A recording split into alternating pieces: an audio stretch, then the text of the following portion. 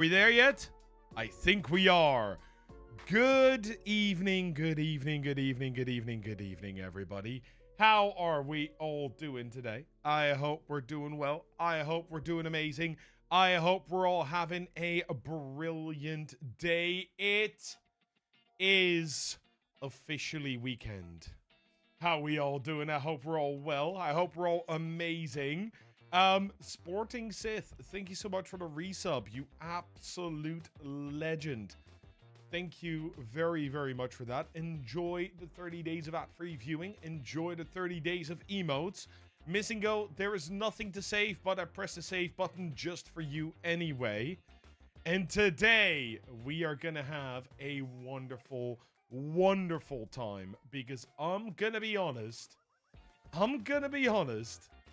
we have some really cool stuff to show off. Yes, we have some really cool stuff to show off. That is what we're going to start with today.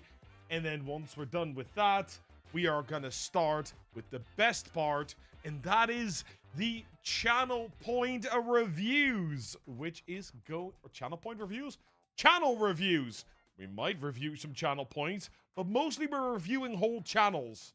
Yeah, we're not just going to look at your channel points and go, that's a good one. That's not a good one. That's a good one. That will be weird. That would be weird. I have forgotten to boot up my most important tool, though. So I'm going to fix that right away. Because I am booting up the paint. Which, of course, what can we do with that paint? There we go. How are you doing, Sagnika? How are you doing, Defoodle? Hey, Killath. Hey, Maya. Hey, Squishyish. Hello, Missing Go. Hello, TD. Hello, Garry. I hope we're all doing absolutely wonderful. Absolutely wonderful indeed. We are going to have some fun. I'm just going to have a little look-see here. Of course, if you prefer watching this somewhere else, then you can also find us over on the YouTubes. And if you want to hang out there and just sort of sit there and maybe, you know, boost the viewer count and lurk, that's also fine. That's absolutely good.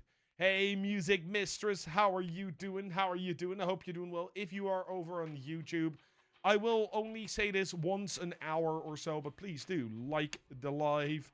That sends it to more people. But first, before we do anything at all, I'm gonna have some water. And then I need to show you guys what is going to come out really, really soon.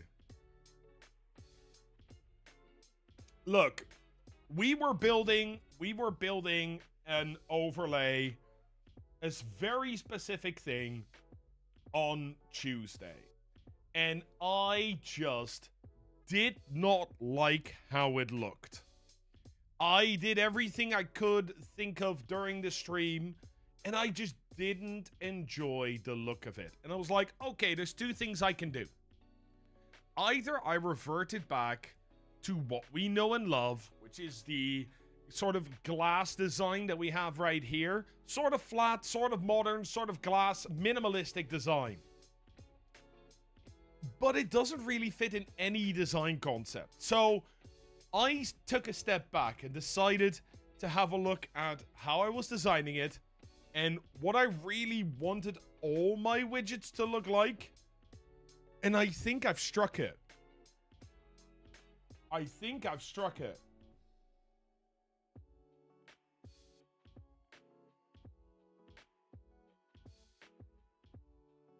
Ah, okay. Frosty was like, haha! And I was like, what? What's going on over there?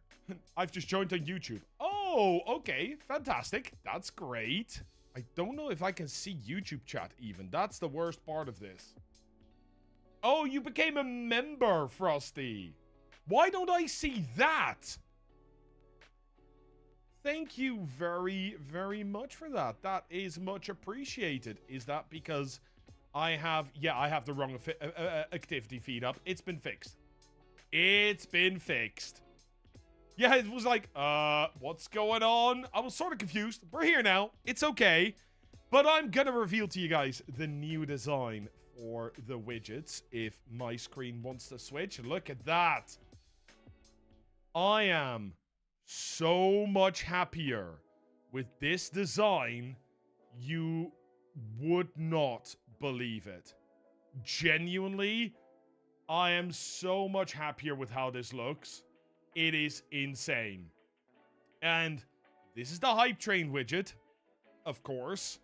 So, it can do all kinds of stuff hype trainy, such as when you, when the hype train starts. Let me see, there's the start button. It does this. It goes choo-choo. And then it shows the level, the percentage, and the time left, as usual. Now, the hype train updates from time to time, and it will just sort of ping up and reset the timer if we do gain a level. But also, when there is a level up, it also shows that. And the bar does move, which is kind of cool. But if you are not a fan of having sort of this orange as your main color, all you need to do is go into the setup, pick a different highlight color. Let's go for a pastel-y pink.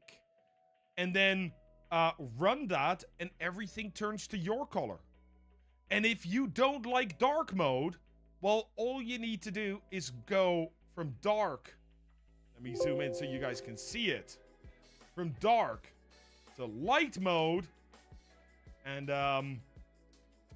yeah, the whole thing has a light mode as well. So if you prefer to have light modes, you can do that too with just one word changing, which I am super happy about. And if we then go for a real pastel-y color, which usually fits better with light modes, you get a really nice design there as well.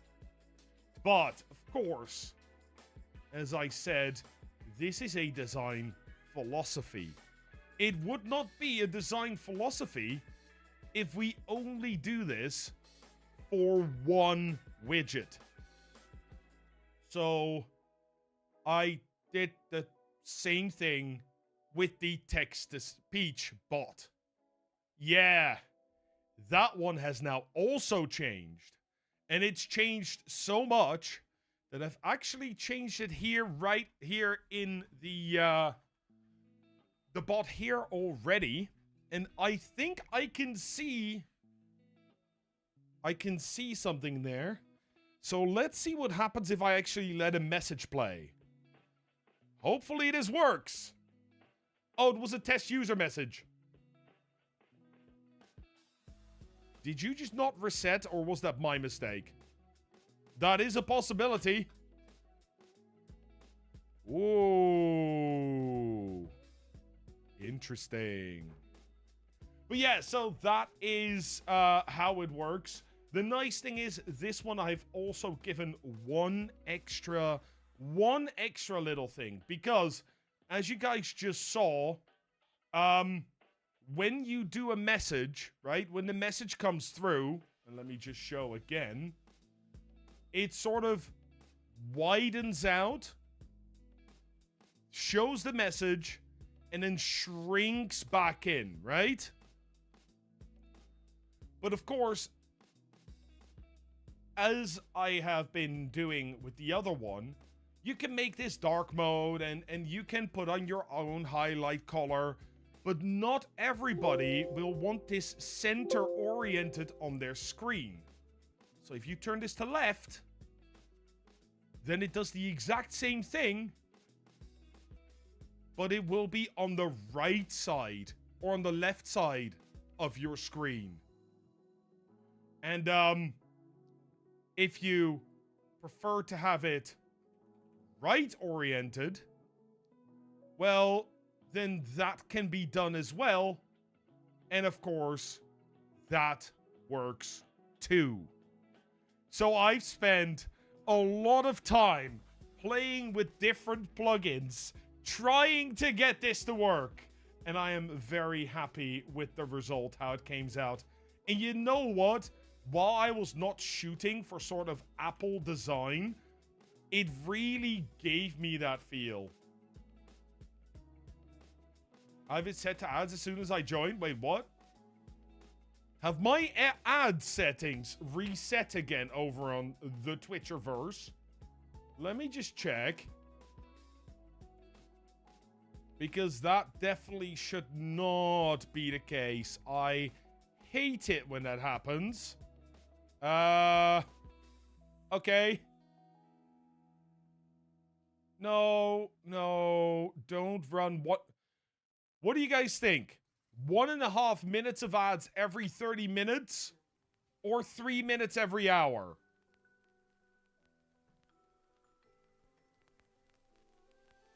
We should probably do 3 minutes every hour.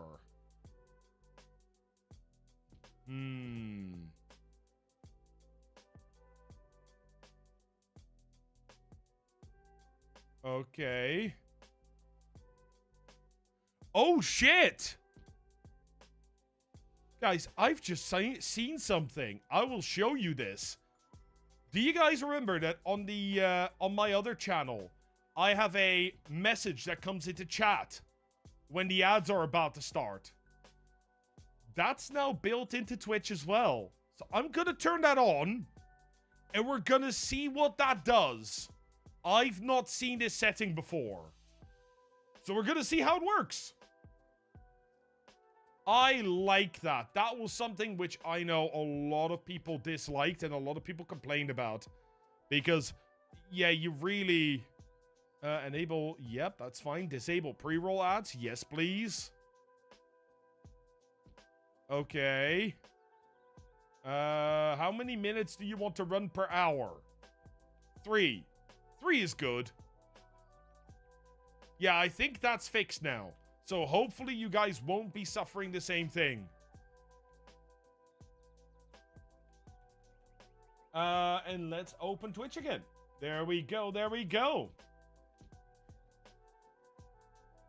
Let me see. Maybe the settings reset because they added that. I think the settings reset because I had to redo my affiliate thing. Hey, Nate, how are you doing? Hope you're doing well. Hope you're doing well. Sorry, I have to ask. Are Mama you... Sugar says happy non-birthday. Thank you very much, Mama Sugar. That is much appreciated. You absolute legend. Are you the same Nate as streamer bot Nate? I'm just checking because I believe that's also Nate 1280, but I might be wrong. I might be wrong. Ah, look at that. Welcome in. I hope you're doing well. Hey, Beach Bites, how are you doing? I hope you're doing well. Watching your vids for a bit. Just wanted to thank you, and you rock. Thank you very much. Thank you very much, Beach Bites. That is very kind of you, and that is awesome. Well, welcome in. You'll see on normal days that I play around with, you know, Streamer.bot quite a lot. I was just showing off some of the widgets that I've been building and that I'll be giving away, of course, for free. So the widgets that I've been building, both the TTS bot and the Hype Train widget, will go to beta members in the Discord first, and then they'll be on the website once it's done. How did bonus tasks go? Bonus tasks? Which bonus tasks did I do? Squishyish! Let's go. Thank you so much for the lurk.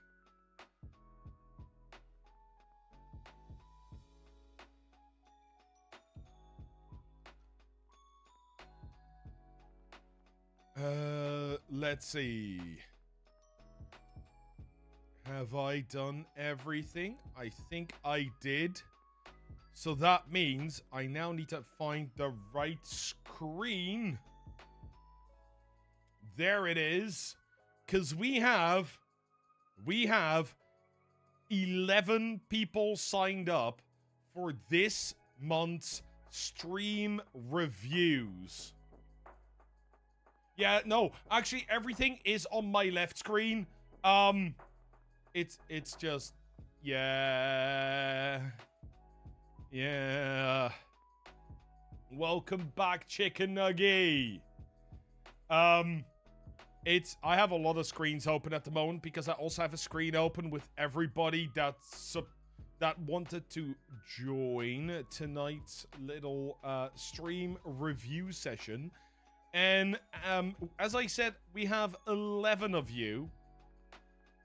So what I'm going to do, those people that have signed up get priority. Absolutely does. And that means I need to do a little bit of work on the Wheel of Names, which luckily will be right here for a second. We'll go into advanced mode somewhere. Yes.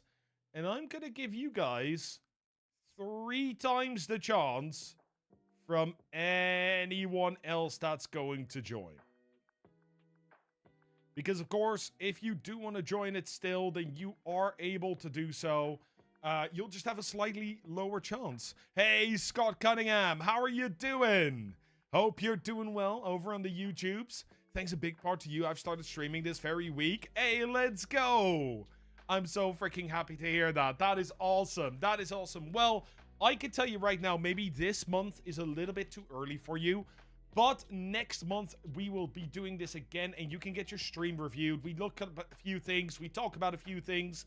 And maybe this month can already help you to avoid falling into some of the standard traps that I see with people. So we're going to have a look at that. We're going to spin the first channel right now.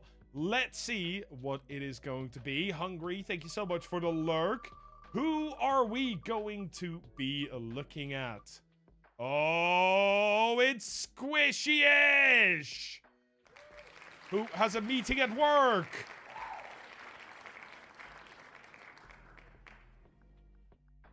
I'm gonna keep Squishyish in the bank. Yes, once Squishyish comes back, we'll tell Squishy that we will be reviewing him next. But because he's here, currently lurking in the meeting, hopefully we'll see Squishy back in a second. So I'm just gonna keep Squishy here, and we're gonna give this another spin. Oh, Inspector Nestor. Okay, let's have a look-see what Inspector Nestor has to say. So, Inspector Nestor, there you are. Gave me a link. Fantastic. What are the main things you're struggling with? Honestly, not sure. I'm always open to suggestions to be more professional. Okay, well, let's go have a look-see, shall we? Site is muted. There we go. Let's pause that just for a moment. So, immediately, I am bombarded with a lot of information, which can be good. Inspector Nestor's currently on 1.5k followers, so pretty decent, if I say so myself. That is a pretty good level to be at. Variety streaming. So, Deep Rock Galactic, Repo, Pokemon, Fall Guys. I would say this is a true variety channel. Hey, Bread Lord, how are you doing? I will do my best to keep doing what I'm doing. Absolutely. Absolutely will. Yeah, I have a few videos coming out soon, which are going to be very interesting. Hey, Cryptic, how are you doing? Hope you're doing well. Hope you're doing amazing. So, let's have a look here. We have Inspector Nestor. I do really like... Okay, you guys, can we... I can't look behind this, but I really like the design. The design is amazing. I like the fact that it's, you know, a Nintendo Entertainment System type. And that is really cool. Hey, Holotips, welcome in. Hope you're doing well. Hope you're doing amazing. Why did my alert not go off? Nobody knows. Oh, yeah, but then I need to go fiddle in div classes and that sort of stuff. That's not what I'm doing right now. I also really like How are you doing, Ravina? How are you doing? Hope you're having a good day today. I'm doing very, very well. Yourself? So we see right here the red that comes in this box comes back in the channel color everywhere, which is really, really nice. I will say that. Let's have a little look-see at this over here, but for that I need to quickly make sure of something. By the way, if you do want your channel reviewed, you can do that right now. The link is either in the YouTube description or up at the top in the Twitch chat. Let's see. Can I unmute this without just getting bombarded with sound? Let's test. Yes, okay. Let's see what Nestor has to say here as the introduction. Greetings, ladies and gentlemen, boys and girls, and children of all ages. I am, of course, your host with the most, Inspector Nestor, or Nestor for short. I am a variety streamer here on Twitch. I like playing games like Fall Guys, Halo, Payday 2, Deep Rock Galactic, Back 4 Blood, Left 4 Dead, just to name a few of my titles I like playing here on this channel. I like playing games on the PC side, on Steam, and specifically on the Xbox side. I love gaining achievements, and I love having a good time with friends. So if this is something you would like to see and you'd like to help support me, please consider hitting that follow button and also maybe possibly subscribe. And we will catch you guys in a future stream. We stream here practically every day, Monday through Friday, 11 p.m. Eastern to about 4 or 5 a.m. And on Saturdays and Sundays, it's just randomized time, so be sure to keep an eye on Twitter, Discord, and Twitch here as well. Thank you guys for checking out the channel, and we'll hopefully catch you soon. Okay. I would say that that is a pretty decent introduction. I'm gonna say one thing. The music was a little too loud. The music and the voice were fighting each other at certain points, which felt really distracting. Another thing that I will say, and I have to mention this because I just mentioned true variety streamer. For Dead, just to name. Listen to the list. I like playing games. Listen to the list of games that he mentions. Fall Guys, Halo, here on Twitch. I like playing games like Fall Guys, Halo, Payday 2, Deep Rock Galactic, Back 4 Blood, Left 4 Dead, just to name a few of my titles I like playing here on this channel.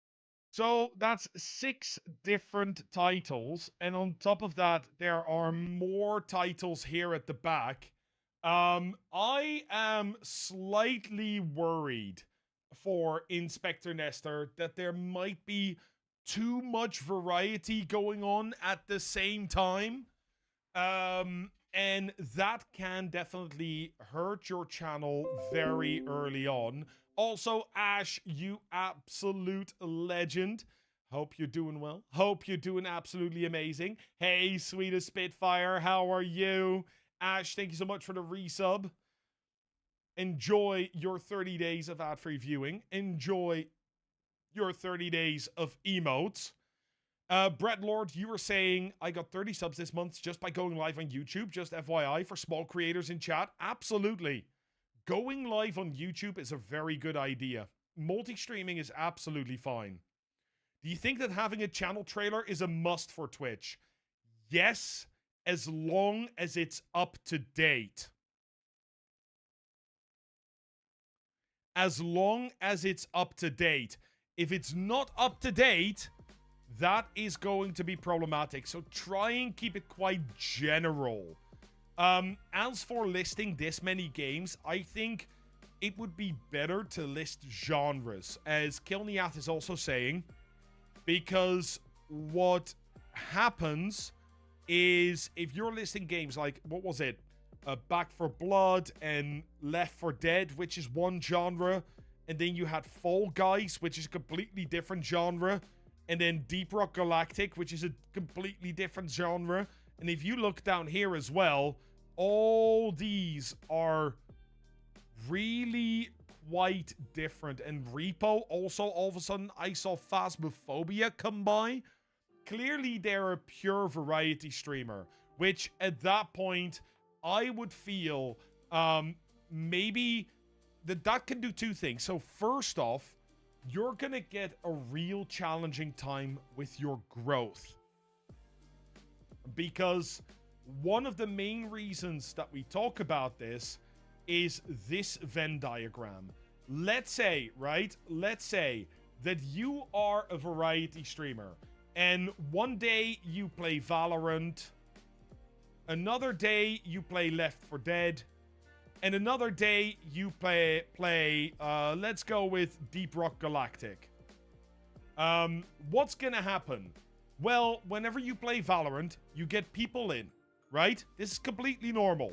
But those people are gonna come back the next day, especially if you're streaming 5 days a week, and now you're playing Left 4 Dead. Well, they are only going to enjoy it if they like Valorant and Left 4 Dead.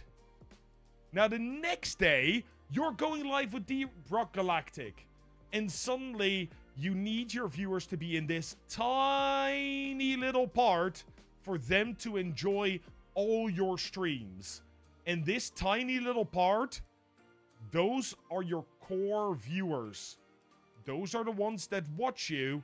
No matter what you play, they just watch you for your personality. And that is at the start of the streaming career really, really hard to do. Most people will follow you for the game first, and then they become part of your community, unless you grow using other platforms first. So that might be a bit of a problem, and I would say that if Inspector Nestor would choose to shrink down just a little bit, not too much, just a little bit in their variety, for example, by choosing games such as Deep Rock Galactic, Repo. These are cooperative, sort of level-based mission, go in, do the thing, go out. Think that would be a better option than to have this much variety, because I can tell you right now, there are not many people that like Pokemon, Among Us, and Deep Rock Galactic. And the more of these games you add, the more you're gonna run into that issue. Ram Cycle, how are you doing? I hope you're doing well. I hope you're doing amazing. And I think that is also what we are going to see once we switch to the About page. Let's have a little look at the About page. Hey! We have a winner! Look at that. There is a business email. We don't have to talk about that. That's a first. I'm just gonna say it for everybody watching. Always have your business email in your About page. And here it continues. It continues. Welcome to the stream. My name is Inspector Nestor, or Nestor for short. I'm a variety streamer. I love to play Fall Guys, Deep Rock Galactic, Phasmophobia, Pokemon, and obtain achievements on the Xbox.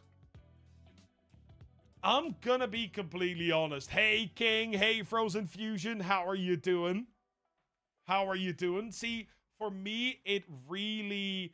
when I'm seeing all this, and he's talking in his intro about PC and Xbox, and it feels... There's a saying, when you try to please everyone, you end up pleasing no one. And this is a saying that comes from traditional sort of business. If you go to a restaurant, and would you rather go to a restaurant that serves 15 amazing Italian dishes, or Mexican dishes, or Asian dishes? Or do you want to go to a restaurant that has 5 Asian dishes, 5 Italian dishes, 5 Mexican dishes, 5 American dishes, 5 German dishes? You go there and nothing's done well. Everything's just sort of done averagely, which that counts the same for your channel. There's a reason that on this channel, I'm always helping other people grow, making widgets so that people can use them on their streams and that sort of stuff. That's why if you look at big channels, as an example, I will use somebody like Small Ant, who mostly plays Nintendo games or Nintendo style games. Sort of cozy, sort of fun. It's Pokemon, it's Zelda, that sort of stuff, right? Mario. They have a very specific notion. And similarly, even if you look at somebody who claims to be a full variety streamer, somebody like, let's take Pirate Software as an example. Well, that's because Pirate Software's brand is not playing games. It's answering questions and helping people and making games. And that the fact that that is such a core feature, even when he plays a lot of games, that is the core. That is the thing that everybody goes there for. So that's the sort of things you always have to keep an eye out. Always have to keep an eye out for. Thank you, Beach Bites. Thank you very much. And Ravina, thank you so much for the follow. And I agree. I really agree with what Mama Sugar is saying here. The About is also very much talking about the games that Nestor plays, the things that Nestor does, but doesn't talk about Nestor. Who is Nestor? Who is the person here in 150 words? By the way, Killath, if you want to ask questions, I will get to them. But if you want to make it easy, ask them in a TTS. That way I can not forget them. You play a variety of games as well. You play a variety of games as well. Would you be better to scale back to just a couple to build from and bring in others for special streams? That depends.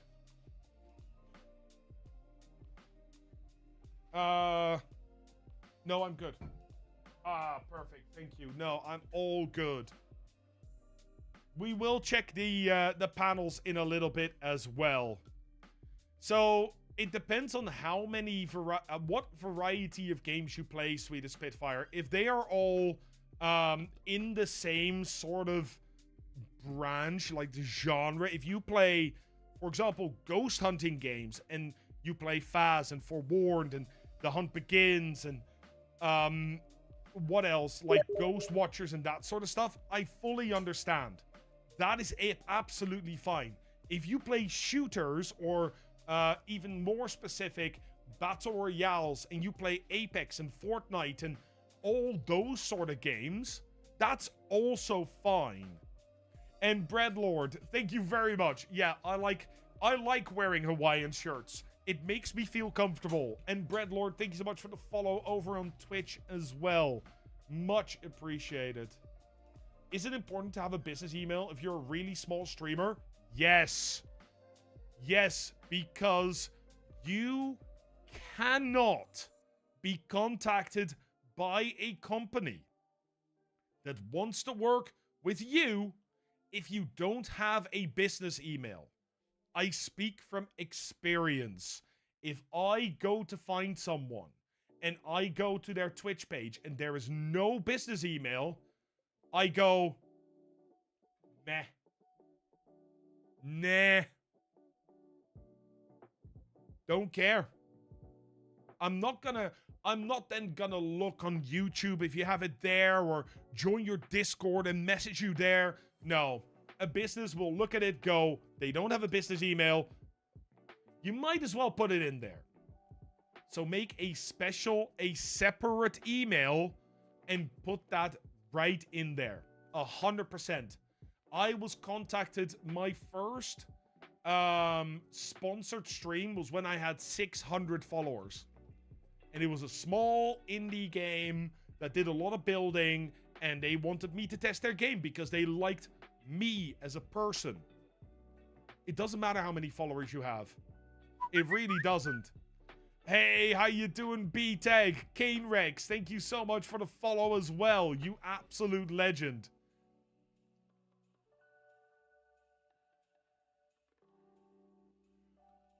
Would I consider blind playthroughs of various games enough of a niche?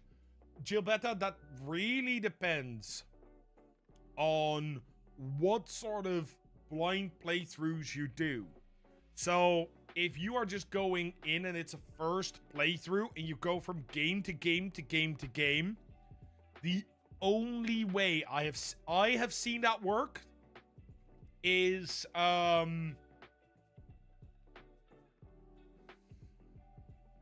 if you trend hop. So, for example, a new game comes out, Monster Hunter Wilds. You play Monster Hunter Wilds. Okay, once you're at the end of that game, a new game starts coming up. Repo. Then you play Repo. Then that starts dying down and Schedule 1 comes up. Then you switch to Schedule 1. And you always try to stay with the biggest game of that moment. It's not easy though, especially as a smaller streamer. That is really a tactic that first starts working when you have a few hundred viewers. I'm thinking between the 250 and 500. Because then you are big enough to be high enough that people will find you. Oh, that is awesome, B-Tech. Really happy to hear that. Really happy to hear that. Hey, Light Wraith, how are you doing? Anytime, Holotips. I freaking love doing this. I genuinely do. You go from Elder Scrolls Online to Valheim and have started Phasmo, but dabble in others at time as well. Okay, yeah, Swedish Spitfire. I would have a think about this. Because you do the same thing, right? Elder Scrolls Online is an MMO RPG. Then you have Valheim, which is much more chill, building survival. And then you have Phasmo, which is ghost hunting. Ravina, you never have to be scared. A lot of people, I'm not gonna give myself this nickname, but I've been called the Stream Dad lately. Because I try and find some good points with every channel, and I try and find some things you can improve, but you're not the only one. Literally, last time we did this, I think I had to shout about the business email 8 times. Out of 9 or 10 reviews that we did in an evening, 8 times I shouted about the business email. And now you see that more and more people start picking that up, which is really good. That's how we learn together. It definitely, I will always try and be kind. I will always try and be kind. Let's see. Good that there's a Twitter, TikTok, Discord. Discord's always good. Follower goals. Nice. Let's have a look at the panels then. Let's have a look over here. The two big things last time were business email and having your offline image contain what days you'll be live. Yeah. Oh, absolutely, Kane Rex. I will always tell you guys what I think and what I believe is correct. But I will always try and do that in a way that is kind. Not a way that can be taken as quite... that can be taken as negative, if you get what I mean. Like, I'm not gonna bash things. I don't like that. Hey, Noob No More, how you doing? Ram Cycle, thank you so much for the follow here as well. Over on the Twitch side. Let's see. And about me over here. Greetings and welcome to the stream. My name is Nestor.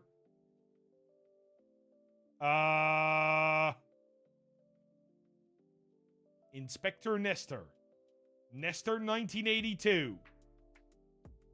Should probably just line that up there. I'm a gamer that loves to play, well, games. I'm a bit of an achievement whore. Okay, that is not a good thing to have there. So I'm always looking for games to boost that gamer score up. I also love to complete set games 100%. I won't call myself the best gamer, but I do love to play most of them. From the current generations on Xbox One to classics from Nintendo and Atari era. Okay. So, we're getting a bit more information in the about me. They're old. just like me. They know the Atari era. And that is it, because we already know about the achievements. We already know about... we don't expect Nestor to be the best gamer, just entertaining, really. Current generation on Xbox One, yeah, that's also the case. It's no longer current generation. Yeah, absolutely, Ash. Replace Horror with Hunter, or Enthusiast, or whatever you want. Chaser, whatever you want the phrasing to be. Especially if you go for 100%ing, like this whole sentence, this whole block can be summed up. I'll zoom in for you guys. Can be summed up in one sentence. I'm a bit of an achievement hunter and love 100%ing games. Period. Done. That's it.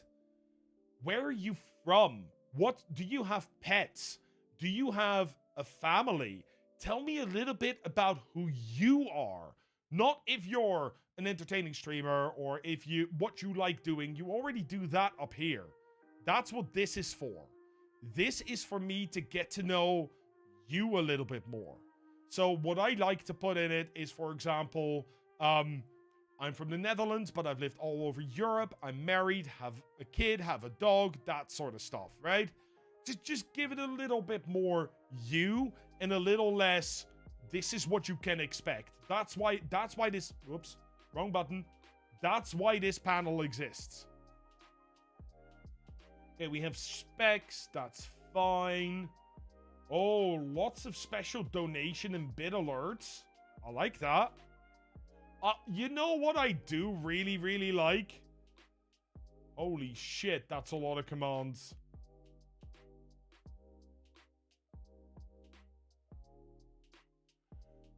So, what I do really, really like is that everything is colored the same. We go here, you have the red. You have here, the same red. Here, again, these warm red to yellow gradients, which really just unify the whole page. And that is really, really nice. There's a good cohesion, exactly. Everything feels like it fits together. I stream daily, Monday through Friday, 11 p.m. to 5 a.m. And that's what what Nestor said in the introduction as well. But now comes the truth. Is what Nestor says also what Nestor does? Hey, Cranberries, how are you doing? Oh? Okay. Now, I am going to say the times will be offset. The reason the times will be offset is because it's in my time zone. But which one is 11? And which one? Because it seems like on Monday, Nestor starts earlier now. Probably a week off there. And then here they start early. Here they start at 4:30-ish. But then here they start at 5. Here they missed Wednesday and Friday. Here they start at between 5 and 6. But here, that Monday, they start at 3 a.m. I think Nestor might need to rethink their schedule.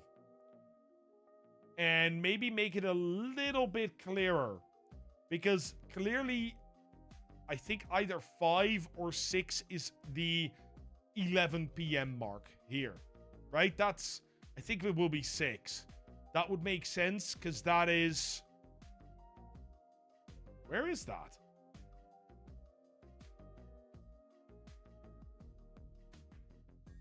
That is 7 hours ahead of me.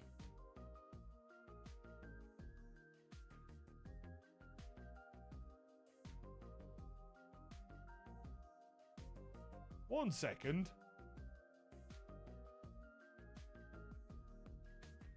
11 p.m. Eastern.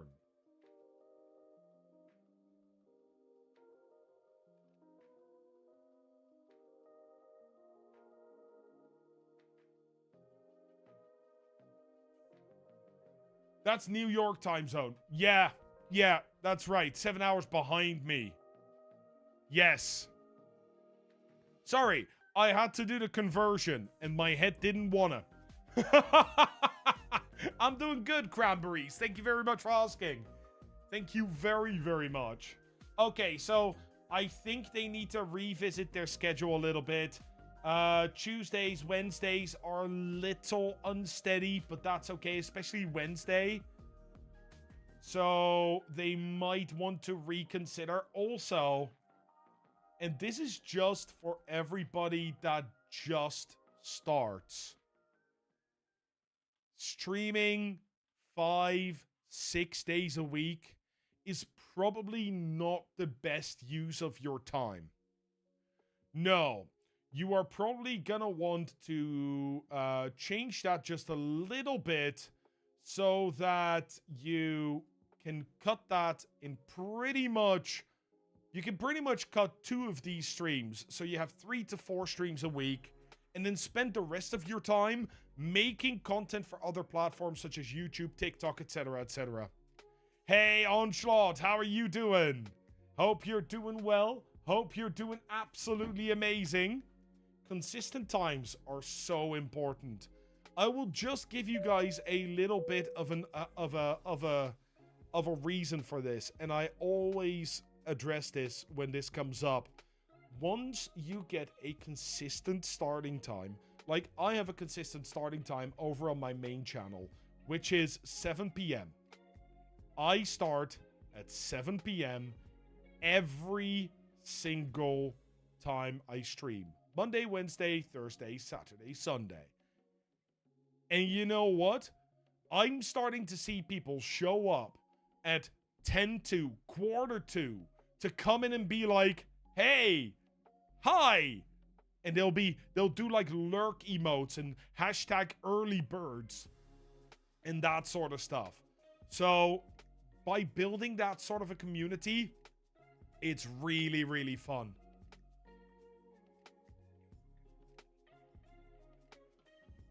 Oh, Narcane, how are you? Nico, welcome in, welcome in. Nico the Cinnamon Moth. I love the name. I freaking love the name. That is amazing. Consistency is key. On YouTube, on Twitch, everywhere. And yes, it is also the biggest challenge for every single streamer in the world. Don't worry about it. Okay. So, you recently changed jobs, so you've had to adjust your schedule. And you're still trying to figure out a new schedule that works for you. I get it.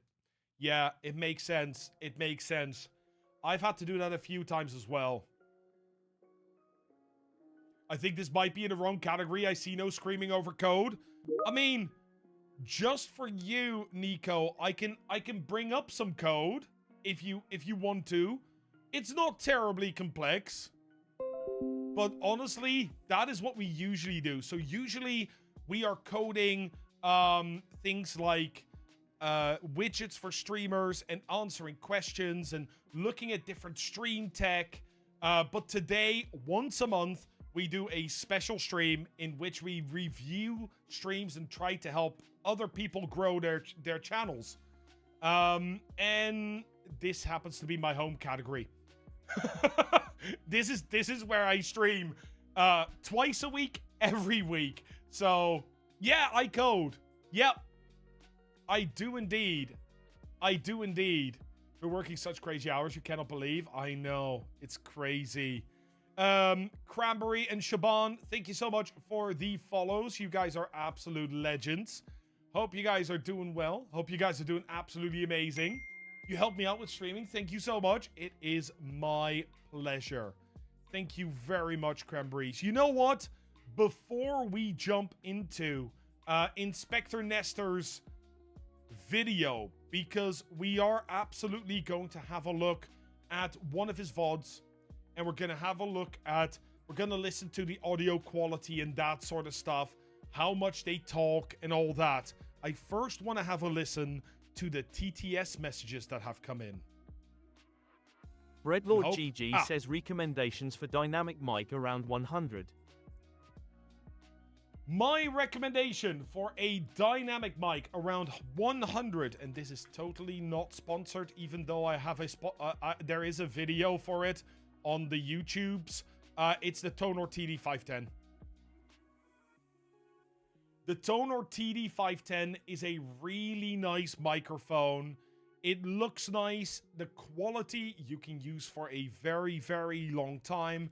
I really like this as a microphone. If you want something that is a higher quality but doesn't look as good, you can also go for the Samson Q2U, which is also an extremely, extremely good microphone.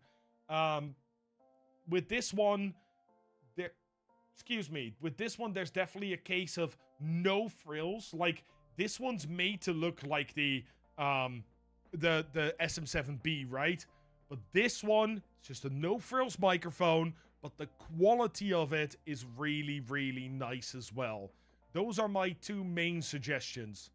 Hey, Trigrim, how are you doing? And Shaban, you were watching on YouTube, so popped over. Let's go. Nico, let me have a look. I was thinking about streaming, coding random shite someday. Is there any special advice for coding streaming aside from do not include your secret API tokens? I swear to God, do not. Well, that's the main thing, right? A lot of coding, especially if you're going to look into API integrations, are going to require you to have secret API tokens. Are going to need you to log in. So that's definitely something that I would consider. One thing that I can really recommend is, and I'll show you why. So this is the code that I write, right? If you are on PC, you might be able to read that. If you are on mobile, there is not a single chance in hell that you can read that. So whatever you code in, make sure that your font is always way bigger than you need it to be, because your viewers want to see it too. That's the only, like, major tip that I can give you specifically for coding streams. You want to make sure that your font is bigger than you want it to be when you code normally, because you need to be able to show your viewers the code, not just see the code yourself. Thank you, Ash. Let's see.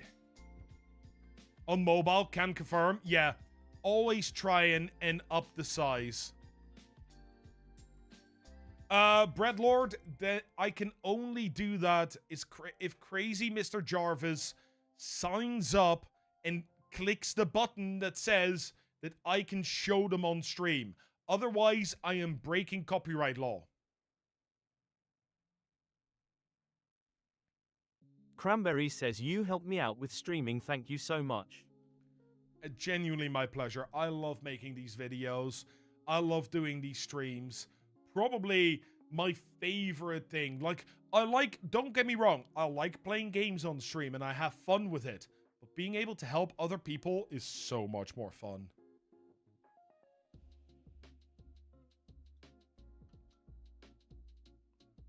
Okay, the numbers are slightly off, aren't they? Also, shout out to PronounDB, adding pronouns to Twitch because Twitch won't. Yes, absolutely, Nico. Absolutely. Yeah, it's so rewarding to be able to help people. You do the opposite. You make the text smaller so nobody sees your trash code. TD, that is amazing. That is fantastic. Hey, Amanda, how are you doing? Honestly, you know how I code. I feel you. I understand completely. That is brilliant. That is absolutely brilliant. Go full hard mode, make it so small even you can't see it. You just sit at your piece, sit like this when you're looking at your screen. Because that's perfect. Yeah. Just have to zoom. You have to real life zoom in just to see your font. It would be, yeah, okay, no. Cannot recommend. Oh. Okay, 1 second. I see something here that might be interesting for people. Okay, they started in the wrong category.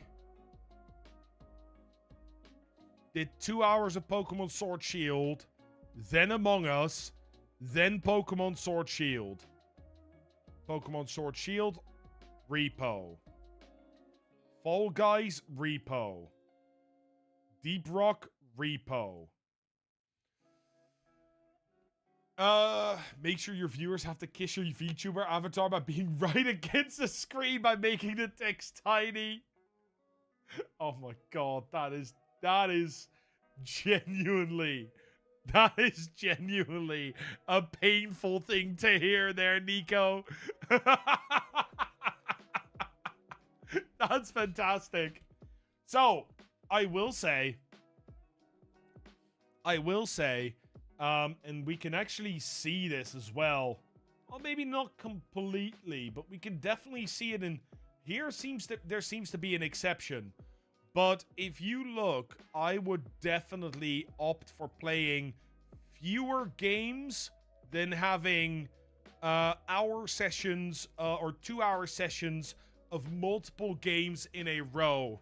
The reason for that is because what you're going to do, right? And this requires more math, so give me a moment. When you switch games this often, what's going to happen is you're going to have people come in for the first game, right? They're going to come in, they're going to come in, they're going to come in, they're going to come in, they're with you, they want to see says, stuff. Do you just need better internet to have a crispy stream? Sita, I will answer that question in just a moment. That should not have played automatically. But yes, so you have people coming in, you have people coming in for your game, and they're coming over here, and then you switch game. What are those people going to do when they came in for game number 1 and you switch to game number 2? They're going to find somebody else who's playing that game. Your regulars will stay, and then you have to rebuild again. And then you get to this point where you start to play game number 3. Or maybe you switch back to game number 1.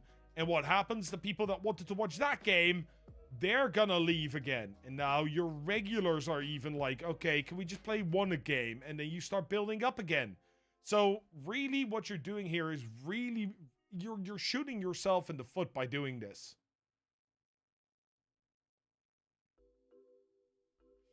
You really are shooting yourself in the foot by doing this, because every time you're causing these drops, and while you are rising in the categories, you go, I don't want to be high in the categories. Never mind. Put us low so nobody can find us. So try and limit it to maybe 2, 3, maybe, no, I would say 1 or 2 games per stream, unless you're doing a special event stream. Yeah. Also, remember to set your bitrate to as low as possible. Play millions of sound effects and have 10,000s of things on stream. On screen. It helped Doug reach 13,000 views.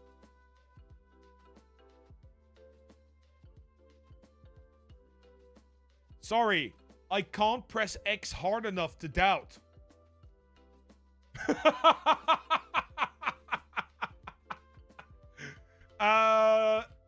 So do you just need better internet to have a crispy stream? No, it's not just about your internet. In fact, there are 3 things you need to have a look at if you want to check why your stream is grainy. So go to your view, open your stats box, and in the stat box, look at these 3 things. Missed frames, skipped frames, and dropped frames. So what do these do? Very simple. When you are generating or when you are rendering your frames, each of the frames is generated after each other, right? Hello? Okay, I'll just use the pencil. They're generated after each other. Like that. And you will have like 60 frames per second. However, when you start rendering them, if your graphics card is not keeping up with the fact that you're rendering them and takes too long on one of them, it's just gonna go, nah, I'm gonna miss that one. It is completely not going to be able to render it just like that. Now, that is a skipped frame, and that usually means your graphics card can't keep up with the visual quality that you're requesting.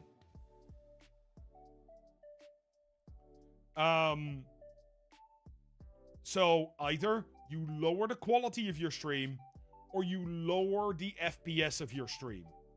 If you get missed frames, then that means that once it's rendering, or no, sorry, missed frames is actually, sorry, I said this the wrong way around. So, actually, these are missed frames. Missed frames are literally your graphics card going, you're asking too much of me, I am just gonna skip rendering frames completely. Then you get your encoder, and your encoder is gonna also encode every frame to send over to Twitch. And what it does, if it is busy too long with a frame, it will go, okay, I will just skip the next one. And then I'll do the next one again because I have the time. And then it skips another one. And eventually, you'll end up with even fewer frames. This is usually caused by you trying to generate or to encode too many frames. So when you're trying to do like a 144 frame FPS stream, or you're trying to do a 280 FPS stream, your graphics card, your encoder chip literally can't keep up. And the final one is dropped frames. Dropped frames have been rendered, they're great, everything's awesome, except your internet is just not quick enough.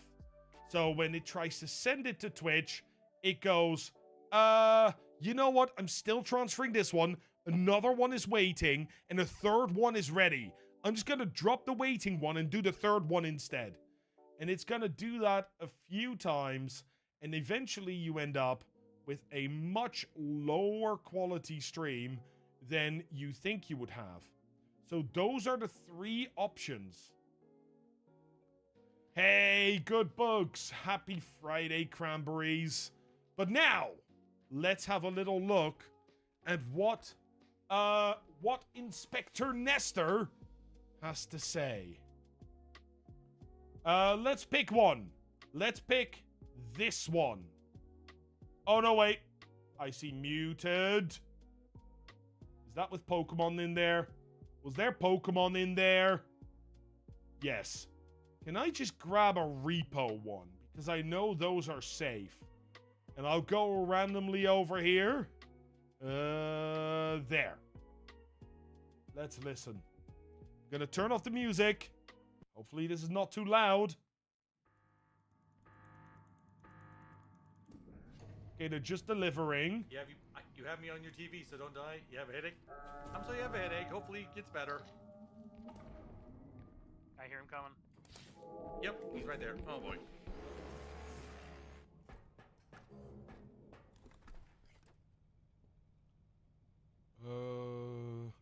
My student was suggesting a cat girl PNG tuber.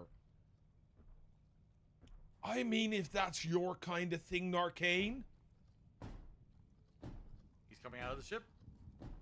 That's fine, I've already gone on to the next areas. Alright.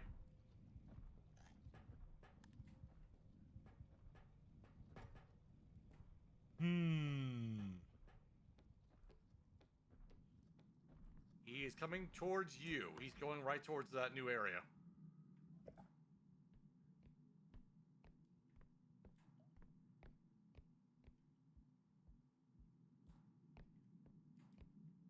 What do we think? Or he just despawned?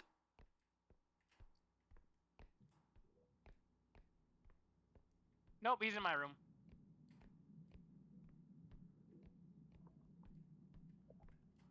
Oh, that's a big thing to carry. Yeah, I know, that's why I didn't even touch it. I'm just trying to get the clown away from it so that way we can get it there. Right. Okay. I've watched a little bit. And I am going to say there's a few things that I've seen. There's a few things that I've noticed. So first off, please center your camera. We see the bookcase, but we only see half of Nestor's face. Probably not the right place to be. Either the camera needs to be shifted or Nestor needs to be shifted. I would also say that the microphone is actually a pretty decent quality. Could use a little bit more, but it's not too bad. I feel like Nestor knows what they're supposed to be doing, but it's not coming out fully yet. So what you see a lot what Nestor is doing is Nestor is talking and then quiet. And then talking and then quiet. And then talking and then quiet. Which is very typical for starting streamers and smaller streamers, because it is so freaking difficult.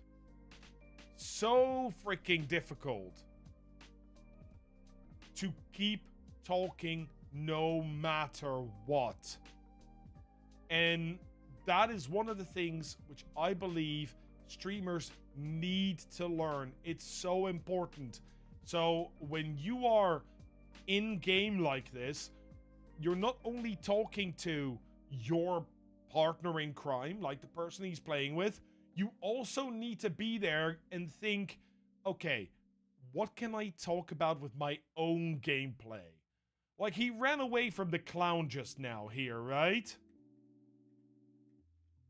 Yep. He right sees there. the clown. You have me on Look. your TV, so don't die. Look what happens here. I'm This sorry, is I have an a headache. important Hopefully one. It gets better. I hear him coming. I hear him coming. He's right there. Oh boy. Oh, he's right there. But listen to the way that Nestor says it. You have me on your TV, so don't die. You have a headache? I'm sorry you have a headache. Hopefully it gets better. Listen what I hear him happens. coming. Yep, he's right there. Oh boy.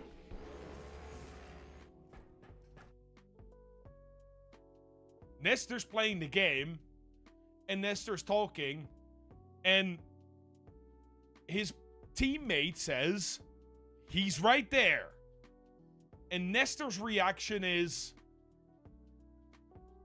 oh yeah, he's right there. Oh boy.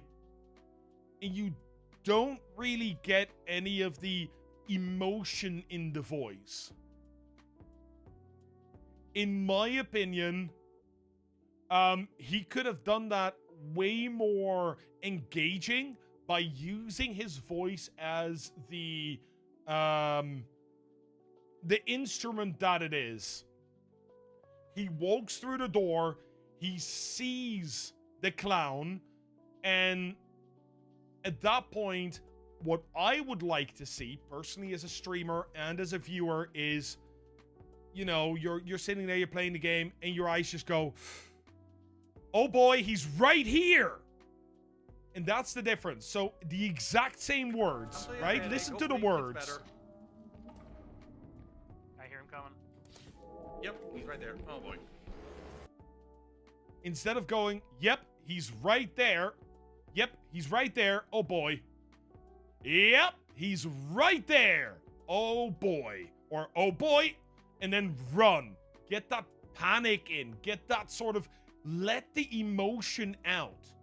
People can not expect you to sit there or you cannot expect people to watch you if all you're doing is have newscaster voice on, right? You know, newsreaders, Tonight at 11, we have a documentary on the British royal family between 1950 and 1980.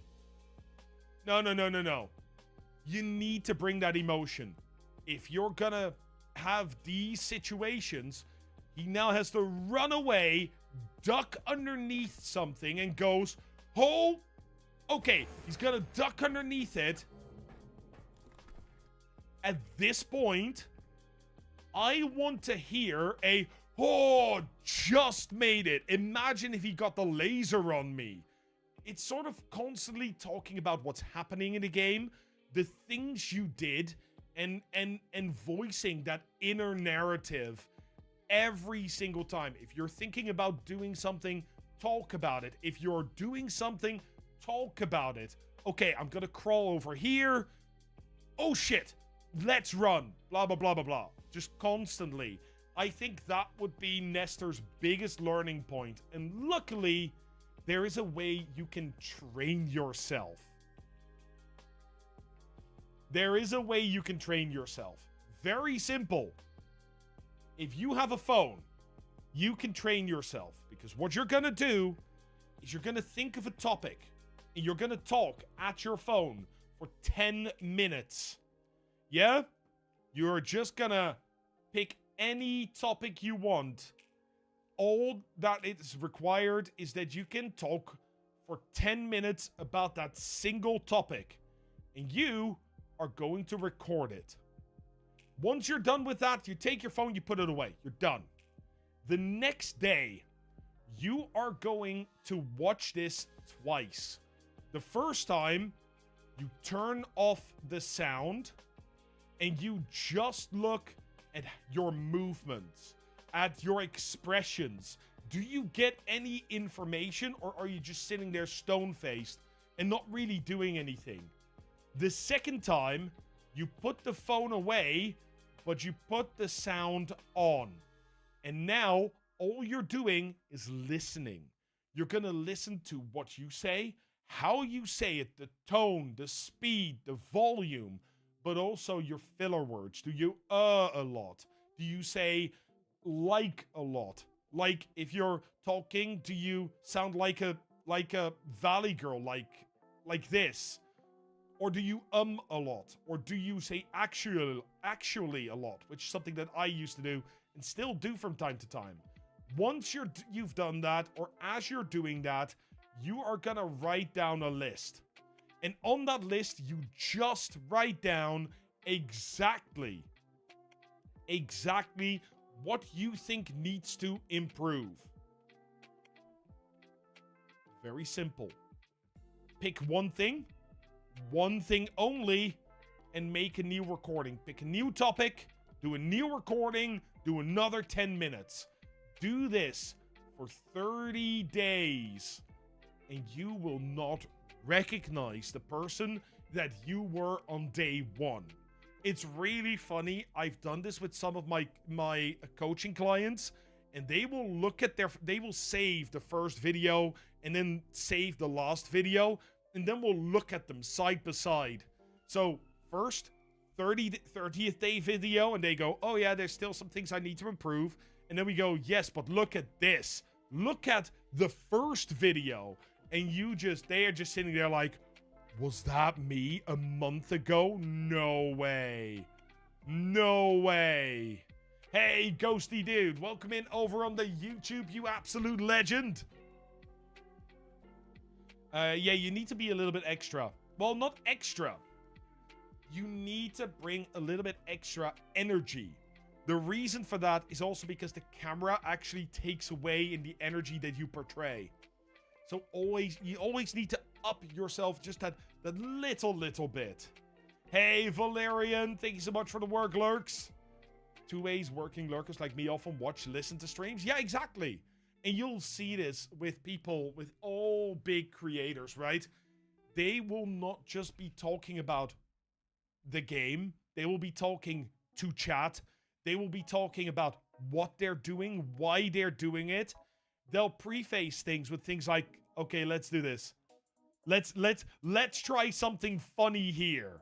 or let's try something here. And you know, even if you're work lurking, even if you're lurking, you're doing something else, the moment you hear that, you go, huh? What's going on? They're trying something that is not normal. Now I want to watch. And you'll watch that happen. You'll laugh. You'll see it work and go, oh my God, that actually worked. And you go back to lurking. And that is how you just keep people entertained all the time. It's really, really important and really hard to learn, but it is something that you learn over time. I freaking love work lurks. I work lurk all the time. But yeah, Nestor, I hope that was helpful. I hope that actually gave you a few tips, and I hope it gave you all a few tips as to how to progress with your channels.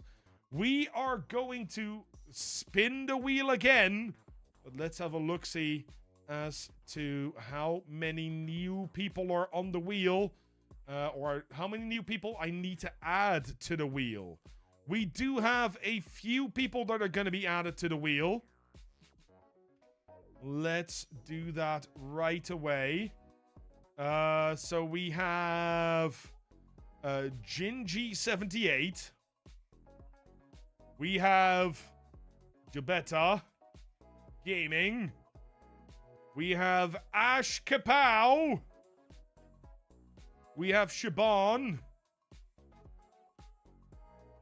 We have Cranberry. We have Sweet Influence. And we have Moss Presents. Squishy, are you back? Hey, what a timing. Squishy, no, stop spinning. Stop it. This doesn't count. Don't look.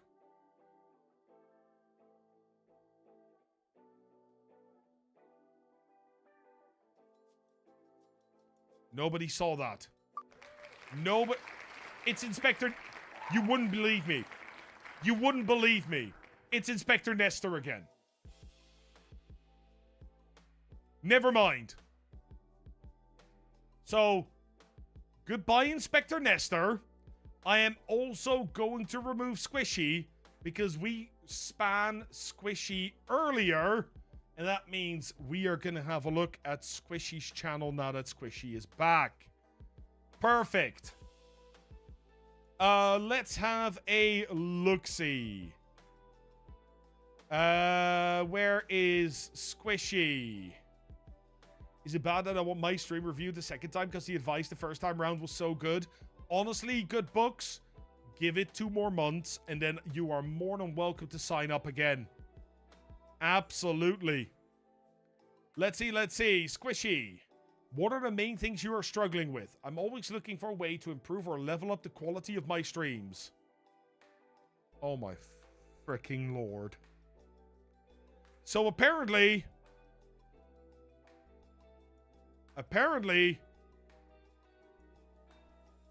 I just moused over the link that you put in.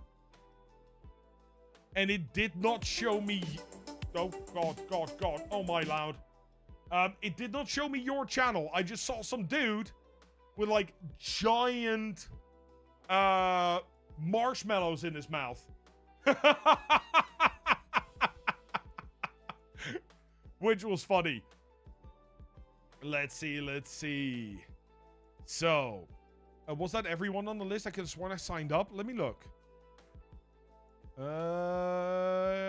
No, you did not, Light Wraith. Not for this month. It was not me. No, it was not me. Let's have a look-see. Squishy. First off, same thing every single time. I genuinely, really like... Again, you've made it very cohesive. We can see that the color comes back here on the right side, here on the left side. You clearly have done your job there. I like the fact that your name is on the right side. It's very clean.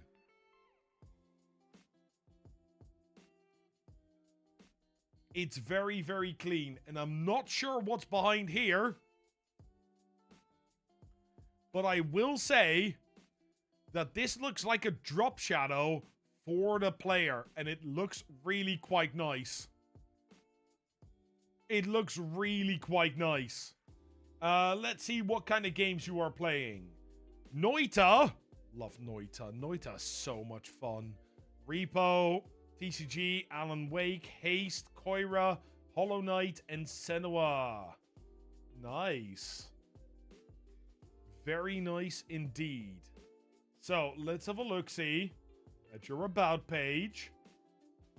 Hey, there's business inquiries. Nice. Just another variety streamer. Currently playing a lot of Tetris, Hollow Knight, and Elden Ring. Is that still correct? Is that still correct? It's not an RPG. Noita is not an RPG. Noita is a... It's also known as Wizard Death Simulator. It's technically Witch Death Simulator, but it is Falling Sand, but it's very much a roguelike.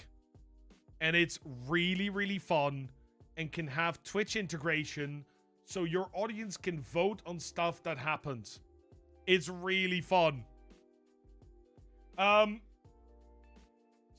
I don't know if this is current, but honestly, I would like to see a bit more personality in your About. Because if we read this, we get very little information about who you are. And you're saying, just you saying here, just another variety streamer. Oh, if you're just another variety streamer, my question immediately is, why would I be watching you when I can watch somebody that is not just another variety streamer? What makes you you? Where are you from? Do you have a family? Make it a little fun. Give it a little oomph. And just give yourself a chance to be yourself in these things. Like, for example, if I look at my main channel, one of my things is I'm a mathematician and cryptographer turned content creator. So I immediately say I'm a mathematician, I'm a cryptographer, but I now do a lot of content. Okay, great. That's what we like to see. Now I know 3 things about me. So try and give a little bit of yourself away. Even if it's like, hi, I'm Squishy. I play a lot of different games. But my first ever game was Mario 64 on the Nintendo 64. It wasn't for me. I'm just making a game up. But then you already give people a reason to look at that and go, oh, I also like Mario 64. Let's talk about it. And that's the thing you're trying to do with that About. You're trying to get a person that has clicked on your stream, that wants to know more about you. One talking point. One talking point. And that's all you need. Let's have a quick look. And you see it again. Look at this. The sort of blue purples that come back in the background, that come back in the overlays, come back over here. And it's the same. Yes, the stripes are the opposite way, but it's the same striped idea. Very coherent, very nice. I really, really like. Nice panels as well. They're not too busy. They're not overwhelming. I'm just a weirdo that plays a little bit of everything from Stardew to Tetris to Phasmo to Minecraft and everything in between. Usually stream Tuesday, Thursday, and Saturday, 7 p.m. CST. With a full 9 to 5, that doesn't always happen, so the Discord is the best place for updates. We also frequently do Phasmo at 7:30 on Fridays. Okay. So I'm going to give you very much the same information that I gave Nestor. One of the things you want to think about for your content is, who is your audience? Right? Because if you're playing, I'm just going to draw the same thing again.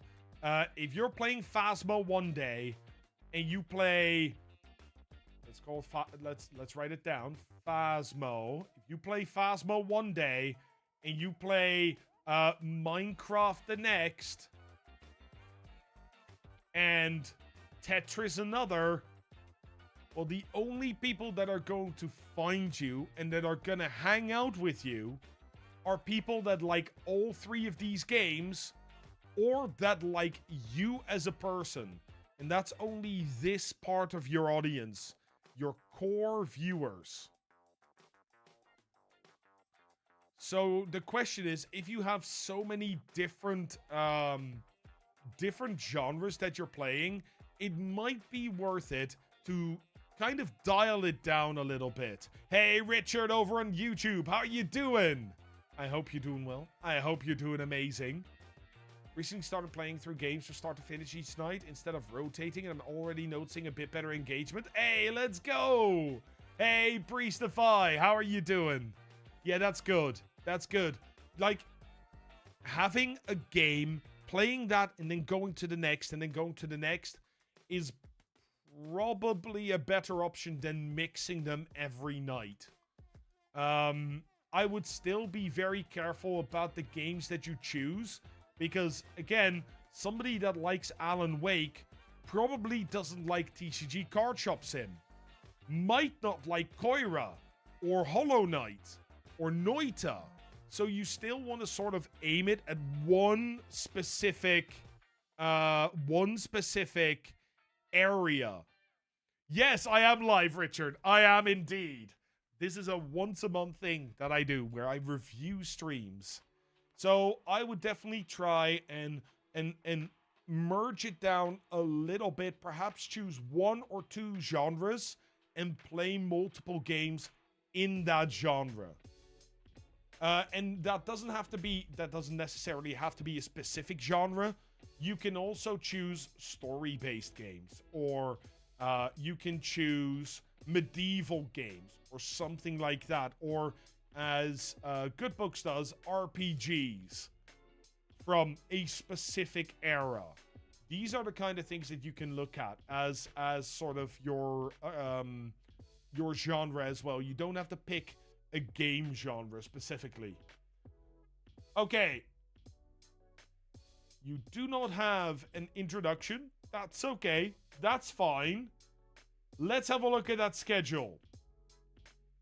Wednesday, Friday, Sunday. Tuesday, Thursday, Saturday. 7 p.m. CST. But this is 2 a.m. So we need to go a day back. Yeah, because the time zones shift. So this is actually Tuesday, this is actually Thursday, and this is actually Saturday. Very nice.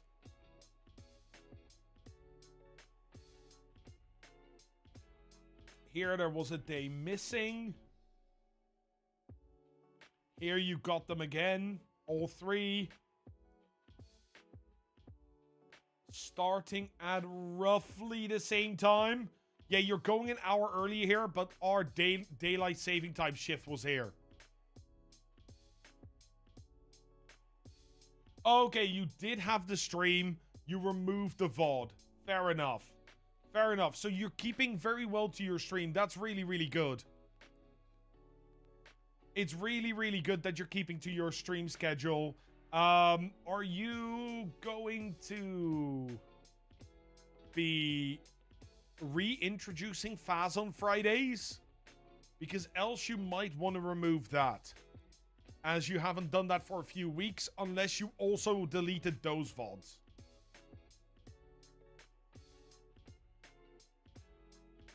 Let's see. That means we are down to watching a little bit of your stream. And I always try to pick a random one. One that perhaps... I mean, it's really hard. But I am going to go... Are we going to go repo? No, we'll go... that one. Or is this the first time you play Senua? Then I won't. Let's do this one.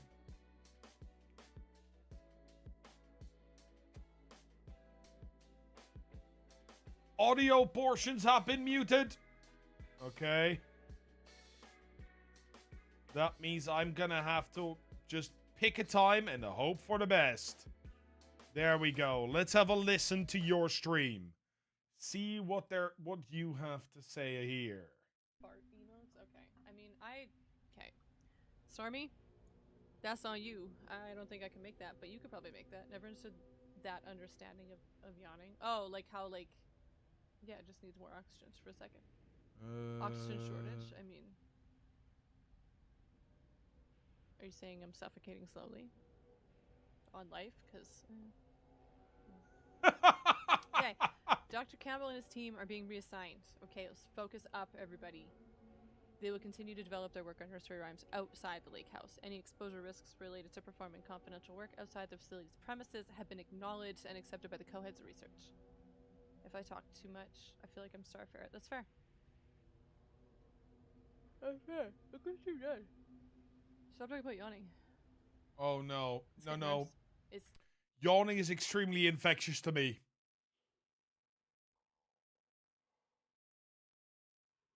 Oh, that's not good. Oh no. How can you participate, Richard? There is a link in the description where you can sign up for the stream reviews. I am extremely susceptible to yawning. Like, we have a baby. She yawns, I yawn. It happens all the time. Threshold linking experiment. Progress report. The work to create a stable link between our reality and that of the redacted continues. Progress is good, with all teams reporting high confidence that a successful connection will soon be possible. Recent efforts in utilizing the paintings produced by Subject P, as in Peony, Subject Peony, to adjust reality in such a way that achieves our goals were unsuccessful. However, this result allowed us to discard that avenue of research and focus solely on a much more viable one. Okay, I'm gonna skip to a different part in just a moment. I just want to talk about this specific part, because if you're gonna do, hey Mudkip, if you're gonna do really story-heavy games, one of the things that I learned very early on is you want to be the storyteller. Hey Tash, how are you doing? So something that I like to do is when I read these things, I sort of pre-read and speak. What you're doing right now is reading and speaking at the same time. So what happens is recent effort in utilizing the paintings produced by Subject B to adjust reality in such a way that achieves our goals were unsuccessful. However, this result allowed us to discard the avenue of research and focus solely on a much more viable one.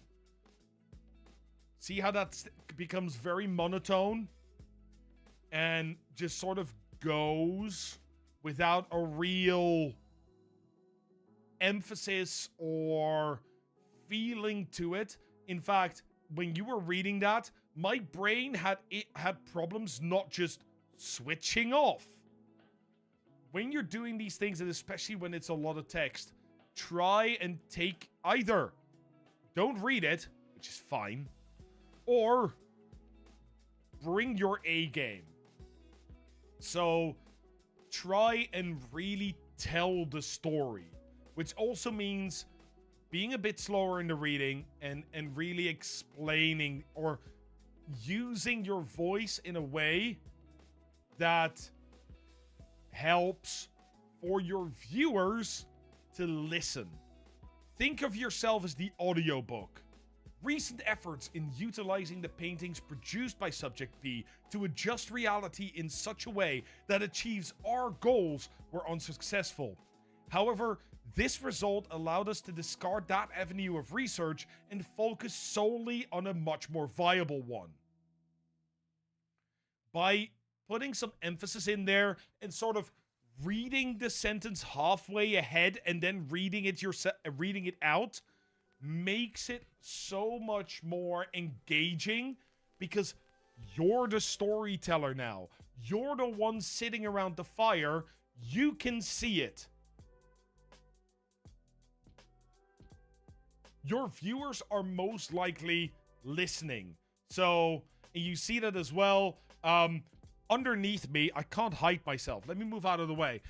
Underneath me, one of your viewers is saying "Peenie," because they were probably not watching the stream as much as they were listening. Always make it listenable. Always. NimWHX says hello everybody.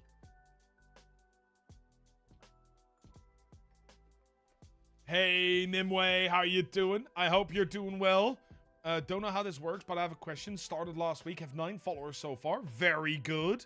2-hour sessions a day. To protect myself, I joined the DJ program to cover copyright laws. It keeps me from making VODs. How can I promote myself on Twitch or other platforms where you're not covered by the DJ program? Okay. First things first, Ghosty. The DJ program does not cover you against copyright strikes.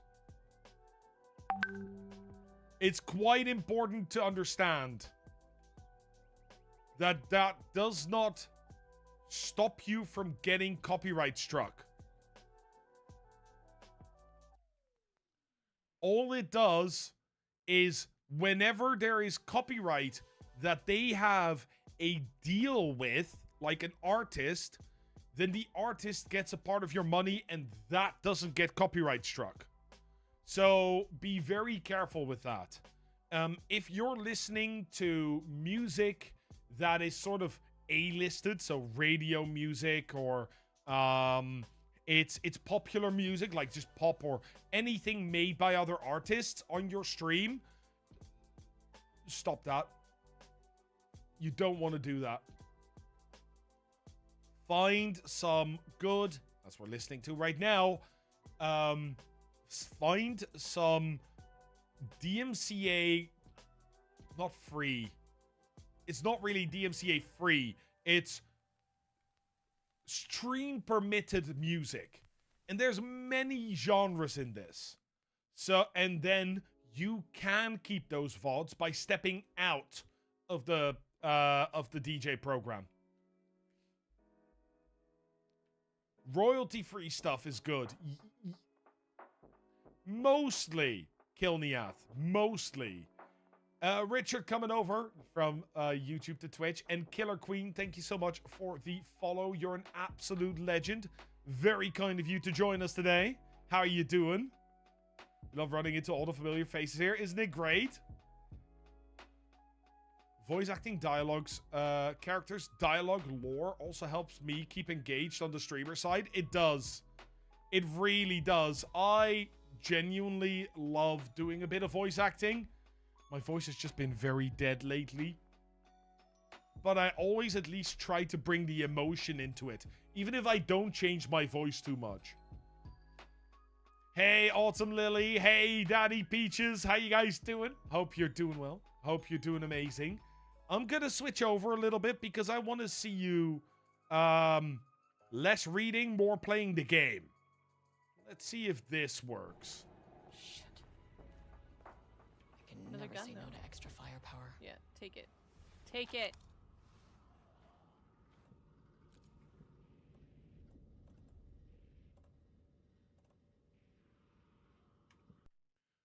What Squishy is saying is also absolutely true. Everyone has different music tastes, and not everybody will want to listen to your favorite playlist. Which is why you find something that is, you know, not offensive, but still doesn't make it completely quiet when you don't talk. And that works. Doing good after a week in Spain was certainly needed. Let's go. Hey, Bundun, how you doing?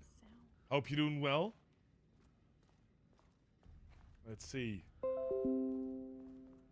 Pixel Paladin, thank you so much for the follow.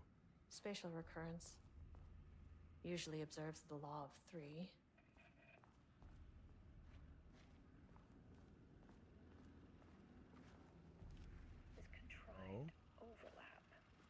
absorbed it on itself, compressing, compounding, reflecting, and refracting. An urban legend and a murder in constant imbalance. Cause and All of this effect will be the same. hopelessly tangled. Yeah. Arranged wrong. Skip a little bit.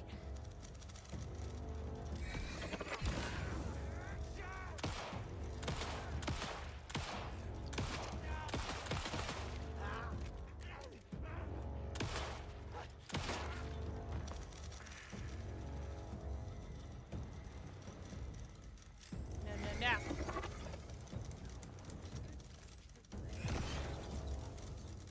Yeah, okay. So, Squishy. Hey, Frosty. It's all fine. It's all good. I'm gonna say you are suffering from the same sort of problem that a lot of people suffer from, which is the same thing, right? You need to vocalize the things that are happening. I find this moment is a very, very good, right? You are right here. The shadow is here. Look at your face.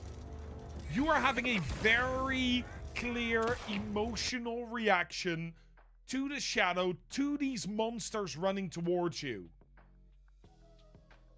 You just need to take that last little step of at that point going, oh shit, what? Don't know. Where's my gun? Where's my gun? You know, just vocalize that. Vocalize your disgust. Vocalize your surprise. Let people know what's going on.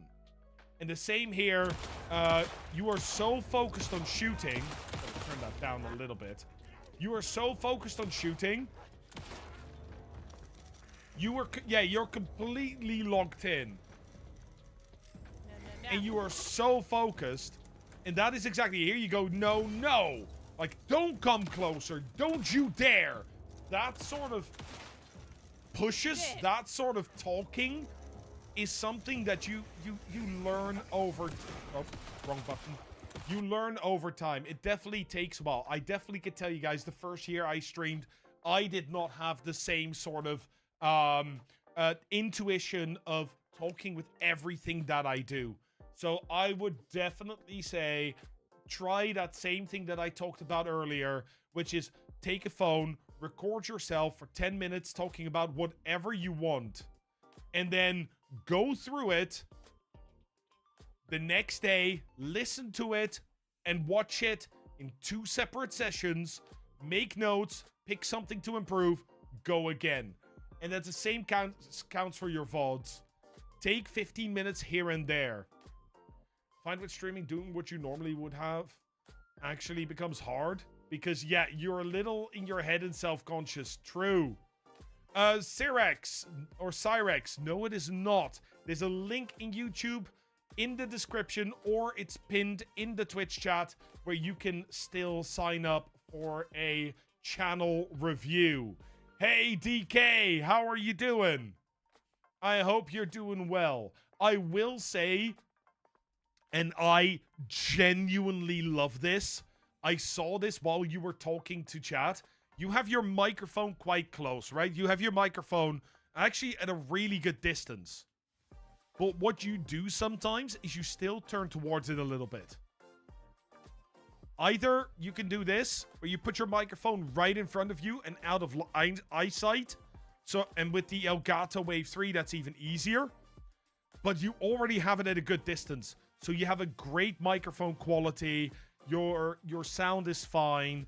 All that is in place. You have a very good technical setup. You get it in your head a little bit about breaking the immersion feeling for the audience, for sure. Yeah, you can't do that, Squishy. I know that is really hard. I know it's really hard. I mean, I struggle with it as well from time to time. But you have to think of it like this, right? If they wanted to be immersed all the way, then they could go and play the game themselves. That's not why they're there. They want to see you play the game. They want to see your reaction. A lot of people, Alan Wake 2 is not a very new game. A lot of people will have already played it. Yeah, they want to see your reaction to the things that happen on screen. They might know the shadow was coming here. They might know this game very well. And I know a lot of people in my community know the game that I played. Like Wednesday, Thursday, we played Me Side. A lot of people know the game very well. They don't care. They want to see my reaction. They want to see the choices that I make. And they want to see how it goes. Hey, Burberry, how you doing? Hope you're doing well. You're the entertainer. You're presenting this. Your experience of the game is what makes it enjoyable for people to watch. 100%.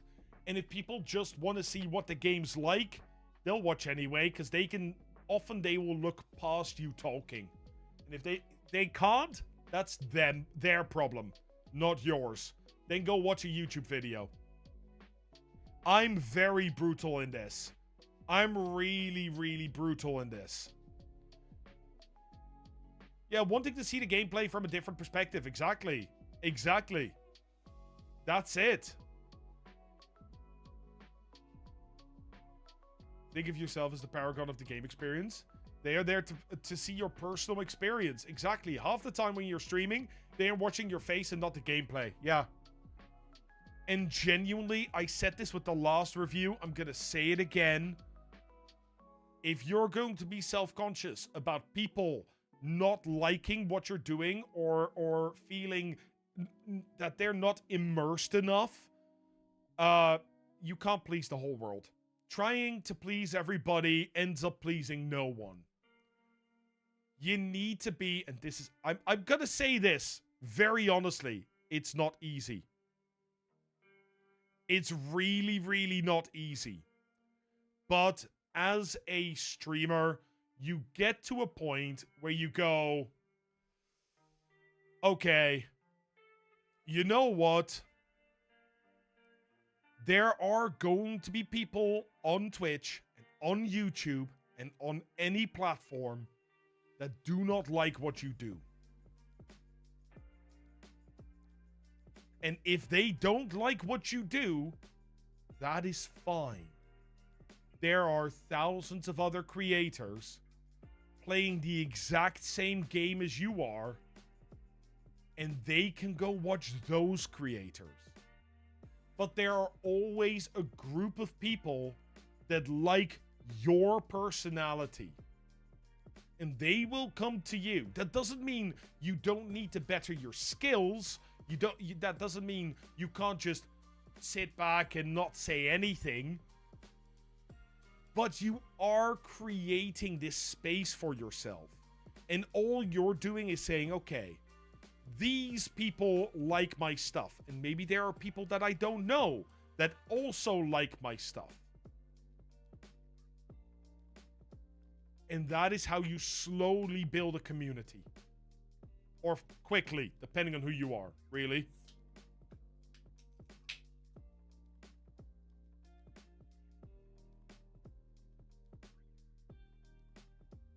Your niche is ADHD.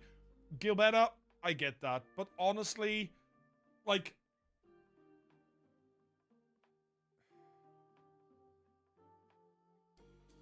I'm looking at your stream. I'm looking at, like, the chat on screen and your overlay, and it's very minimalistic. I like what you're doing. I'm not gonna play it because it's muted. I like what you've done here. You are in a good place.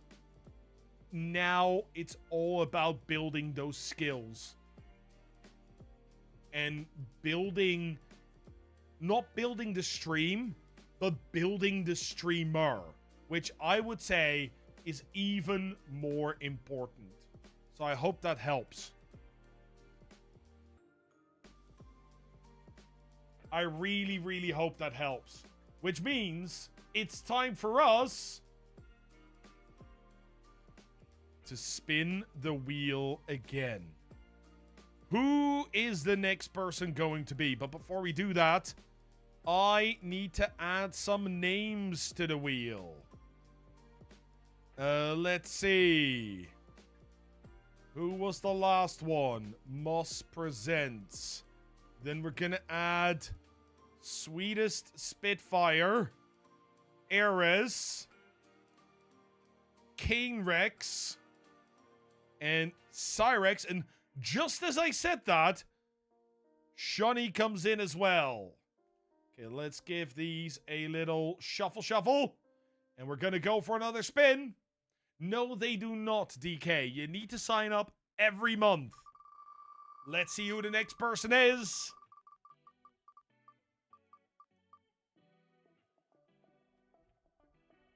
Oh, Black Fang! Black Fang, are you here?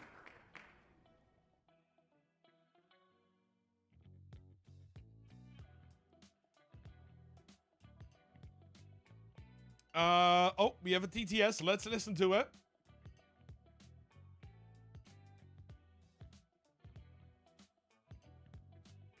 Patriot_KingTTV says, would you recommend keeping your overlays constant or to change things up every now and then? I tend to change things a lot as far as overlays and the on-screen look, alerts and such. Ooh.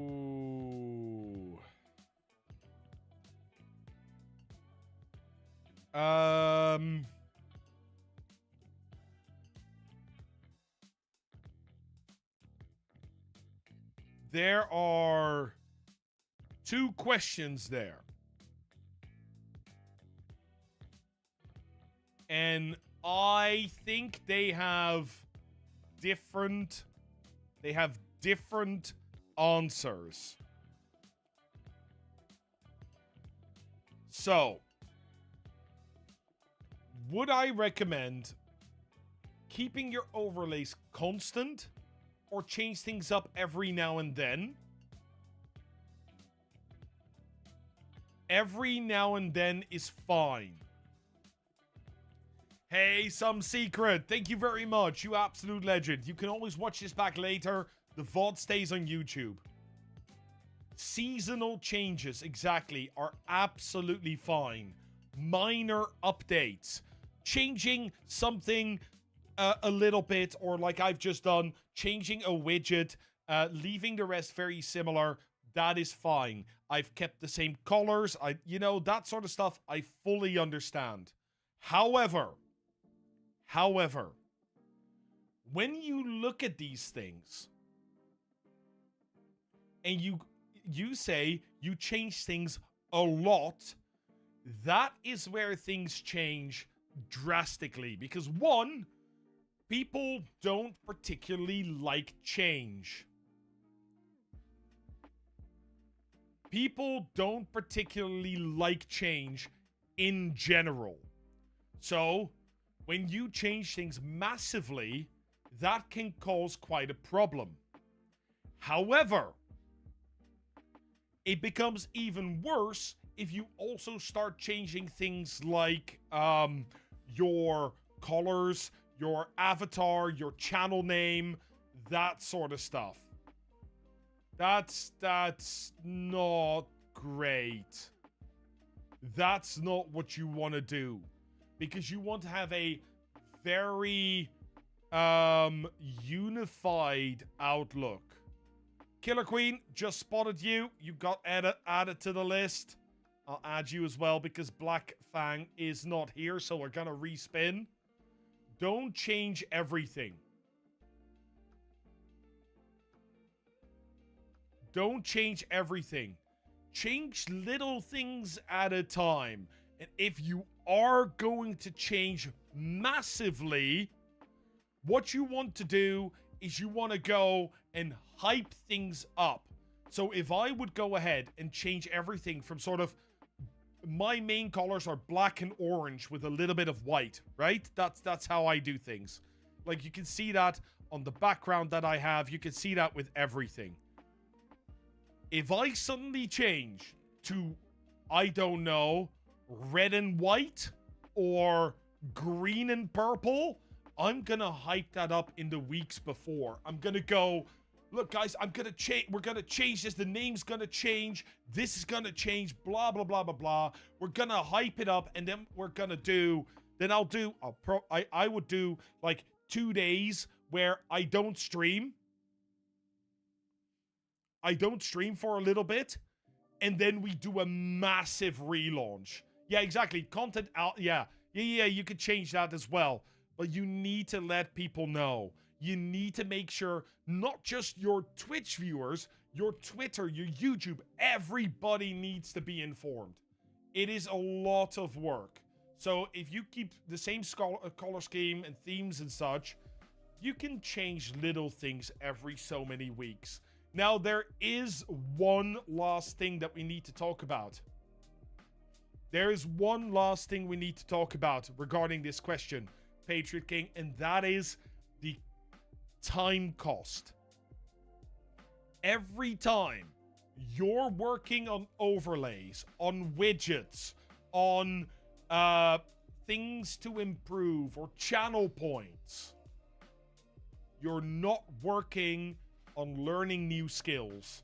You're not working on making new content for YouTube or TikTok.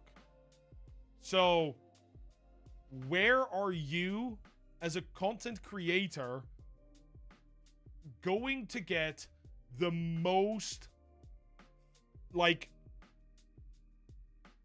where are you as a content creator going to get the most results? What is the highest value thing that a content creator can do? Well, I can tell you right now, the highest value thing a content creator can do is create bloody content. So if you're gonna mess with things, I would 100% start messing with things once your content is done. Until it's done, you have to pause it. The only reason I updated the TTS widget is because that is soon going to be public for you guys to use. Same with the Hype Train widget. The same reason why next month I'm gonna work on the music widget. And that one is going to change. Because they are going out as content. Until then, I don't touch them.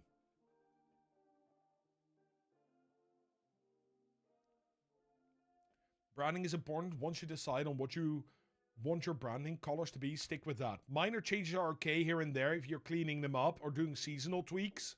Yep, but the overall brand should remain intact for the most part. Correct. And this is why I always say, new streamers, the first 6 months, you are going to change your overlay, change your name, change this, change that multiple times. Because you are still searching. But once you hit that point and you have a brand you like, you keep that brand. You stick with it. One word on branding as well. If you're struggling to pick your colors, decide how you would like people to feel looking at your branding. And then look into the mood of colors and pick one that aligns with the feeling you're shooting for. There's a reason I went for orange.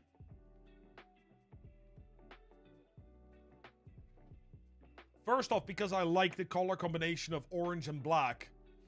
But orange is also the color of positivity and energy and motivation. Which is why I went with orange.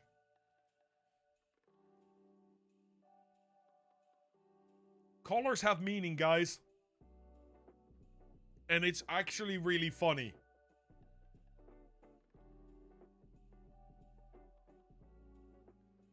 I have no idea, Mudkip.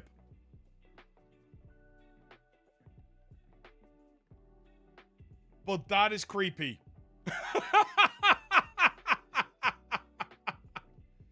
DK, check the Discord, the Content Delta Discord. There's another link there. You stole the color palettes of an established company. They've already done your color research. Yes, that's true. And Ash, green also really works for you. It really, really works for you. Red makes you hungry, which is why lots of restaurants have red tablecloths or images. Also true. Yes, also the color of the Netherlands. That's also true. The littlest fan approves of the stream. Let's go, Frosty. Let's go. Okay, Black Fang's not here, so we're gonna give this another spin. Oh, it's Garry.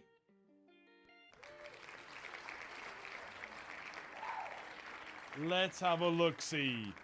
Let's have a look-see. Garry. Oh, they are currently live. That is not a good time to do a stream review. Because we can't see anything.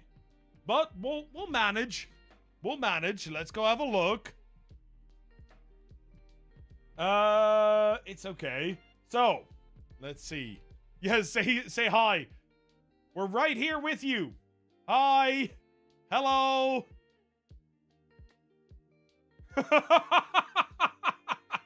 Hey, we're being waved at. That's fantastic. That is absolutely fantastic. Oh, that's amazing. Streamception, exactly. Let's go have a look-see. So we have Repo, Monster Hunter Wilds, ZZZ, and Phasmo. I mean, that's great. Yeah, that's I mean, still very diverse games. So let's see how the rest is looking in a second. Actually, I want to look at the schedule first. Monster Hunter Wilds, ZZZ, Phasmo. Wilds. Phasmo, Wilds, Repo. That's Phasmo. That's Repo. Wait, are we doing multiple games per stream? Or is that... Are we in the right category? Yes, we are. Okay, that's fine. That's fine. I just wanted to make sure. In Wild's defense, it'll consume your life. Fair.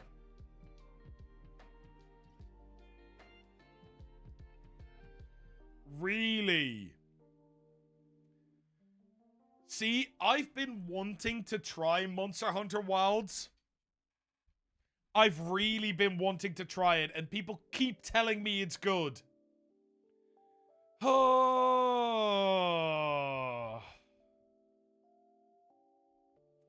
Maybe soon. Okay, we are gonna have a quick look-see here. About page. That's what we need to see. So, I'm just gonna say it's really hard to see backgrounds at the moment. But it looks like all the colors are fairly well aligned. We see all the different sort of... It all looks pretty good, in all honesty. I'm wondering why the TikTok and Contact Me are different. The panels all look great. It's kind of weird doing this with somebody live, but that's fine.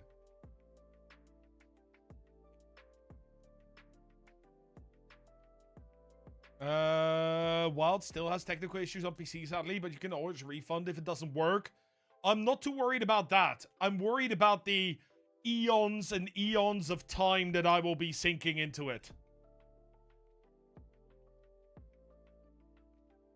Let's see. Hello, my name is Garry. I'm a variety tech streamer with a small startup business I'm started calling Tech Ferrets. So kick back, put your paws up, and thanks for watching. For business inquiries, contact me at techferrets@protonmail.com. Perfect. Hey, Vin, how are you doing? We have ourselves an email, which is fantastic. I will say, just as a note,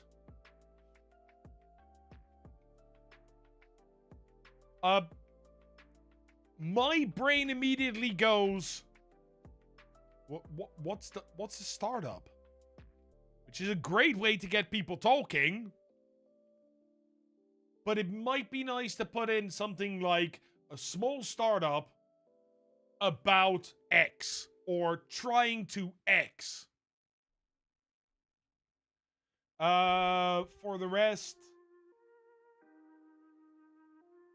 yeah, for the rest, it seems absolutely fine.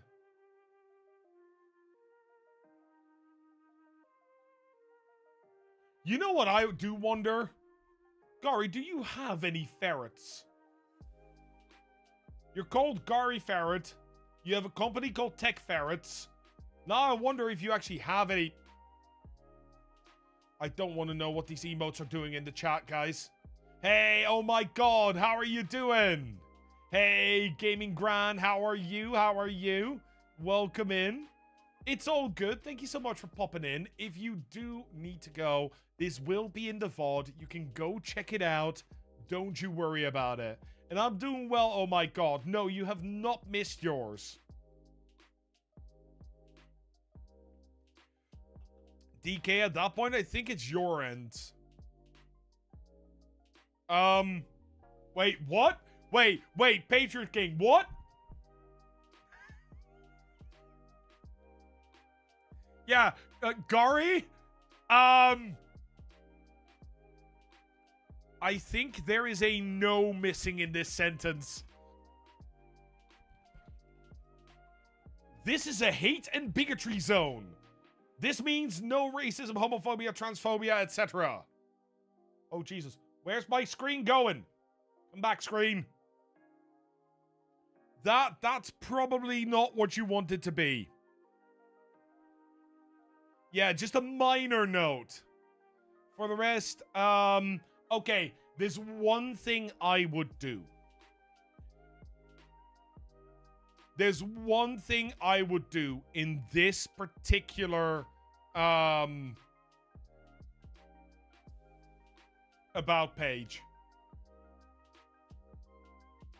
What I would try and do is work a little bit with the panels and try and line them all up. So you have an about me here, rules here, then Twitter is down here underneath my face. Try and take the Twitter, the Discord, the Instagram, the Facebook, and put them all at the top together. And then you put underneath all the ones with text. And then just replace the contact me and TikTok quickly. Because they look very out of place.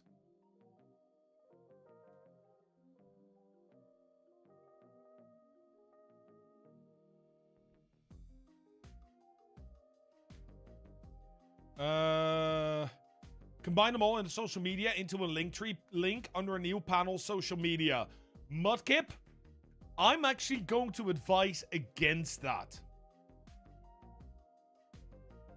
Okay, this may be a very weird take, right? I know a lot of creators love Linktree. I do not. The reason is, and this is a silly thing, but it's actually true. Oh my god, I will always... I love doing these streams. I genuinely do. So, why should you not use Linktree for your most important links? Yes, if you have like 10 different links, make a Linktree, but offer that in addition to direct links. Because what's going to happen? Somebody is on Twitch, and I want to see your YouTube. I'm going to click the Linktree link. Then in Linktree, I need to accept cookies. And then I need to find your YouTube link. And then once I'm on YouTube, I have to press the subscribe button.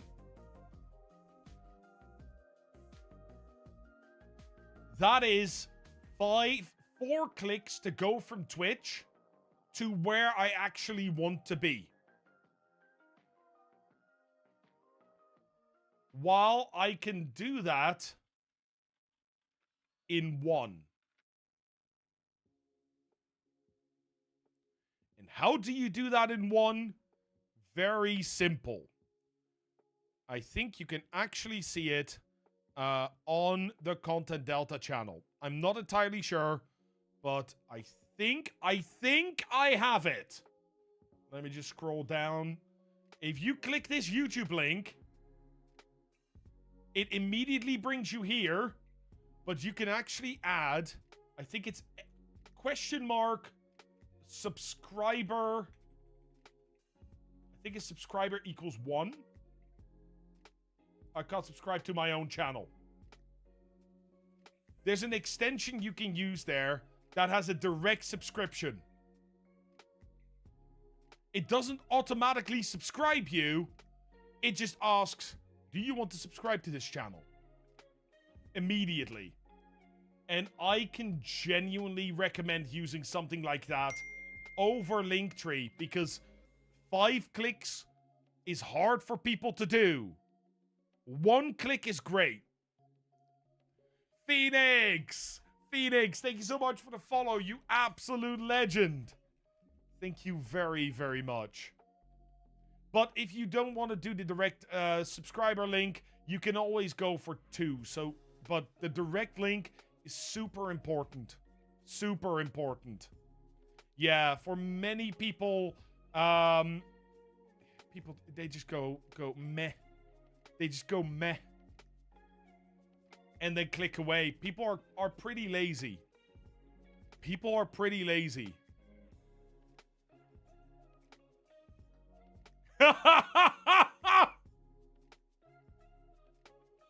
Yep, that will get you auto-modded. Luckily, the mods are on it. Okay. Let's see. Garry. I am going to grab a video of your... Oh, no, wait. Did we check the schedule? Is the schedule consistent? Let's have a... Wait. 4 p.m. 4 p.m. 4 p.m. 5 p.m. Bit of slippage. Here as well. Bit of slippage. 5... Ooh, after 5 p.m. If your schedule is... Oh, and your schedule's 5 times a week? But you rarely make 5 times a week. I would reduce your schedule. Reduce it down to 3 to 4 times a week. Because you're not making it. You're only getting 3 to 4 times a week. So, really, you're not following your own schedule. You're not being consistent.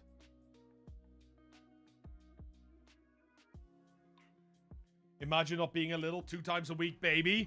I'm the baby. So am I. I only stream 2 times a week. Oh my god. Yes, that is it. Yeah. So you can do your YouTube link and then question mark sub_confirmation equals 1. That'll do it. That'll do it. But yeah, so I would say either put yourself down to 3 times a week and be there every single time, or actually stream 5 times a week. But really, if you stripe away 2 times a week, let's say you take away Wednesday and Friday, or you take away Tuesday and Thursday, that will give you way more time to be able to make content for other platforms, to make shorts, to make long-form content offline. It's going to be a lot better. It's going to be a lot better. I genuinely believe for many, many people, you know what the optimal stream time is for most people? The optimal stream time is 3 to 4 times per week. 3 to 4 hours per day. And for the rest, make content for YouTube and TikTok. That's what you want to focus on. That is 100% what you want to focus on. Because otherwise, you're just burning time being online and nobody's gonna find you.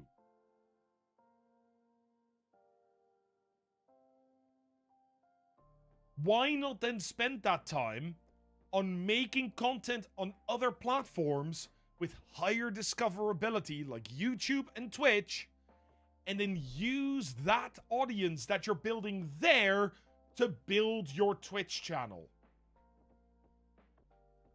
Mecha hipsters, you spend a lot more time making videos, and you should. Let me show you a little, right? Let's say that you stream. Let's say that you stream 5 days a week. And let's say that you stream 3 to 4 hours, or even, let's make it worse, 7 days a week. And you stream 3 to 4 hours per day. That means that while you are on Twitch, right? Or while you're streaming on YouTube, you get 21 to 28 hours of discovery where people can go in and actually find your stream. The moment you stop streaming, nobody is gonna find you anymore. No one. Absolutely no one. Nobody's gonna find your channel, check your VODs, and watch from there, see if they want to follow. That's just not what live streaming is about. Instead, I'm gonna go and stream 3 to 4 hours a week, 3 to 4 times a day, or 3 times a week, 3 to 4 hours a day. And I am going to add 1 YouTube video and 3 shorts. Well, you know what the beauty is of YouTube videos? You don't need to be live for people to watch them. So suddenly, you are discoverable 24 hours per day, 7 days per week. You know how many hours that is? All the hours. Literally. And adding shorts for discoverable content is amazing. Absolutely is amazing. It's incredible. And people, you even benefit from this nice algorithm on YouTube that will take your content, find people that want to watch your content, and give it to them. It's amazing. Genuinely, your stream is not where you grow. Your stream is where you hang out with your audience. That's what you do. That's all you do. You might make cool stuff and you chat with them and that sort of stuff, but the people that find you in a stream are already a higher tier fan than people that don't. It's true. You don't have to pull it up. 20 minutes and learned lots. We'll watch a recording as have to go. No problem. Have a wonderful time, Lisa, and I hope to see you again soon. We are also live on Twitch, so you can always jump over there as well. Don't have to pull it up on stream. I'm genuinely curious what your opinion is since I'm trying to do this professionally. Mega hipsters, what you can do is check the description. There's a link with a form. Fill that out, because that way you are added to my stream review list. And I also review YouTube channels. So jump in and I'll have a look and you'll be on the wheel. If you get spun, we do this once a month. Eventually, I'm sure you'll be part of it. Yeah, absolutely. I would love to have a look at it because it's a great way to learn. Can confirm YouTube videos help me enjoy and start attending streams for streamers you watch. You're not always awake during those streams, so VODs are perfect. Exactly. Exactly. So, Skyger, I will ask specifically, do you watch random VODs? Or do you watch specific highlight VODs? So, let's say that you're watching a Faz streamer. Do you just watch every Faz VOD they have? Or do you watch oh, they're playing this game instead of Faz, or they're doing this thing instead of in Faz that is really special. That's what I'll watch. Because that I'm always curious about. If I should just have a VOD archive where I put everything, or only sort of cut things together of games that I play that are not my usual, we're hanging out and doing something fun streams, such as Me Side. Can I summarize what I just drew in MS Paint? Absolutely, B-Tech. Don't stream too much. Spend time on YouTube. There you have 24-hour discoverability. On stream, you are only discoverable when you're live. Hey, C-Films, how are you doing? Hope you're doing well. Depends on the game and the streamer. Usually full VODs and sometimes highlight VODs. Okay. Okay, but that's games you enjoy. Okay. But for example, if you have somebody that only plays Faz, will you go and watch the VODs in full? Sorry, I know this is a weird question, but this is something I've been trying to understand myself, because I have some streamers where I watch everything they create, and then I have some streamers where I will only watch stuff when it's something that they have played that is not normally what they play. So I watch a streamer that normally plays a lot of building games, and they played Kingdom Come Deliverance 2, and I really wanted to watch it from them.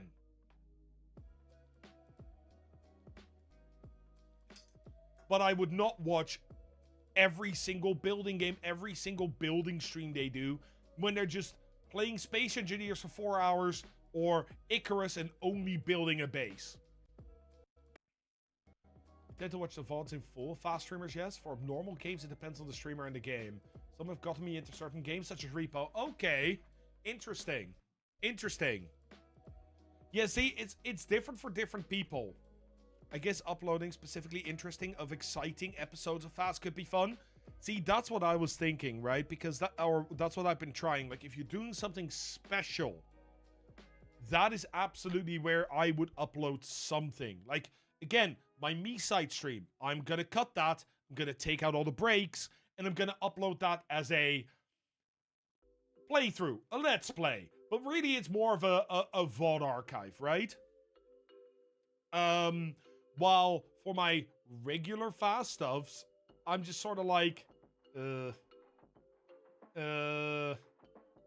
I don't really just want to throw up every Fast game I play, you know, 5 days a week, 4 hours, that sort of stuff. My channel uploads a video every day. We have videos that are part of ongoing series like Mario Odyssey, and varied content throughout the week as well. Oh, that's awesome, Mecha Hipsters. That's really, really cool. Shorts from the stream are the lowest friction way to do this. Treat the stream as a deliberate content creation session and then clip from that goodness. 100%. I really went like, okay, I'm lifting the curtain a little bit. For the people that are usually on my main channel, I'm going to lift the curtain a little bit. I'm sorry.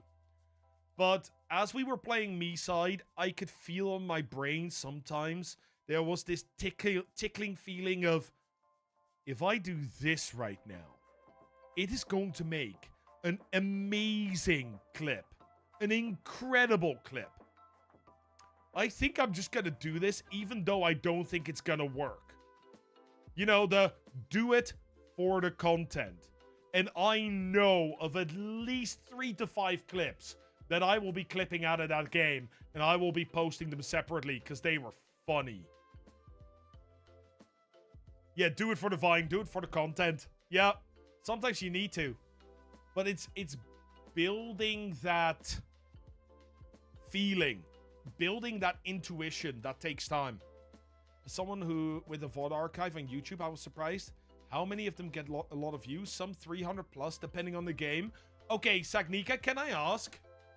This is again going very much into the details and the nitty gritty, right? But the 15-minute VOD, or sorry, the views that you get, are they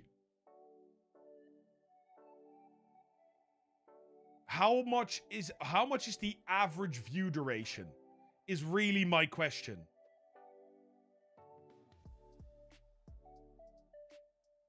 Like, I'm gonna be, again, lifting the veil. I have certain streams that are things that I've uploaded as a playthrough, and they get massive views.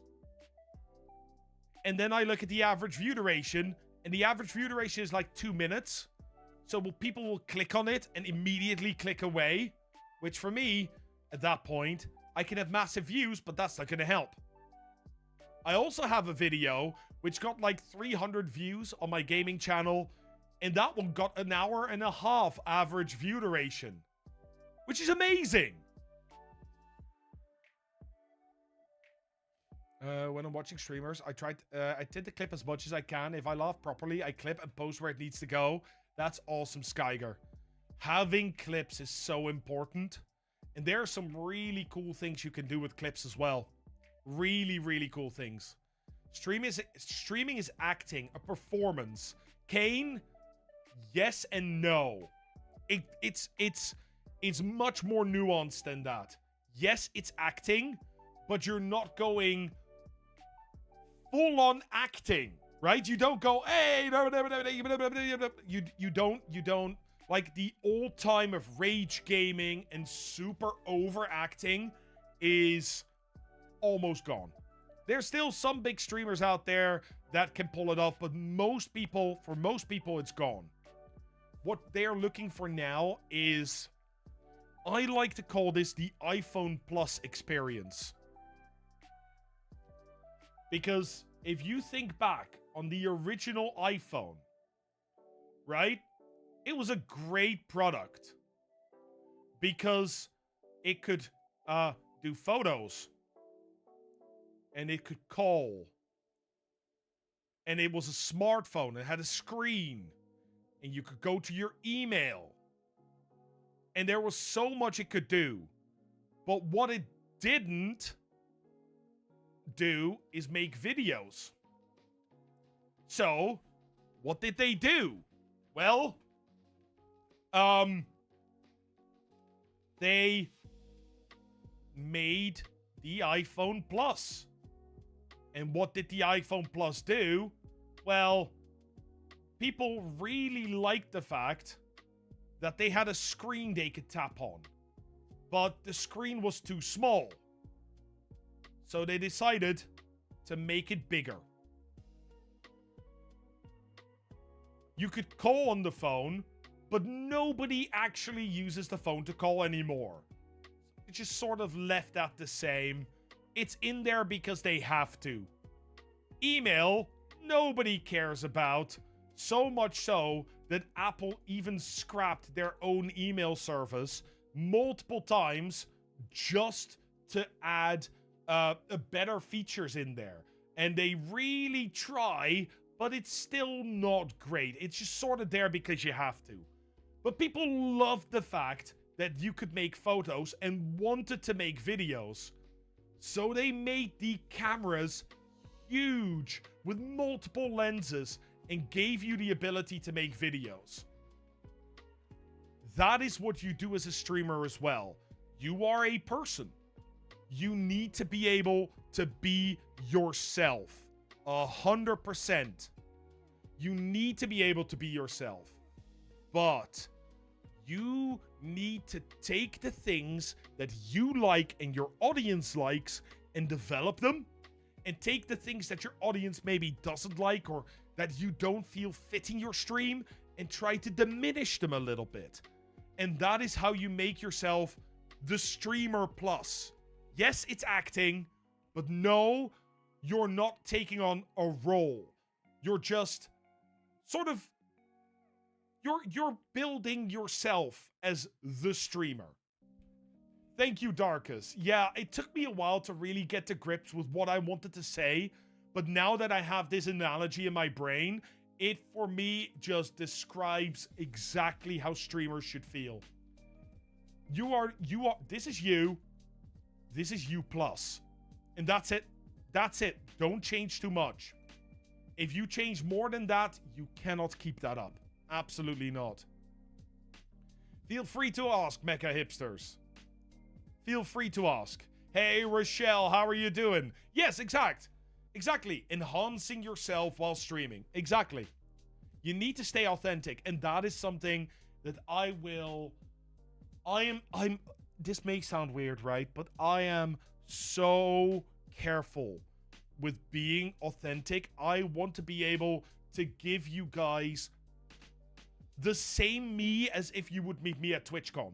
The same me if we would be having a cup of coffee. Except plus. Yeah, it's like putting on makeup. You keep it natural. You enhance your natural features. And maybe you diminish a little bit those things. Like if you have a freckle in a weird spot or a big mole, maybe you cover that up a little bit. And that's how it works. That's really the only way.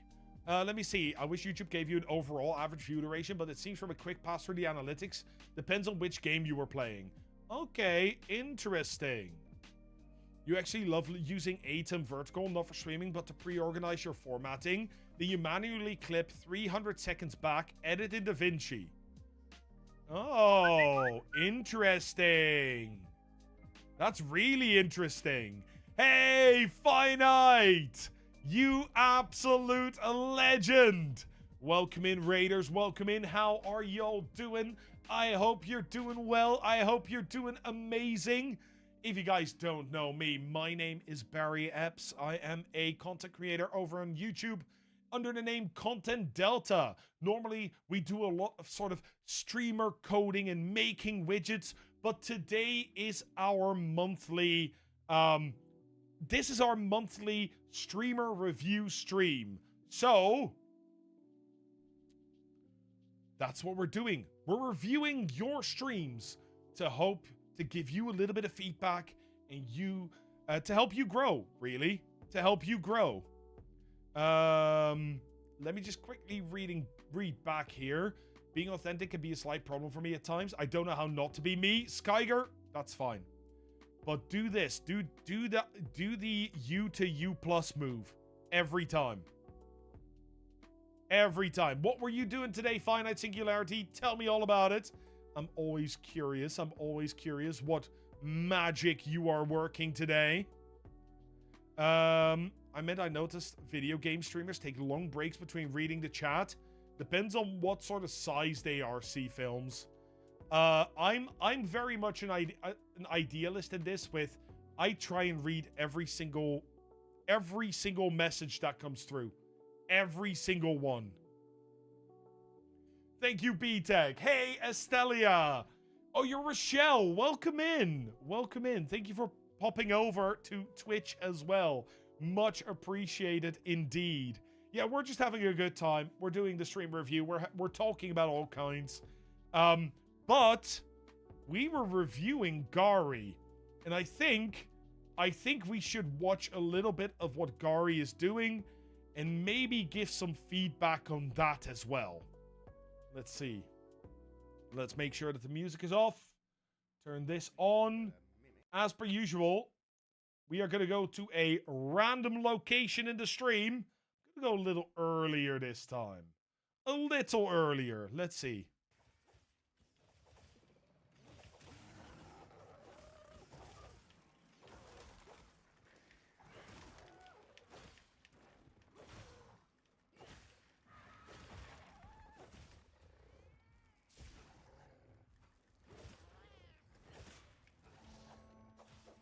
Okay.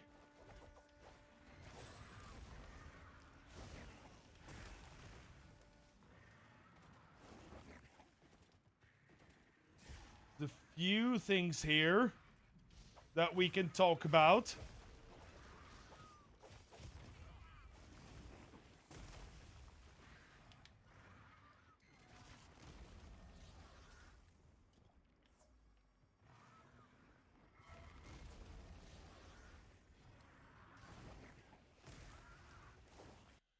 Okay, let's talk about this because there's a few things here that we can talk about, and I want to start by just quickly, you know, decapitating the biggest enemy in the room here, and say, you're not talking. You need to be talking. That whole fight, you need to be talking. Talk about how you roll. Talk about why you like the weapon. Talk about what you are trying to aim for, what you're doing. Constantly talk. It is such a misunderstood thing, talking on stream, because a lot of the things that you want to do is how do I explain this? How do I explain this without sounding condescending or mean? Because that's not what I want. What you're doing is this is what I think I'm gonna bring this up from the last review. You're not playing the game. You're not playing the game.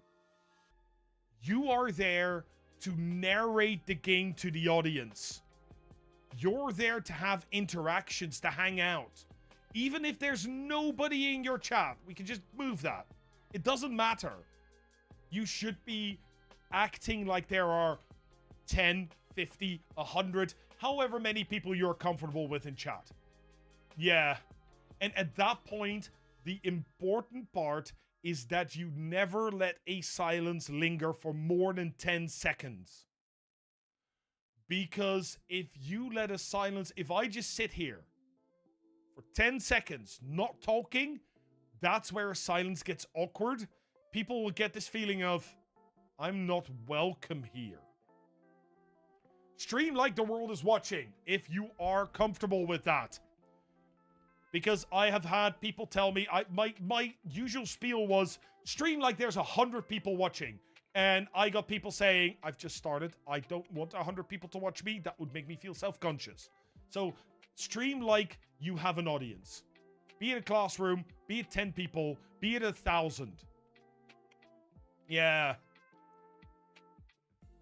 Somebody might review your stream in front of a bunch of people. Will they?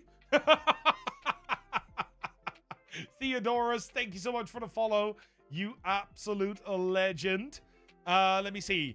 Do you think it's okay to not talk or ignore chat during major cutscenes? Jabetta, I am gonna make it even better. I'm gonna make it even better. I suggest you do not talk during major cutscenes. And what you'll see is the moment a cutscene starts and you become quiet, chat goes quiet as well. Because they're experiencing the cutscene as well.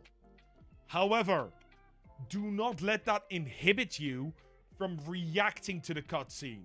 If the cutscene suddenly is a giant sword going through your character's chest, feel free to scream out or, you know, oh my god, what's going on here?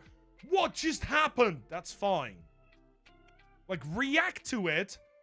It's all good. Mecha hipsters, it's all fine. It's all fine, but it's best if I can see the content. And you're in from Finite's raid. Let's go, Theodorus. You like the advice? I'm happy you enjoy it. I hope you can use it. If you have any questions, you're always welcome to ask. Always welcome to ask. But yes, you are storytelling the game. So start talking. Just start talking and never stop. Never stop talking. The only reason to have a break that's like 5 or 10 seconds from the talking is if you're drinking water. You shouldn't talk while drinking water, else it goes into the wrong hole. 1 second. But more importantly, the only reason to not talk is if you're reacting differently, right? So what can happen is that something happens in game, and you see this with people like Jinxie, You see this with people like Queso, even like big streamers. Something happens on screen and they will just either stare at the camera or they go, right? Their face does an expression, and the being quiet is part of the skit. It's part of the, this is a funny moment I'm creating. So when the silence is part of your content, that's fine. In this case, it's not. It shouldn't be. How, you do that 100%? No, and that's fine, right? You can make these things, or I sometimes have it where I'm playing a game and suddenly something happens that confuses me, and I'll just sit there like, and after 5 seconds I go, huh? You know, because that is a genuine, slightly overacted, confused reaction. And it can make amazing clips, amazing content. It can make people laugh, and that's great. But only have those silences when that happens. Yeah, exactly. Exactly, Killath. Hey, Kerr, how are you doing? The faces are harder for me as a VTuber, so you have to be more vocal than physical. Exactly, Gilbetta. Exactly, yeah. You need to learn to talk more on streaming games other than Faz. You do. Yeah. Also, I want to address a few other things. No, Mecha Hipsters. We change every half an hour or so, and I'm going to be here for a few hours more. It usually is about half an hour, 45 minutes per channel. Because I also take questions. Let me see. So, can I get to the exact moment? There. No. There. No. There. Please. There. Yes. Okay. Quick little scroll. Quick little scroll. There's two things that I want to bring up here. One is your camera. So one of the things that you do is you are facing away from your screen. Now, this is a very minor thing, but it is psychologically so strong. You're facing away. You're looking what I call out of your screen. If I was pointing at things, if I was constantly talking about the stream while facing this way, usually what people do... Hey, Donnie, how are you? You will be looking, if you're looking out of the screen, in your brain, a viewer will think, what are they looking at? Why is Barry constantly talking away from the screen and pointing in the wrong direction? And it really throws people off. While if you face towards the screen, all of a sudden, people are like, oh, they are watching the game, the streamer's watching the game, and I'm watching the game. It suddenly feels like a LAN party instead of this really reality or sort of immersion breaking feeling of looking outside the screen. Yeah. Hey, Inosuke. How you doing, Amanchu? Hope you're doing well. If you want to sign up for a review, you can do so in the description on YouTube. So many little things have such a big impact. It's true. It's absolutely true. Yeah, make it feel like a LAN party. Make it feel like the viewers are in the room with you. That is also, by the way, that is also why if your microphone is far away, it is so jarring for people because they want to feel like they're in the game with you. They're in the room. Eye contact with the camera is 100% one of the biggest issues I have. My eyes really tend to wander I have a big bonus there. I use an Elgato prompter, so your chat pops up there, which is nice. It's important to know that the human eye typically reads top left to bottom right, and using design elements to guide the eye back to the center is good composition. Absolutely. Yes. To a viewer, it looks like you as the streamer are watching something else, and if the streamer is watching something else, why should they watch it? 100%. 100%. Let me see. Go for it, Squishy. Go do your thing. Go do your thing. See, and then there's one other thing that I want to bring up.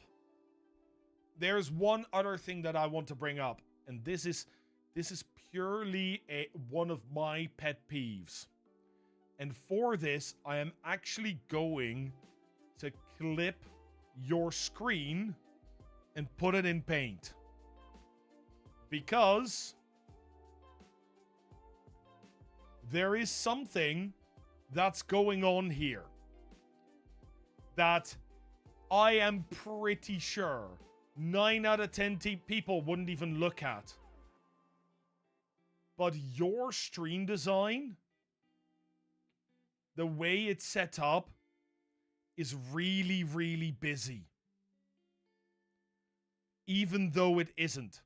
There are 3 elements on screen. This one, which doesn't seem to work. This one, which is your merch. And your camera. That's all. But look what happens if you look at the line where your camera ends. Right? That. Why did that turn red? That. Why are you turning red? You're clearly yellow. And then you have the line here. Now look how small your screen is. This is what people are going to pay attention to. Due to composition.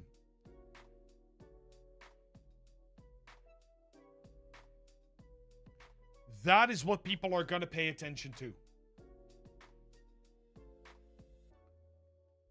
And similarly, some people will also observe a line here, and now your screen is really small because the chat here and your camera cause that sort of same division.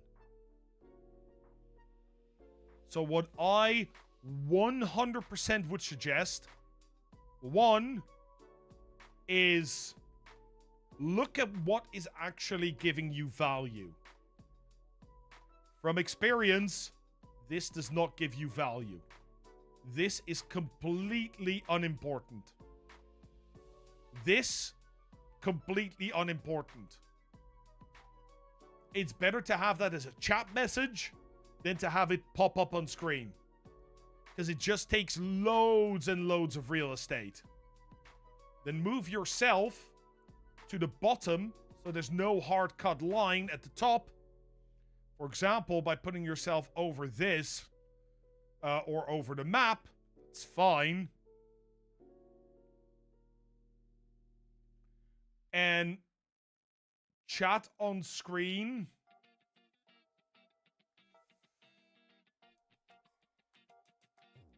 I am not a big fan of during games. During chatting moments, absolutely. Like, there's a reason why...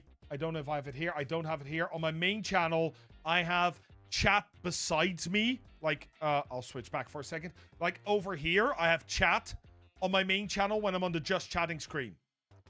Over here, no. The focus should be on the content.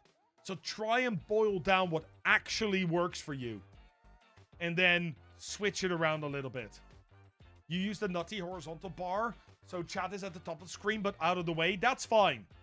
So if it's at the top of the screen or at the bottom of the screen, I absolutely understand it. That's fine. It's not intrusive. But having it like this feels intrusive. For 4/3, for 4/3 games to fill in the black space, For full screen games, I keep chat just on Twitch. Yeah, that's fine. That's absolutely fine. Thank you, Holotips. Thank you very much. That's absolutely understandable, Gary. But for me, oh, and if I can make, because of course I haven't heard you talk, but if I can make a cheeky little comment, this is way too far on the microphone.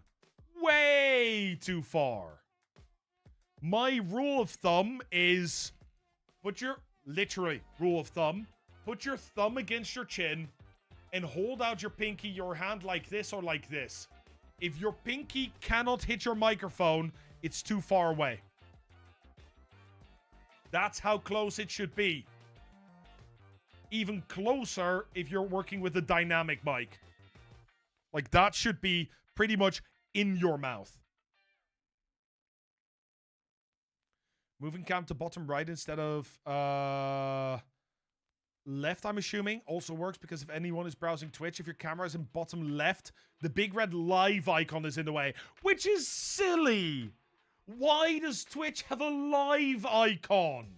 Everything is live on Twitch. Mecha Hipsters, I usually don't hop on Discord. No. Answers come through chat if I ask questions. But yeah, that is what I would say. I think the main thing is you need to talk more. You just need to talk way, way more. You end up slouching on the arm of your chair. Okay. That is also something that I want to address. So I didn't know you were slouching, but I'm going to switch to the other screen for this because you can see me better. There's a difference when you're sitting up and you're having a chat and you're talking to I'm sitting here and I'm having a chat and I'm talking. The energy of the whole stream changes just because I'm now sat back and slouchy in my normal gaming position. Well, not really. I'm hanging to the side a little bit.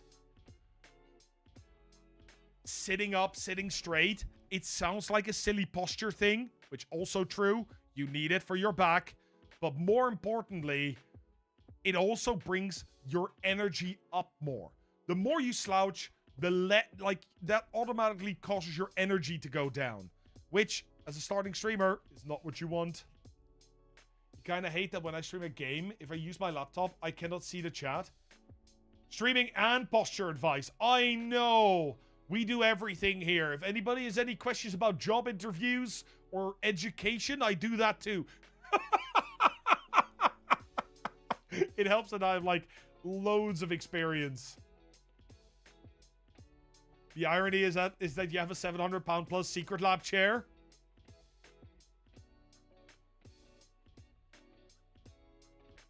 No comment. But yeah, like genuinely being able to sit up, or as Ash just said, standing up is fantastic.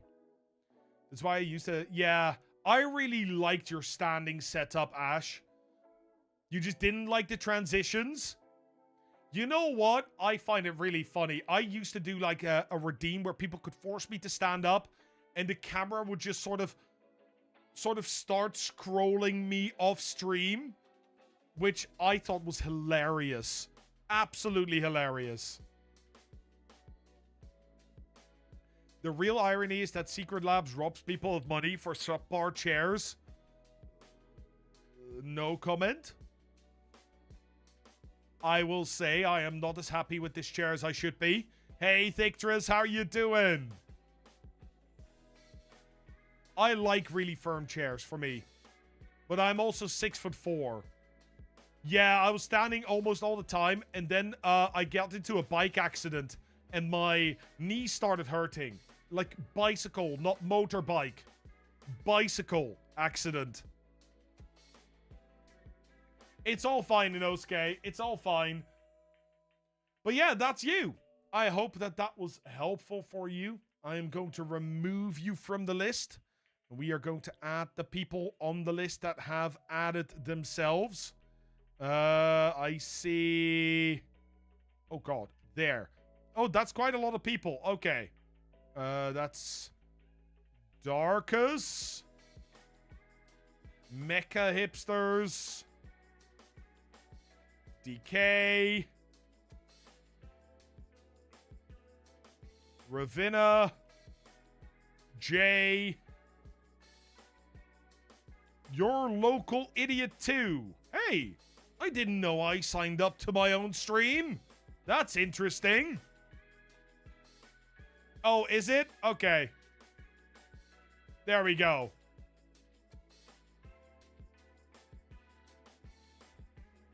Fun fact, you've contacted Secret Lab a few times for support with the chair. They've been great sending replacement parts when needed. That is true. So, we had an issue with my chair a while ago, and they just immediately were like, oh, the whole seat is broken because one of the metal parts had broken off. Sure, we can send you a new one. It was here within days. Absolute days. Which was lovely. Okay, we're going to do another spin.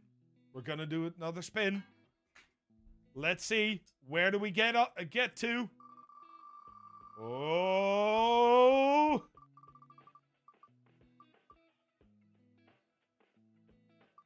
Oh! That was just a miss. Eris Jr., are you here?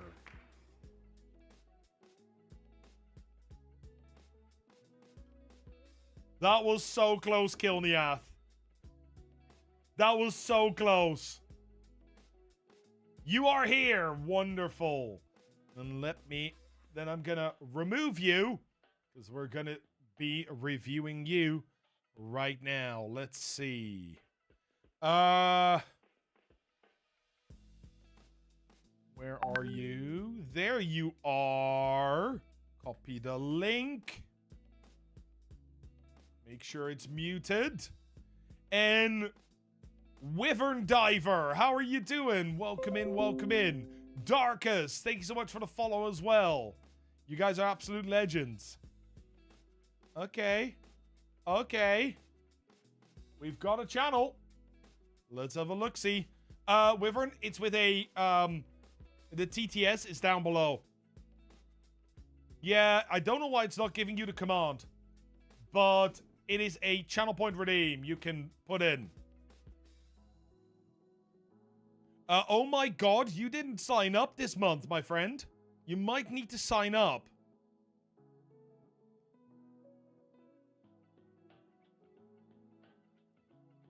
Oh, that's awesome. Oh shit, that is nice, Mudkip. That's really, really cool. Okay, let's have a look-see. I like it. I like it.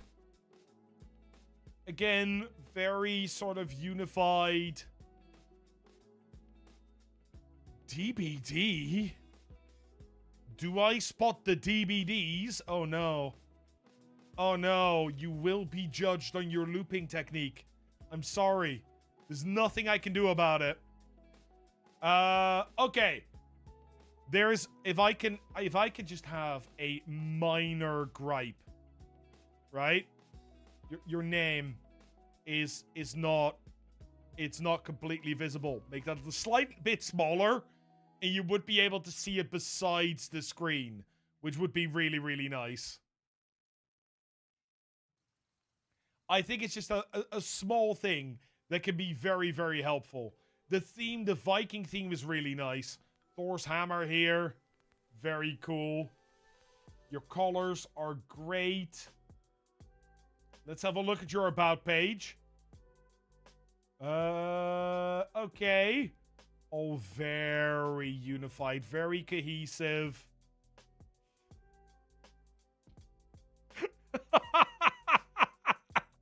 That's fantastic. That's fantastic.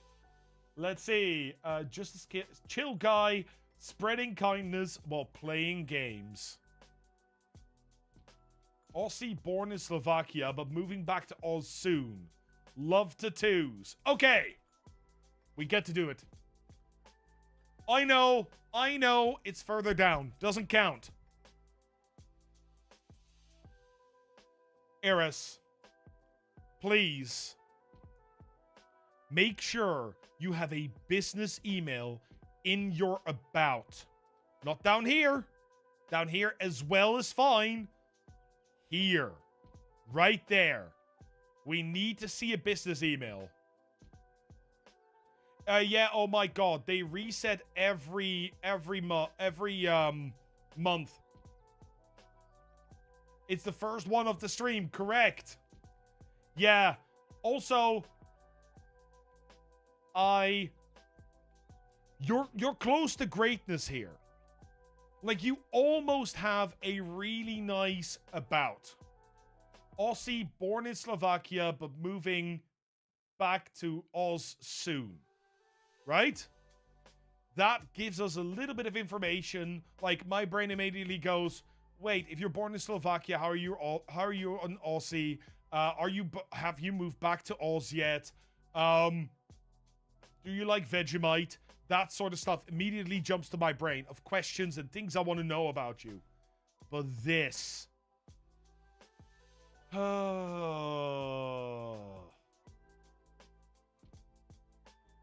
This is just one of those where I really, really feel like there needs to be a little more.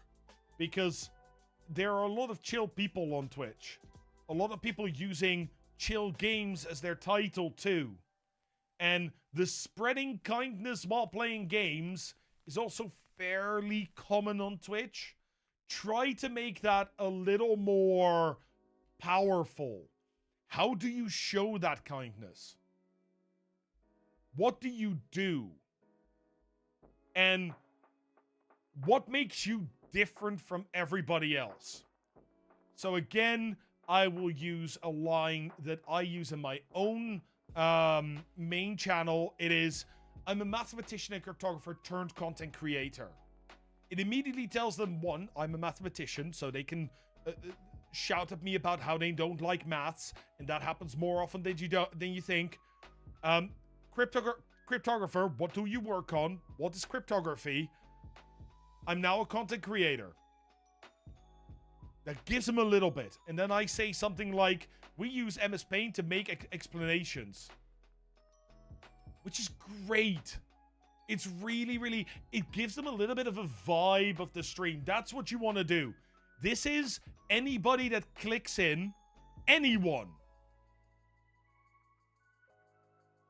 You will immediately go in and they will go, what's that saying? And they'll look and they'll be like, oh, now I know a little bit about this streamer. Starting to think Microsoft needs to sponsor math for his Paint Exa usage. Yes. True. Yes. Just $1 million. That's what we need. Okay, the schedule here. Monday, offline. Tuesday, offline. Wednesday, Dead by Daylight. Friday, offline. Saturday, Dead by Daylight. I'm missing Sunday. Just as a slight note.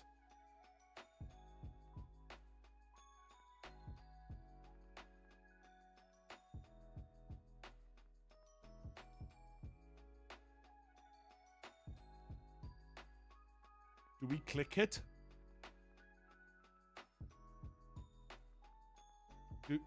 No. No, that's a bad idea. Oh, so you update this every week. I like this. I like this. This is funny. Ah, very nice. Okay. Okay, let's have a look at the actual schedule then. Well, you did your stream there. Very good. Did some Dead by Daylight. Did a Tokyo Ghoul giveaway. Nice. Kind Killer. Kind Killers. bane of my existence because I feel bad for head-onning them. Okay. I like it. There was something I did want to look at. Your schedule here does not match the schedule down here.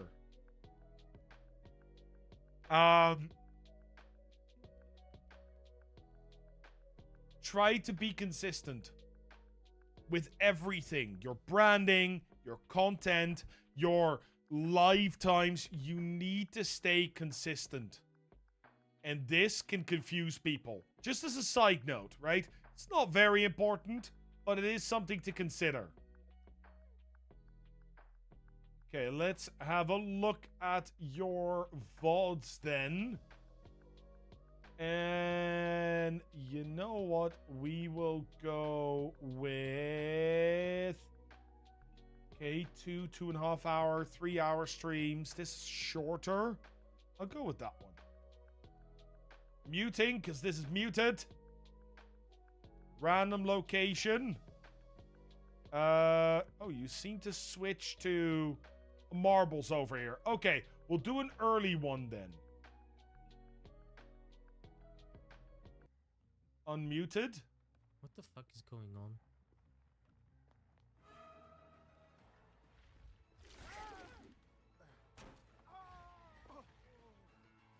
Okay.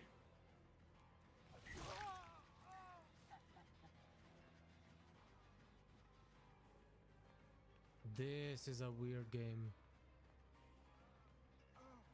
Wait. 1 second. Sorry, I'm just spotting something, I think.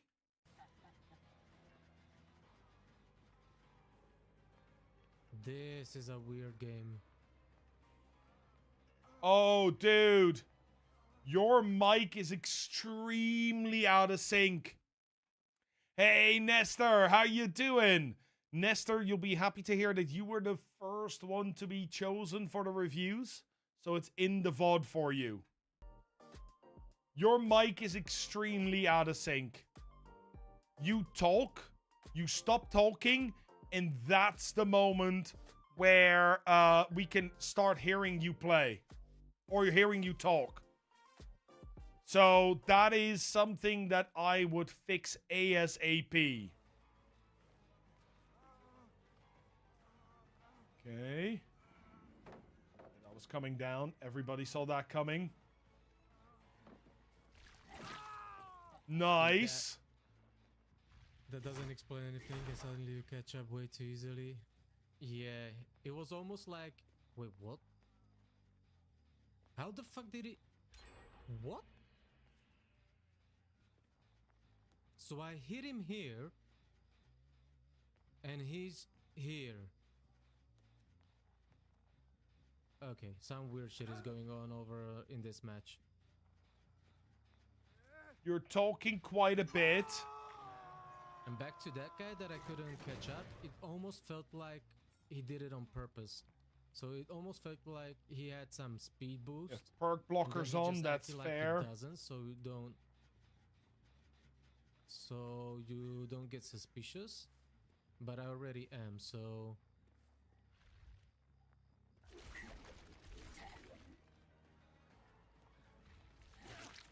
Okay, let's slap him. Side note, holy shit, that killer power. Frickin' hell.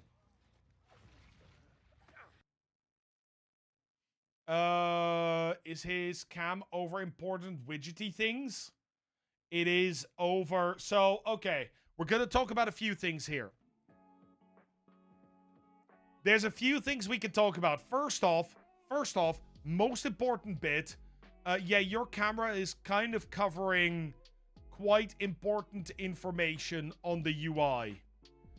This is a general thing in DBD. You have to be very careful where you put your camera. That's why most DBD streamers either have it in the top left corner or here on the right side, because then they're not covering anything. So that is something I would think about. Your microphone being delayed is really off-putting for viewers. genuinely off-putting. Because what happens is people are going to be watching this, they see your mouth move, and then suddenly there's a spectral voice in their ears. You can fix this. You can fix this in OBS. There are lots of videos out there, but it is very simple. So if your microphone is delayed, you need to go to your camera, right? I don't have the camera enabled here, I think. Can I just pop? There we go. You go to filters and you add a render delay. And you just set that delay to how many milliseconds that there's going to be. Yeah, you need to fine-tune that a little bit yourself. And when you set a render delay, let's set a render delay of 1 second, or you can't even do that, 500 milliseconds, you'll see that that camera moves a lot slower than the actual camera. And that will sync up your mic and your camera. Alternatively, it could be an issue with your mic connection. Try a different one. Try a different connection as well. Yeah, Killath, that's a really good way of doing that. A really good way of doing that. I'm going to remove myself again for a second here. Because there is one more thing we need to talk about. First off, I love the minimalism in your overlay. I think the minimalism is really good. There's actually two things, but one of them is, I like your overlay. Really nice. But this chat up here is chat for ants. Anybody on mobile is not going to be able to read that, so it's just filling up your screen for no reason. Which really is one of those things where people don't think about. But again, chat on a game screen is not necessarily useful. I would consider removing that. Or otherwise sizing it up. Or at least the font up a little bit so that we can read things. Lastly, this is the same thing that I've been telling a lot of people. You are talking a lot. You are already doing the thing that is hardest for streamers, which is you're narrating your gameplay. You're doing everything that you need to do. But I think there is something that you can improve. Listen to yourself talk right here. Okay, let's slap him.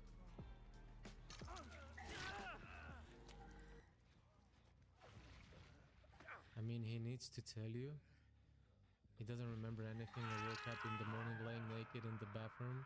Thank you, Enes. Did I tell you I love you?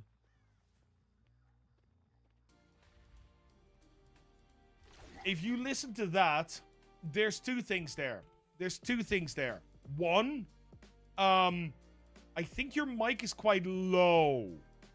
You might want to have a look at your microphone. When you're talking your microphone in OBS, it should hit just in the yellow part. Around the -15 mark over here. That's where you want it to hit. Because otherwise your mic can be very quiet. The second thing is your speaking voice is quite monotonous, which is completely normal, by the way. Nobody starts with a very dynamic voice. When you're talking and you're talking to your chat, you sort of sound like this. And the problem with that is that you really should try and make your voice a little bit more dynamic. A little bit more that you really show some emotion in there and give yourself the chance to be present, right? To make people feel what you're feeling. And that also helps with things like tone of voice,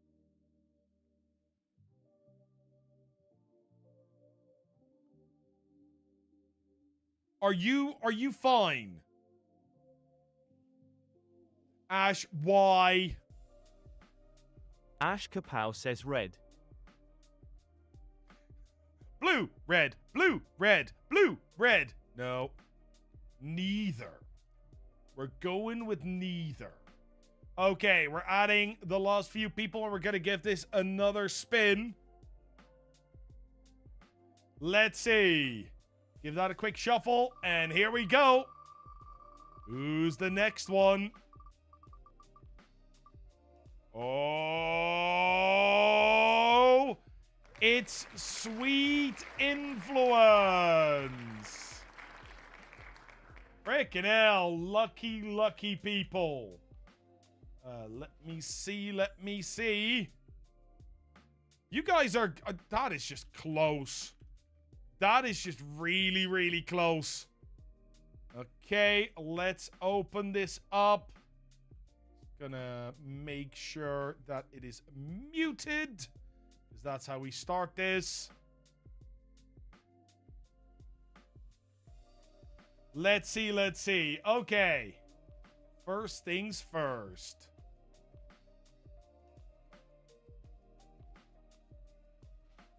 One sec. I need a sip of water. I like the fact that you did a lot of the... It looks like you've had somebody hand draw this for you. And that's really cool.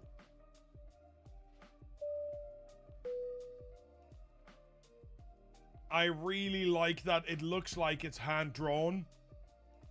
I will say you might want to change the color here to fit better with the colors in this banner. You drew it. That is awesome.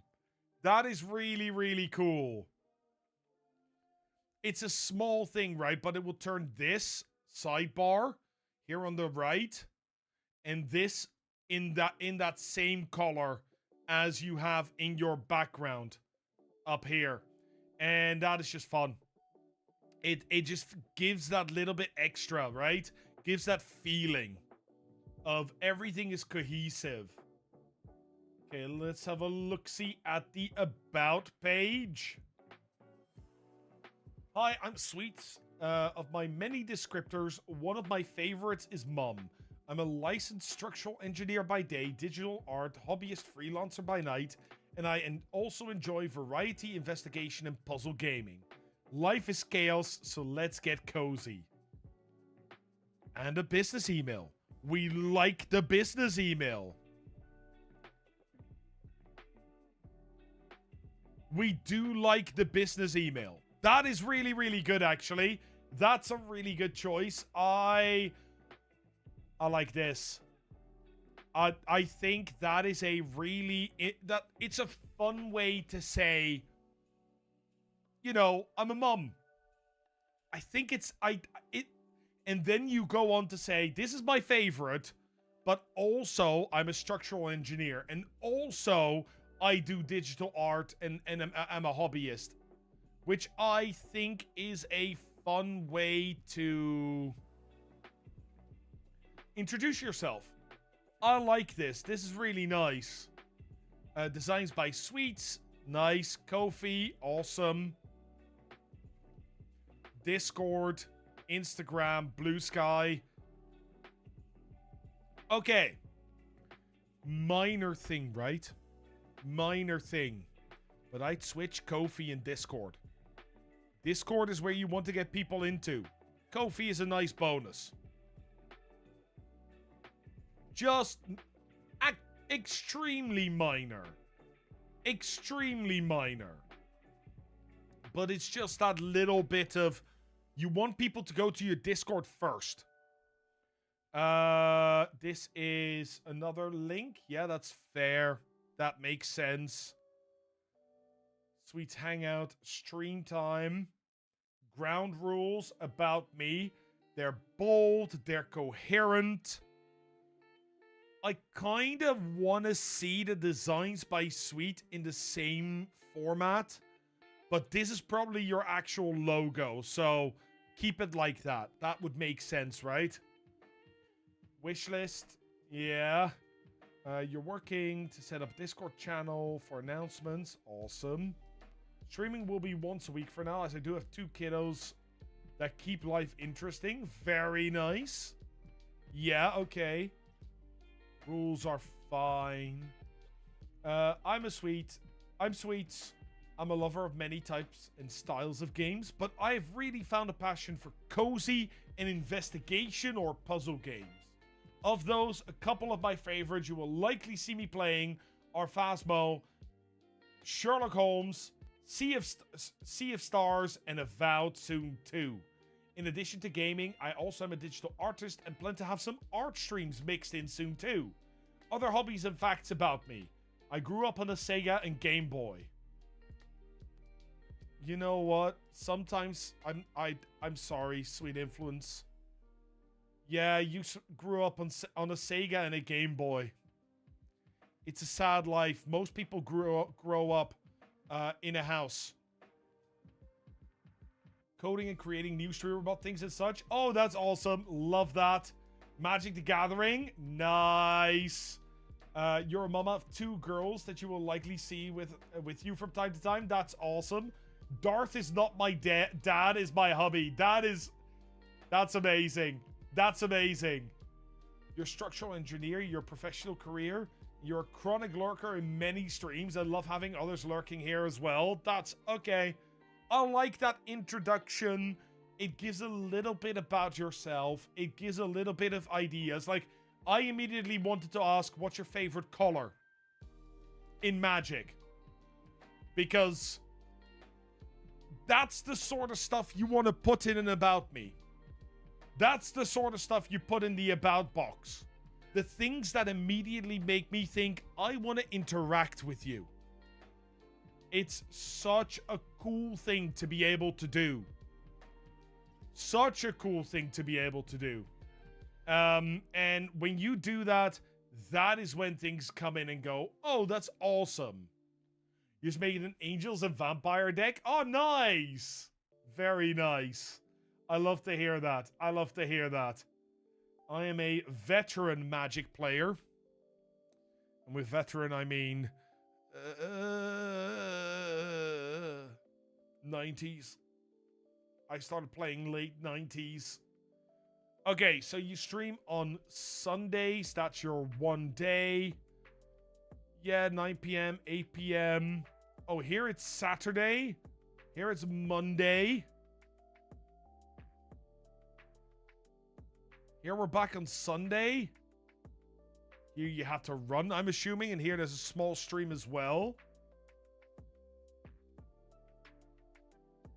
Okay, so from what I can see, right, I would try and be more consistent in when you're live.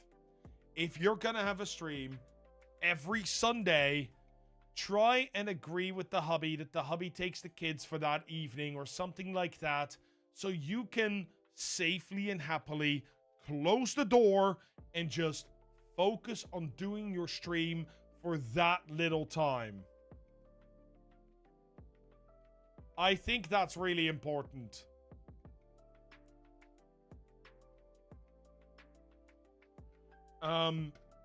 Mostly, in my opinion, because that makes it so that people are able to find you, they're able to watch you, and you have a really good, like, they know that you're gonna be there.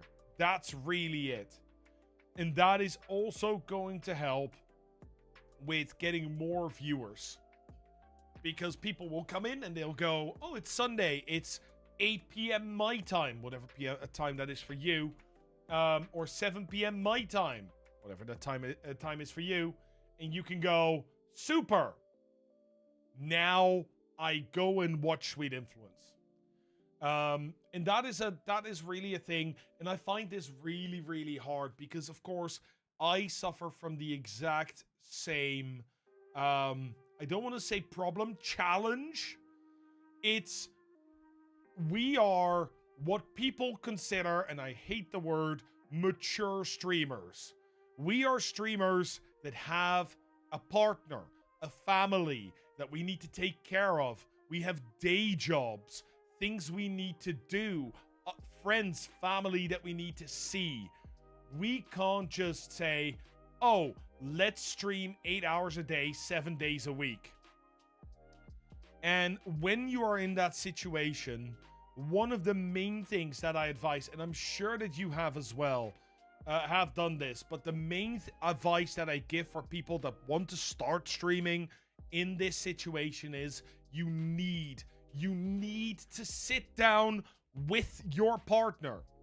You need to actually sit down with your partner and say, look, I want to take up this hobby, but to do that, I am going to need these, and these days, and this many hours per day. Would you support me in finding this career or doing this hobby? And then you go into detail about, okay, who takes care of the kids, who cooks, when do we cook, etc., etc. And having a partner that supports you in that way is absolute gold. Absolute gold. So, if you hadn't done that yet, I'm assuming you have. But for those that do want to start streaming that happen to be here, yeah, having that conversation is really, really important. Really, really important. What's mature? It's what happens when you take cheese and leave it out in the air for too long. Yeah. Humans do the same thing. They go on all crusty and become, you know, more difficult to deal with because their intense flavor. No, that's where the metaphor broke down. Do not eat humans. We're not going there again. Not happening. And yes, again, don't ask.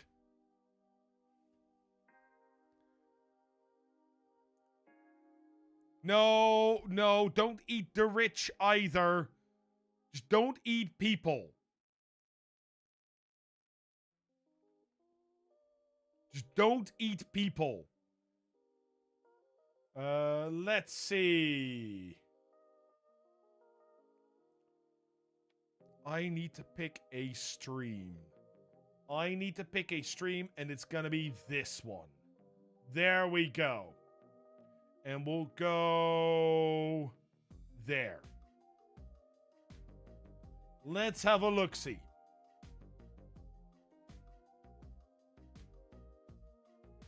Also, let's have a listen. If I want it still on me.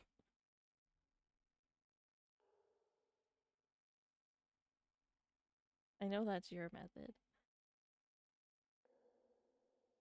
Oh, hey! I'll probably just Look who's there. Is that a Carrie? promise is this I ghost is do gonna be really like the spooky. camera. What is all that noise?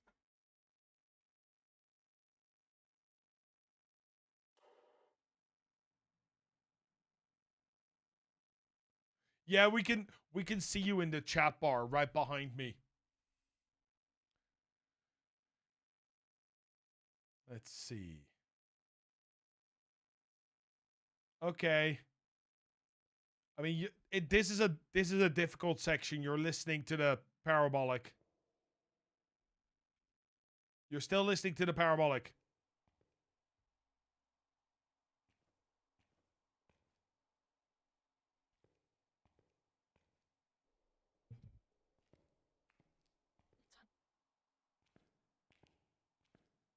Here, ghosty, ghosty, ghosty.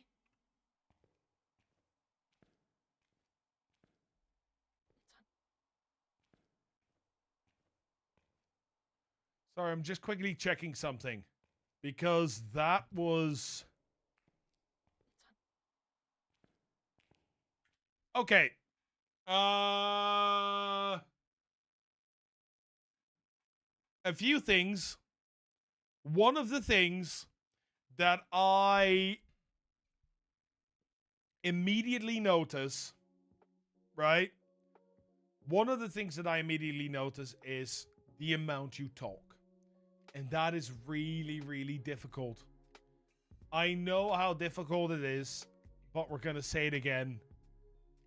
It's just a case of you need to train yourself in that, and it's all about constantly talking about what you're doing. And one of the things that I just noticed you doing, which I would never do unless it's actually required, and I don't know if it was,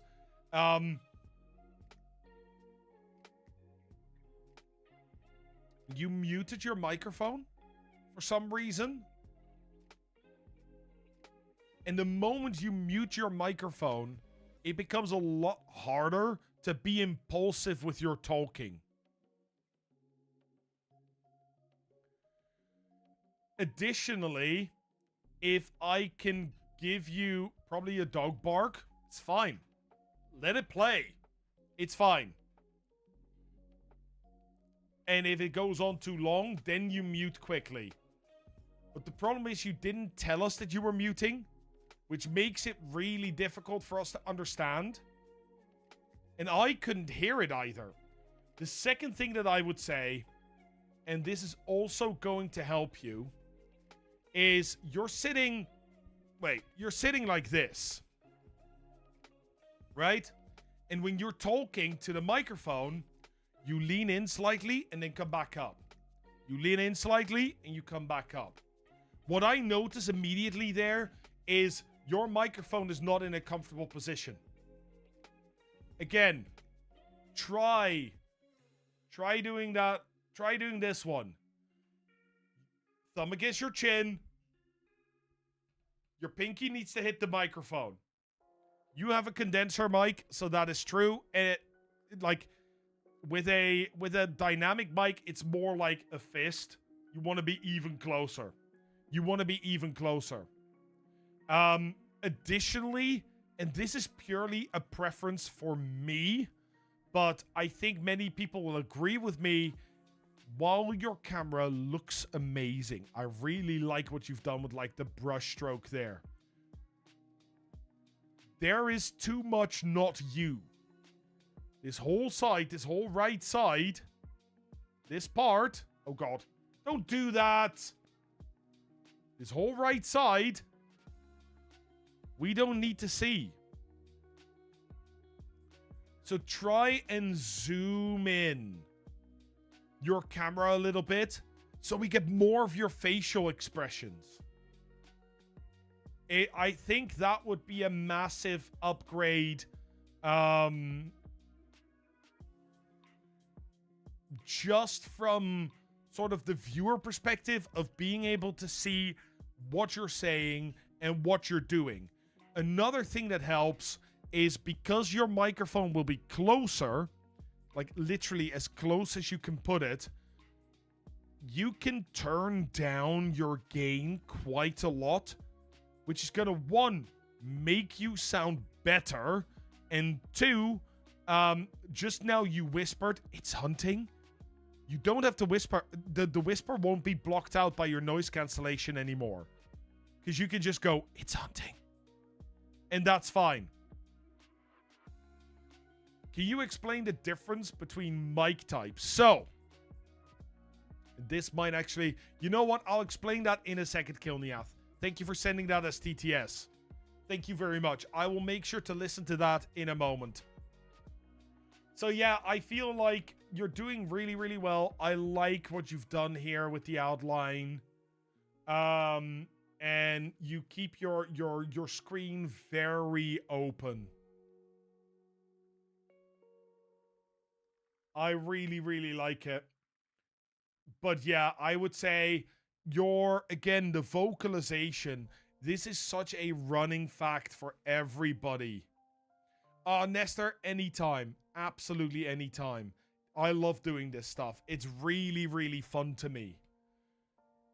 This is a factor that comes through for every single person, every single starting streamer. It's bring the vocalization, everything you think, everything you do, every consideration is a talking point. And if you struggle with finding non-game related talking points, buy yourself one of these. It does not have to be lined or squared. Just get yourself some paper. What you can do is write down talking points throughout the week and make a list. And once you've got that list done, you put it next to your keyboard. Now, every time chat goes silent, you can look at the list, pick a topic, and open a new topic. If you run out, I'm going to give you guys a secret tip. The absolute sauce. If you ever run out of things to talk to, play the favorites game. Everybody has a favorite. So play the favorites game. Look. Yeah, pancake or waffles. Look. I really don't like pineapple on pizza, but Frosty loves it.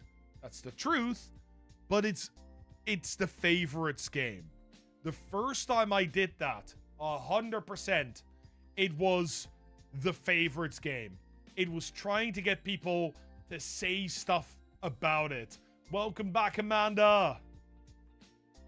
Waffles with pancake batter. I'm okay with that. How dare you? Pineapple belongs on pizza? Look, people cannot... Literally, B-Tech right now, people cannot not get yourself the they can't avoid getting involved. It's fantastic. It's really, really fun. Pancakes with peanut butter and syrup. You literally have to take your work gloves off to chat. That's amazing, B-Tech. But my lurkers lurk so hard that even the favorites game does not bring people to chat. Really, Saknika? You know, for me, I really feel like the favorites game, it always works. I mean, and you can make many favorites, right? Depending on the game you're playing. Oh, my favorite game my favorite ghost in Phasmo is a Diogen. I hate the Wraith. Now watch people, you know, start talking about their most hated ghost, their favorite ghost. You're playing a game. I love this specific gun in Apex Legends, for example. How many people are going to come at you without? That is the sort of stuff that you're going for. That is sort of the game that you're playing. Oh, Real Madrid, terrible team. I prefer Barcelona. That's not the truth. I really don't care about football. I picked the only 2 football teams that I know are globally known. But that is sort of the thing you go for. Like, you pick these things specifically for your community, of course. If you're playing Sims, I think Animals is the best expansion. You know what sucks? University. Nobody wants to go back to school. And that sort of stuff works. That sort of stuff gets people sort of buzzing. And you'll find something. It might not be food. It might not be travel. It might not be sports. But eventually you'll find these things that help. You don't know what you're talking about? Cats and dogs?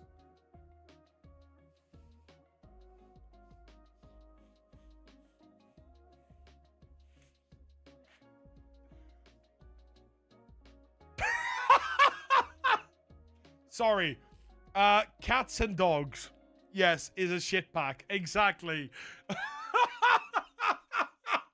Sorry. I am not going to highlight that, and if you're on YouTube and wondering what's going on, I am so sorry. I cannot say that. That's amazing. Sorry, that's just amazing. Sorry, Peachy. Oh, man. But yeah, cats and dogs is one of those as well.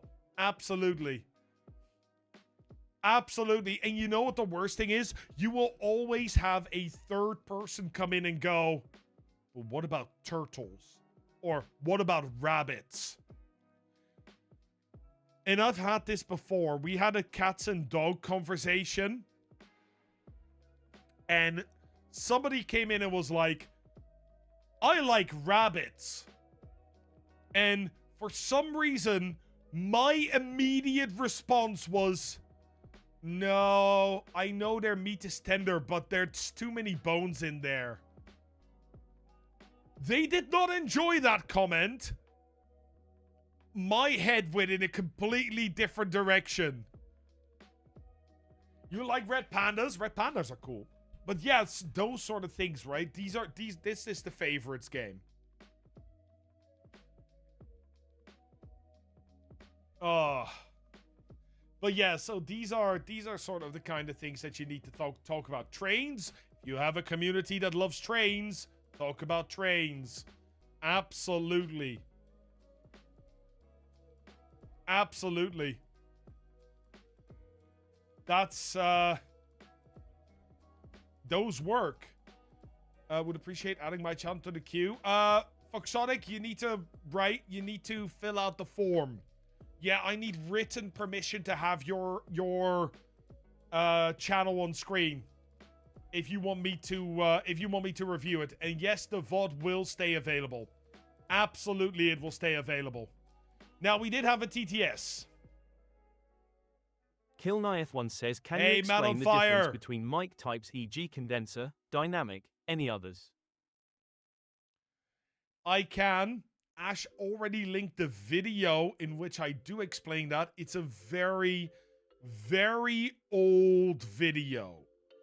But in general, just as a completely general way of speaking, for streamers, the most important part is condenser microphones are called small diaphragm microphones, which means they are way more sensitive to sound.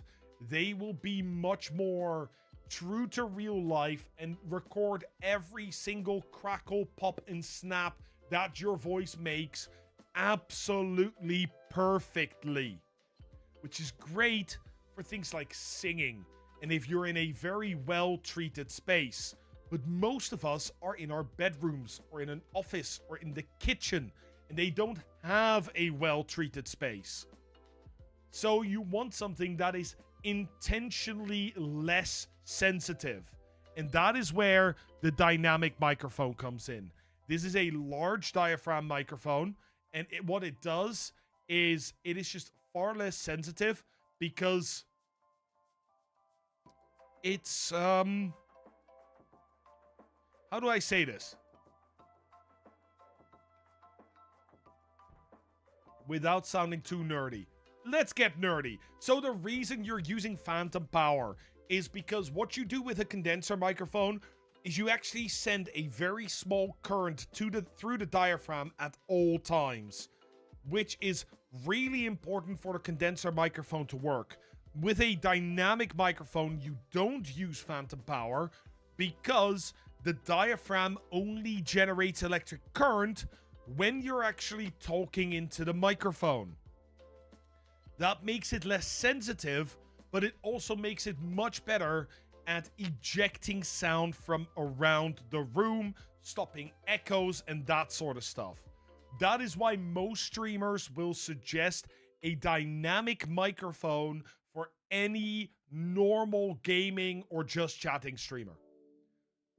It's very rare that you need a condenser microphone, and those are usually streamers that do really like extensive vocal recording or just sing on stream.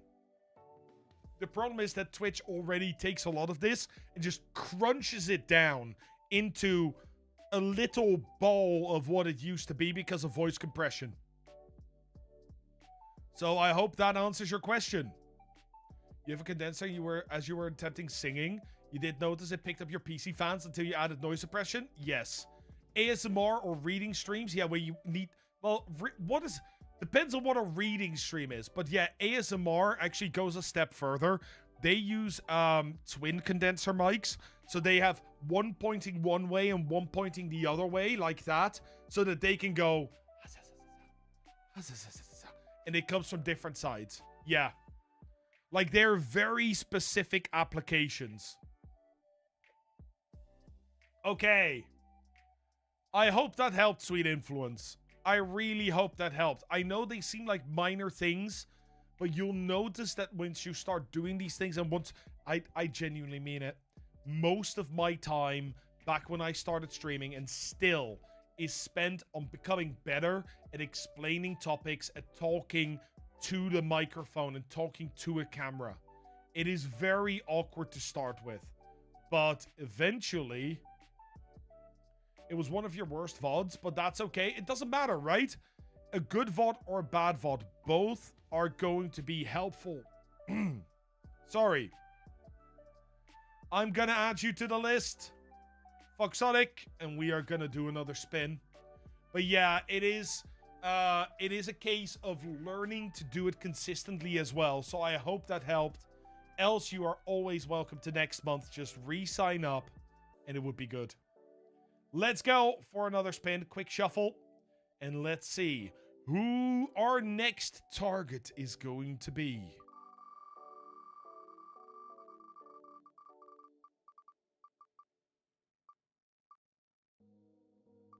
Oh, Shaban! Shaban, are you here? If you're here, we will go have a look. Hey, JM, how are you doing? JM, the best way to do it is to go into the Discord and sign up before the stream. The people that have done that all have the bigger box because they get a bonus chance to being chosen for a channel review. You came back to streaming 3 weeks ago after a long break. And let's have a look-see at what you are saying here. The biggest thing you are having trouble with is getting views. Okay, let's have a look-see. Let's open that. And just checking where... Oh, your VODs don't have music. That is perfect. Okay. Let's have a look, shall we? What do we have here? Another DBD? Demonologist? Ooh. And a little Fierce to Fathom as well. Gotta love it. Gotta love it. I love Fierce to Fathom. Such a good game series. Silent Hill. Okay, so you are, generally speaking, in the horror category. Mad on Fire, you need to resubmit it every time, as it says in the Discord post.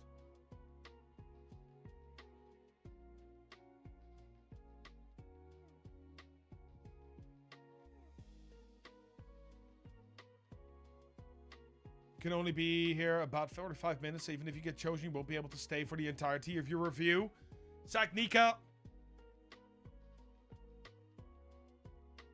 I'm gonna leave you on it, and if it happens, I'll send you a.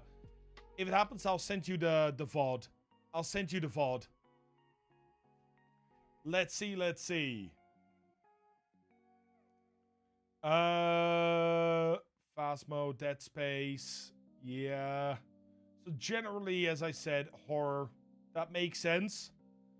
For your... Hey, congratulations, Moss. Let's go. For your background, I like that you've unified the colors, but the image is quite a bad quality because it is sized up so much.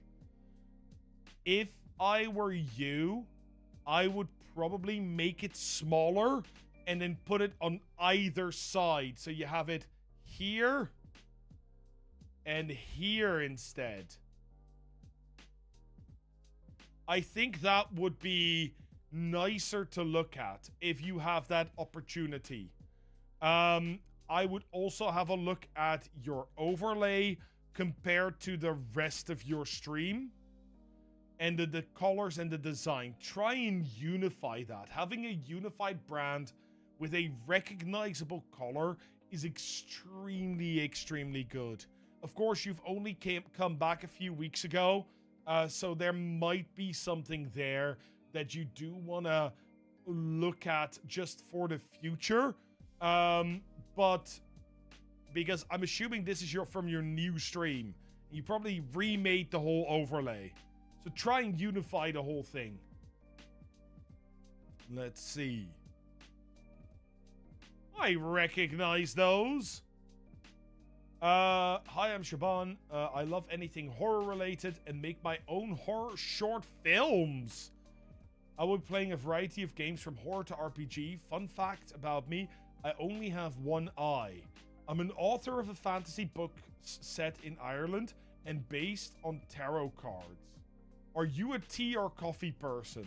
I like it. I like it. That is a really, really interesting about page. I will say you might want to re-look at it just to get the cadence right when you're reading it. Because it feels like every sentence is a new part of your story. Hey, Michael, how are you doing? If you want to join the queue, you have to sign the form downstairs so I can have you on stream. And yes, that is missing. You're going to want to include a business email. Make a new email address. Don't reuse your personal email. New email address just for business. Especially in the horror sphere, there are a lot of smaller indie devs who will reach out to even small creators with the offer of a key if you play their game.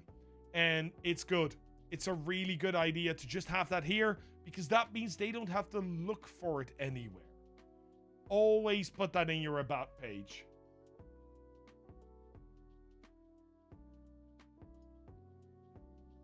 I like the panels. Again, very unified, but the purple and pinks are different from the purple back here and the pink in here. So you might want to get some stuff together. I'm just going to put this out there. Maybe in your forms when we sign up, include that we have a business info email within our info. No. No, it's too much fun to say it. Eventually, it will be a meme. Is the business email mandatory? Because I don't want to get contacted outside of chat. How are you expecting for businesses to find you, DK? How are you expecting to, after a while, when you start growing, to get people that come in and say, hey, we want to pay you money to feature something on stream?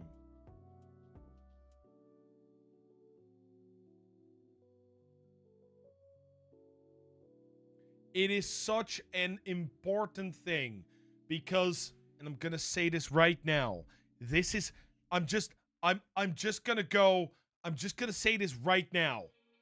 Everybody, if you're half listening, now is the time to tune back in for just a minute, because when you're a streamer, there are, generally speaking, 4 different pots of monetization.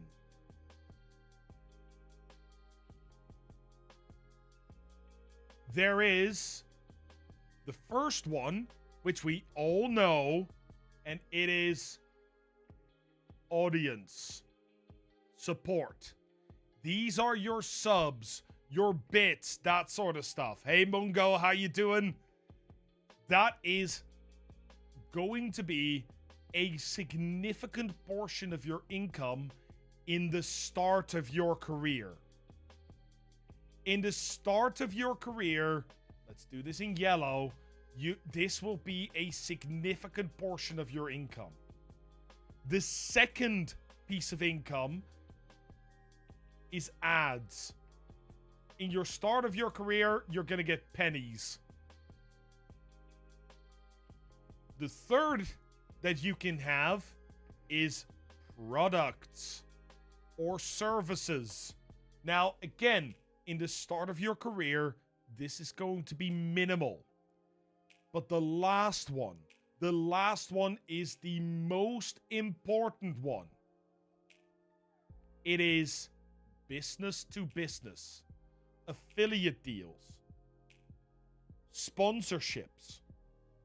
These are going to be small to start with.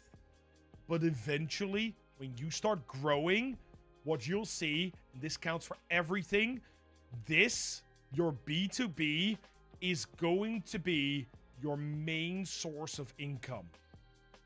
This is going to be outperforming absolutely freaking everything that you do, and not just a little bit. Your B2B is going to outperform all the other things by about 2/3 to 1/3. And you might think this is a joke, but this is not a joke. Do you know the general thing that works for your monetization later on in your career? Your B2B, your sponsorship deals are $1 per viewer, so per average viewer per hour. Which means if you do a 4-hour stream and you have 100 viewers, that makes you $400 for one stream. If you do a sponsored stream for 1,000 viewers for 4 hours, that is $4,000. Do that 3 times a month and it will set you for life. Your B2B is your main income as a streamer. Please foster those relationships. Make sure that you are brand friendly up to a point. It is so important. So important. And a business email is the real start. You need to be really extraordinary for that, though.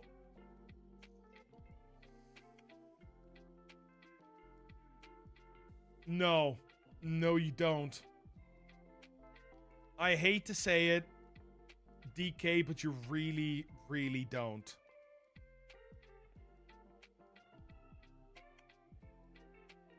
For large brands like Nike, yes. But DK, you make jewelry. You do art on stream. Do you know how many brands are just eager to work with creators to promote their products? I mean, just so everybody knows,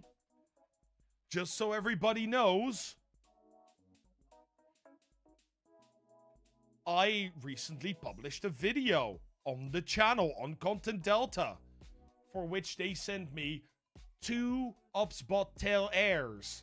There's another video coming later this month, which is going to feature the Upspot talent. I love working with Upspot. They're amazing people to work with. Really nice, really understanding. I'm not a big YouTube channel, right? I don't have the 10K. But they sent me stuff worth a significant amount of money. They don't send me money, but they send me stuff. The bigger you get, the easier that becomes. And when you're so niche that you're doing a lot of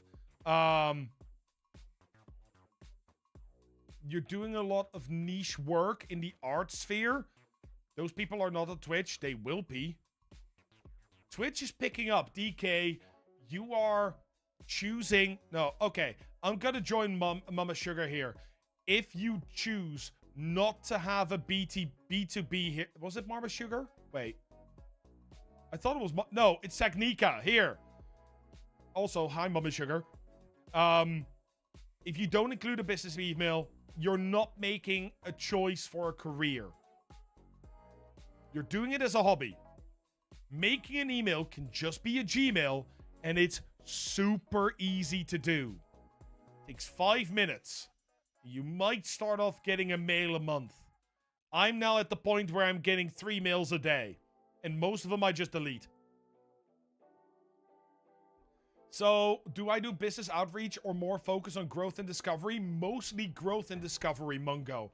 But because I have, let me think, 12 years of retail experience and about 6 years running my own company on top of my normal job, I have quite a bit of knowledge in that sort of sphere. So I try and share where I can.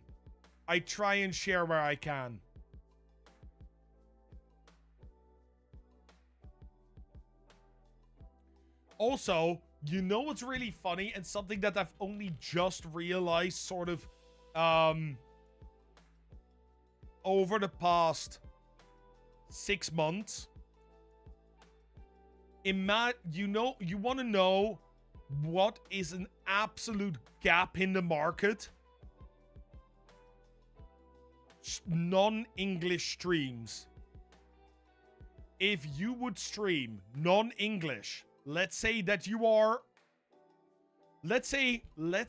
right, that you are Italian and you stream in Italian. You might not get many sponsors, but you have a whole market of businesses that only operate in Italy, national or even local businesses that want to be promoted in Italy, not the world, Italy. At that point, you're opening a whole new door. And yes, I have a marketing background as well, which is why I know a lot of these things. Let's go, Shaban. That's awesome. Visualize a shop that refuses to have the door open. Yep. In the marketing world, so many businesses are looking for new ways to market and advertise. Traditional methods can be expensive and overcrowded. I imagine it's becoming more tempting to do deals with streamers and such. Hey, Joe B, how are you doing? Hope you're doing well. Okay, one last little thing before I start talking, or before we return. Over the last 10 years, marketers have become aware of the power of micro-influencing.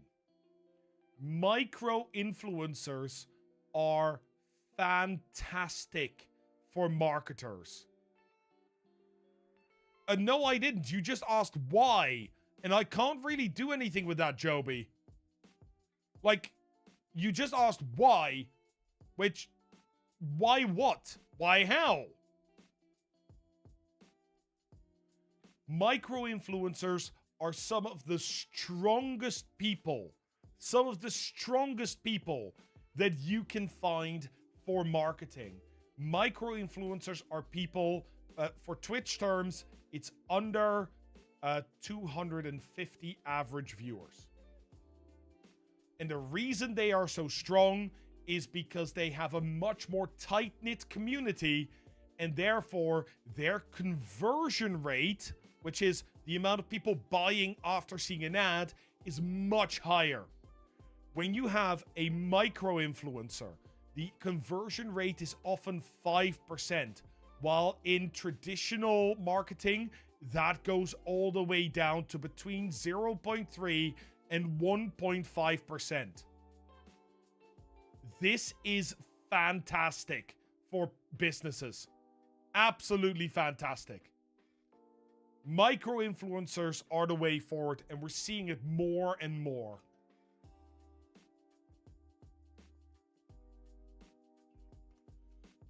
Okay. Rules are simple. Yep, I mean, the rest of your panels looks really good. I like it. Let's see if you have a schedule set yet. No. Okay. Shaban, you need to set a schedule. Yeah, you need to be consistent. You have like 3 average viewers, so you're smaller than micro, nano, or whatever. Well, that is, yeah, that is also micro influencing. Yeah, absolutely, Joby. Absolutely. But you need to set up a schedule. You need to set up a schedule. And you can do that very simple by going to your creator dashboard, settings, and then it's, I think it's channel, schedule. And here you add stuff. In fact, I have not set a schedule. Every Tuesday, every Friday, we do Content Delta is live. And we are going to start at 5 p.m. for 6 hours. And we're going to add another because we also want to do that on Friday. There we go. I've just set up a schedule. That's all you need to do. I can set this to software and game development if I really wanted to give it a nice little look. And there you go. Done. So I would definitely recommend doing that because then people can see when you're gonna go live. The schedule UI on Twitch kind of sucks. You have to do it only 1 per stream. Setting up recurring events that last for several days are not efficient on the platform. That's true. Should I do set games on set days? You don't have to. Hey, Nori, how are you doing? No, it's 5 p.m. my time, which is a few hours ago. Yeah, time zones are hard. Yeah, I've now set it up. There's a lot. Okay, don't do what I... Don't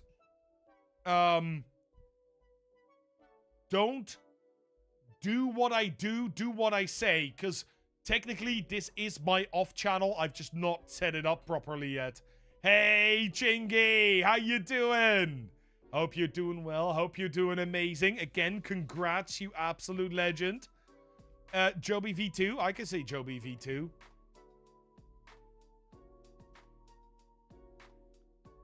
I'm doing really, really well. Hope you're having a good day. Hope you're doing amazing.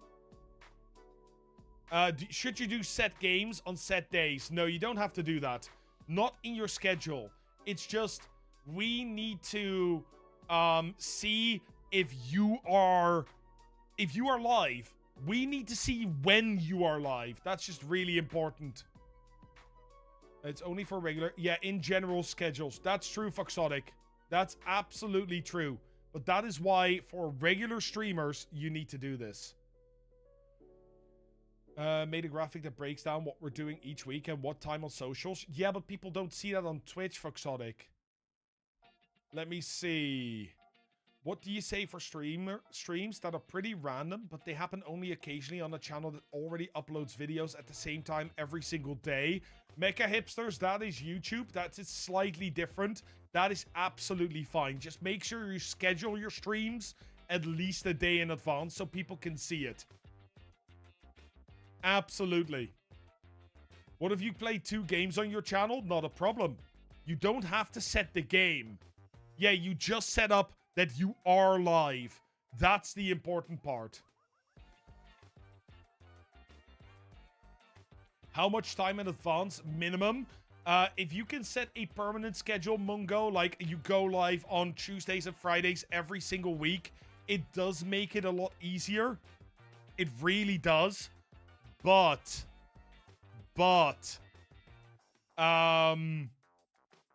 if you are a shift worker and you can only set it 1 week in advance or 2 weeks in advance, that's fine. Really what matters is that on Sunday, when your calendar switches over, that is when it should be fixed. Hey, Heskez, how you doing? Hope you're doing well. Like, it needs to... Once this switches over, then it needs to be done. Does it matter if we just put our schedule in the about section, or would the actual Twitch calendar make a bigger impact? Both, Nori. I would say that the schedule is the place minimally where you need to put it. It just is one of those. There's also a lot of extensions that grab from it. And there are people that will go in and look and say, hey, when are they next live? I don't have numbers on this as was asked just now, but it's such a small thing to do. It's such a small thing to do once and then forget about it, especially when you then back that up by posting specifics like, oh, we're playing, I don't know, Repo on Wednesday and Thursday, but Fastmo on Saturday and Sunday in your Discord and on socials. No, it doesn't. If you set your own title, it does not override it. If there's a hard set regular time, just doing a general schedule, there is at least something. Yeah. Yeah, you don't have to put a title. You don't have to put a game. Correct. Honestly, I read it as busy, so you're all good. You put the schedules of channels I really follow in my Google Calendar, so your Alexa can remind me. Absolutely. That's a really good idea. That's really, really cool. Yeah, exactly. Like, there's a lot of people that do this. There's a lot of people that do check the schedule. I do it as well, quite regularly, actually. Nope, you don't need a title, you don't need a game. You just sort of put it up there, and then people can go in and say, oh, that is when they're gonna go live. And the nice thing, just so you guys know, as a side note, which is really, really freaking important, why you should use this, it changes it to your time zone. This is not the schedule in, like, this is not 9 p.m. whenever Shaban streamed. Ireland, so that is GMT. This is 9 p.m. my time zone. So whenever I check here, you see it in your time zone. Which is amazing, because if I see somebody and they say, oh, it's 5 p.m. Eastern Standard Time, I'm like, yeah, great, but what is that for me? So I go into their schedule and I can see. It's just such a silly thing. It's just such a silly, simple little thing. And it's great. It really does help. Okay. With that out of the way, let's pick a random stream. What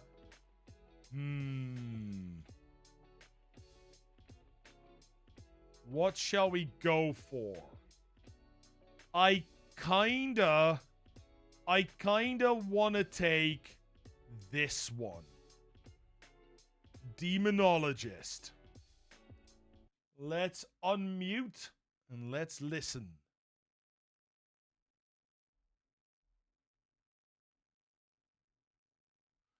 That's definitely a you problem, Killath. And we'll take something near the start. Let's see. Let's listen.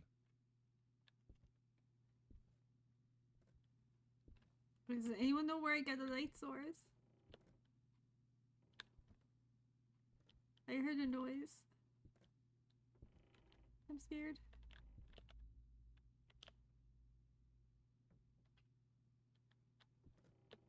No, yeah, it's dark. We don't want to be in the dark.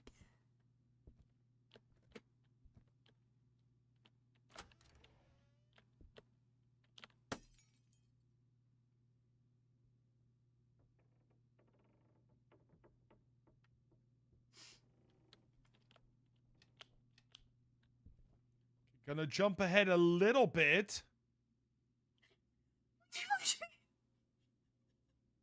That was too far. A little bit back. It's alright, I probably won't be able to figure out how to send it to you. My headset just turned off. That's unhelpful. Thank you for the lurk, Priestify. And Chicken Nuggy, you're all good. You're absolutely fine. You go have yourself a wonderful rest of your day. It's actually so much creepier than...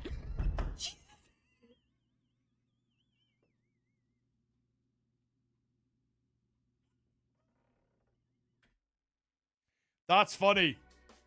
That's really, really funny. Okay, there's a few things. But first, I want to compliment you.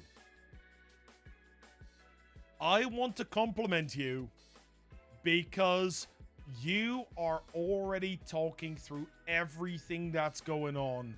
You're already telling people you're scared. You're showing that emotion, which is really, really, really good. That is a really good thing. And genuine reactions as well. Exactly. There's a few things I do want to talk about. Mungo, I personally watch live streams on Twitch. I think it's better. But I watch a lot of YouTube as well. Just videos. So, first things first.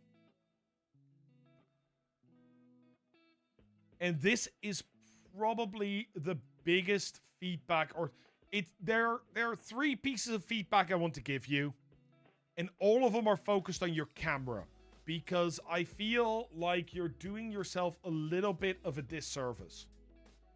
The first thing is, hey Glay, the first thing is, you need to get yourself a light.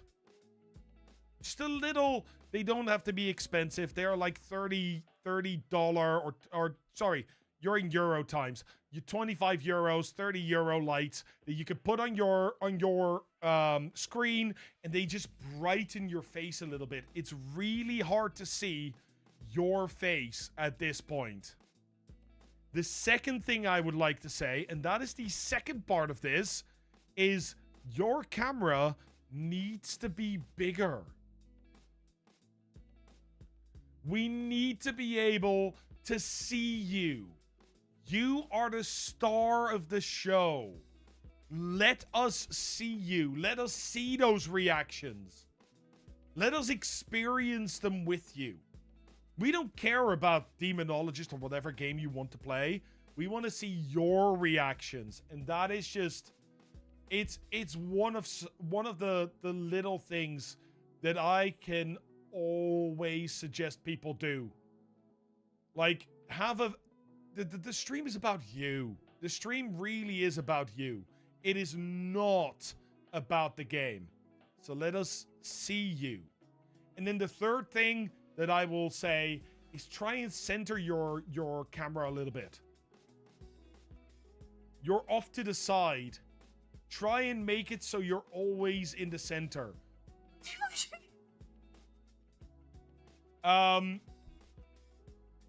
And then there is one last thing, which is very important, and that is your microphone. Your microphone is currently not picking you up the way that you would want that. Like, you can hear it in the sounds, you can hear it in the way that the laugh comes through, that the nervosity comes through. If you listen, like, you're saying too much, but it's not really picking you up well. And the thing is, I don't see your microphone in your camera shot. So I'm assuming your microphone is quite far away, which means your gain is way too far up. What you're going to want to do, I've said this before, I'm going to say it again, this seems to be the theme for this particular episode. Use the thumb trick for your microphone. Put your thumb against your chin, put your pinky against your microphone. If it cannot hit, you're too far away. If you're using a dynamic microphone, although I think you're using a condenser, it's your fist. It's your fist instead. Glay, how are you doing? I hope you're doing well. I hope you're doing absolutely amazing. I know, it's that whichever way I prefer doing it this way because I can see my pinky. This way, I can't see my pinky. But yeah, it literally, that is the distance that you want to have for most people. Unless you have insanely big hands. That's the distance. I know. It just happens to be it, Glay. It just happens to be it. For the rest, I do want to look at one of your streams that is less dark for just a moment. in the actual Just take a few moments. stream. Oh, here Just think about the this. light behind you is gone, like the outside light is gone. Burn slowly. And your face is much better Here we go. visible, but it's still off center. This is what we needed. And again. the game seems to be hicking up a little. There's definitely a jump button. Potion. Wait, Okay, so this let's jump again. is the game zoomed in? There's definitely a jump button.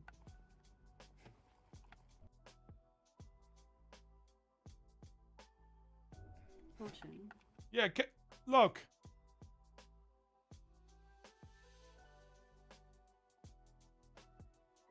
This seems to be cut off. So, is that because of a setting, or did you need to change that? Because I would definitely try and get the full game on screen. It takes a little getting used to in OBS. I know how it is. Fair enough. Fair enough. Okay, I'm going to show you one thing. I'm going to show you one thing that is really, really helpful in OBS. If you have a source, this one works great. If you have a source that is too big or doesn't want to work with you or anything like that, right? Like this. Let's go over here so you can see. You can do right click, transform, fit to screen, or stretch the screen. And it will immediately jump into the right space. So it's right click, transform, fit the screen, or stretch the screen. Or you can just do Control F. Control F does the same thing. It's a little trick, and it might help you in the future. Also, if you transform stuff, this is quite funny, right? If you grab a camera source, you can transform it, and you can make wide, or you can make tall, but you can change it in any way you want. And if you do Control D, it snaps it to the center. And if you're not happy with how it's changed, Control R resets it to normal form. I'm gonna just do that. But yeah, Control R resets all your transforms. So if you can't even, sometimes it might be off to the side and you can't find it. Control R. Just Control R. That's all you need. But I hope that helped. I hope that gave you a little bit of an indication.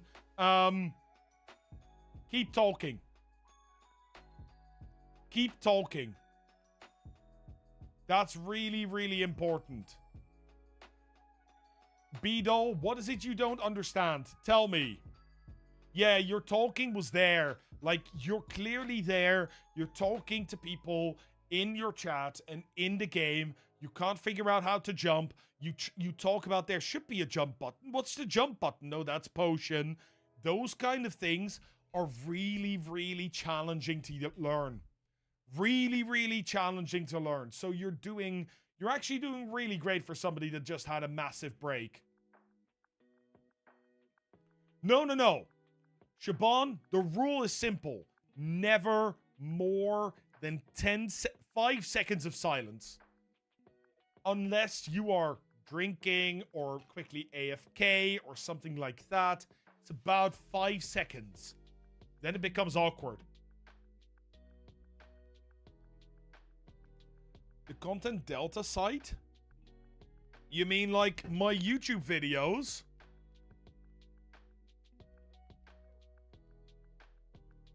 Yeah, anyone who finds you annoying isn't your audience. Like, I bet there are people that do not like the fact that I talk this much. But I also know that there are a lot of people that do. So, I keep doing. Let's see. Are there any... Oh my god. Holy freaking shit. I don't know who thinks they're being funny. Somebody has made... Oh my god. 2,000. 3,000. 4,000. 4,500 submissions for my own channel. Somebody has been spam filling that form.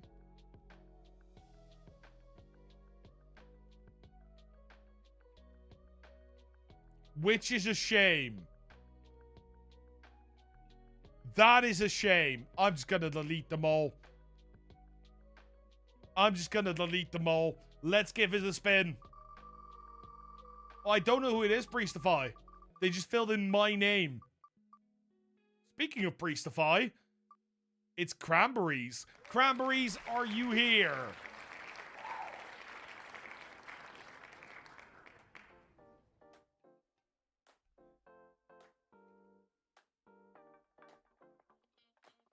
Let's see. Yeah, that's a douchebag move, Pixie, but it's fine. It's okay. Yeah, they want me to review myself. To be fair, we could, and I'd absolutely rip me a new one.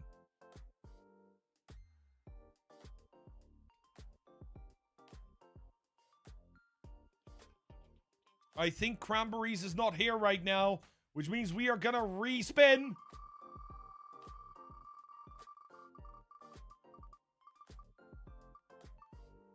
Oh, is it Moss? Is it Moss? It is Moss. Moss, are you here? Let me know. I hope you are. I know. I don't have a business email. I don't have any panels. I don't have a schedule. I don't even have an offline image. You go out of your way to help people and some dickhead decides to do that. It's fine. It's fine. That's how it works.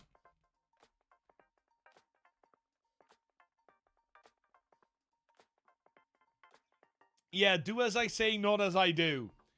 Joby V2, down below in the description. You can click the form and you can join it.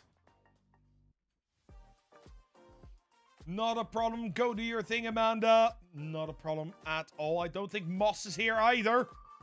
Going for another spin. Oh.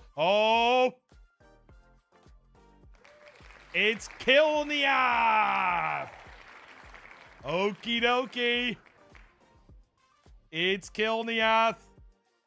Let's open the channel, shall we? Killath 1.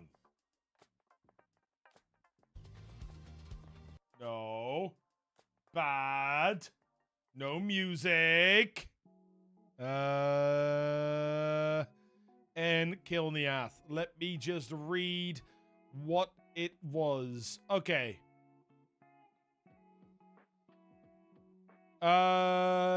You're dealing with getting and keeping viewers. Fair enough. So that means viewer retention is a big problem for you. Yeah. Yeah, it will make a hipsters. Not a problem with that. So, first things first. Again, very nice and unified. Very bright. Very sort of green. I like the logo. I do have a pet peeve though. I do have a little bit of a pet peeve though. And I'm really sorry about this.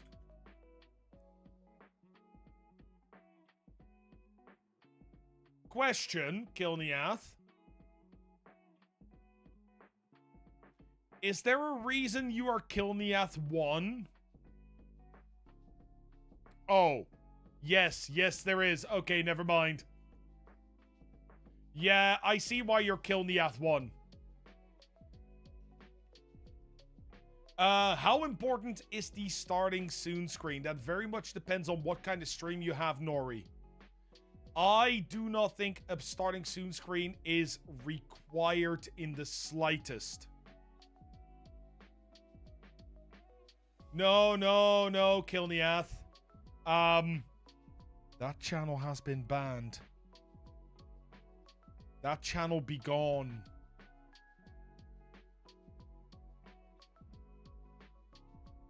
Yeah, I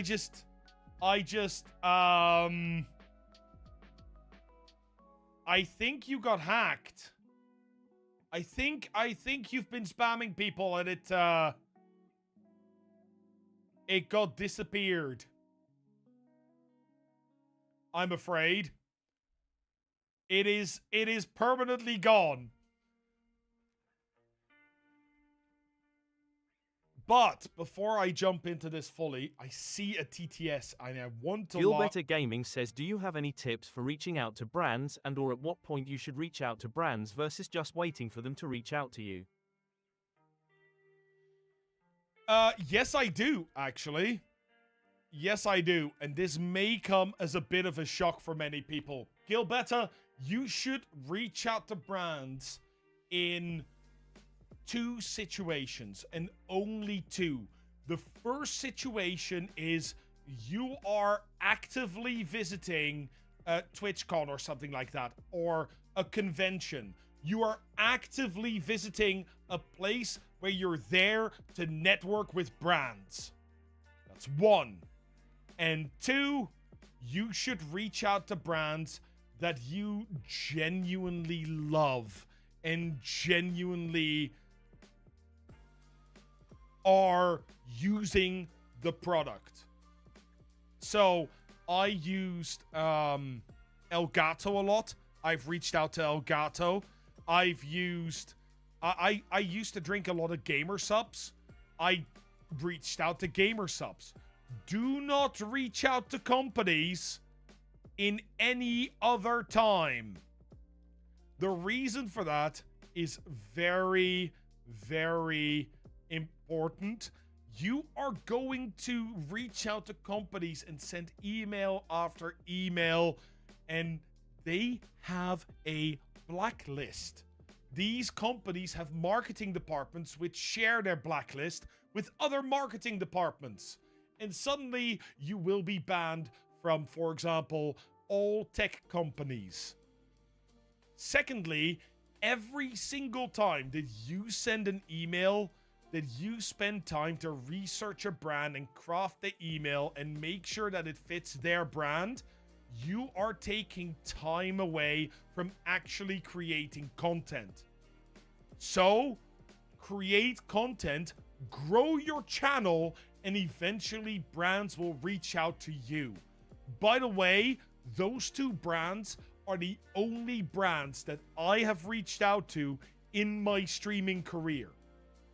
I didn't reach out to anybody else. So that's how it is. You actually like this TTS function, Nestor? I do too. And the funny thing is, it's going to be part of a free widget that I'm going to be giving away.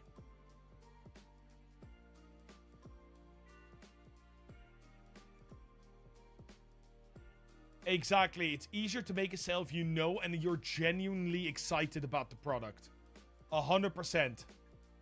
Yeah. Those are really the only places. Hey, look at that. We're listening to Innocence. Okay. Look. This is Killath. They have played Monster Hunter Wilds, Monster Hunter, and Xenoblade Chronicles. And I know this one. This person I know. It's going well, Light Wraith. Let's have a look-see at the rest of your stream then. I will say your overlay is not the same green as this. Try, if you can, and unify that. That always feels really, really nice. Okay. Let's have a look at your about. I'm Killath. Lover of RPG and action-adventure games. Fairly average gamer, so don't expect anything spectacular, but I'm playing something you're interested in, pop in and chill. Currently playing... You know what I'm gonna say, right? You know what I'm gonna say. Right there. Right there. Mm-hmm. I don't have to say it again. Good. Secondly, I would change your about. I like the greeting. I like the fact that you tell people how to say your name. That's really, really good. I like the fact that you talk about what games you enjoy. However, the currently playing is not going to be as interesting to people. That's one. And two, I would put that in a panel because then you can also add completed games. And maybe add a little, and I always say this, a little pizzazz, a little oomph. I want to be reading this and I want to go, this is, by the way, my litmus test. Literally. This is my test. I go, would I ask a question based on the about me? If I wouldn't, it needs something. It needs something that where I go, now I want to ask a question. Now I'm interested. When you read an about, that is the only question that you need to ask. Can I do panels as a non-affiliate? I think you can. I think you can. I'm not sure. If not, then that explains why I don't have them. Just saying. Also, I need to follow this man. Yeah, it is. So you don't go into your stream background. You go onto your own page, and then there's a little toggle here. Right here at the top. Which says panels or edit panels. Let's look at the schedule. What is your schedule? Okay. So we have Monday, Tuesday, Thursday, Friday at 7:30, and then Wednesday at 5-ish, just before 5. Oh, there's some streams missing here. But you are starting exactly at the right time, which is good. Here you are tackling those streams. Very good. Here we see the same thing. I'm assuming here you were trying some stuff out. Because you are very... Yeah, that was your first week. Okay. Very good. Very, very fixed on the schedule. You're clearly keeping to the schedule. Keep doing that. Keep being consistent with that. So far, so good. For your panels, can I please suggest that you add your YouTube link, add your Blue Sky, add a Discord. Hey, Naf, how are you doing? Yeah, apparently you can. You can. So people are saying here on the Twitch side that you can add those, which is good. So, I'm just going to say it right now. You want to add panels that things like about me, but if you don't have a Discord, even if you're an affiliate, even if you are not an affiliate, even if you have 5 viewers, 50 viewers, or 1, please make a Discord. Please make a Discord. It doesn't have to be big. It could be a few channels. You can use mine as an example. You can use anybody's as an example. But make a Discord. Because... And I'm gonna draw my favorite drawing. People are gonna get annoyed with me because I'm gonna talk about it again. Because... Funnels. Going back to marketing. Hey, Eager, how are you doing? I hope you're doing well. Welcome in, welcome in. Hope you have a good day. So, just gonna say it right now. Marketing funnel is one of the most important lessons that I learned very late in my career, and I hate it. Victor, how are you doing? I hope you're doing well. And Mungo, is there such a thing as your Discord being too big for your channel? No, it's not. You build it and they will come. That's usually the case. But the thing is, right? A marketing funnel works as follows. It works in 3 stages. The top of funnel is where everybody enters your ecosystem. This is where everybody comes in and they can start discovering your content. This top level, that is your discoverability platforms. Here you get discovered.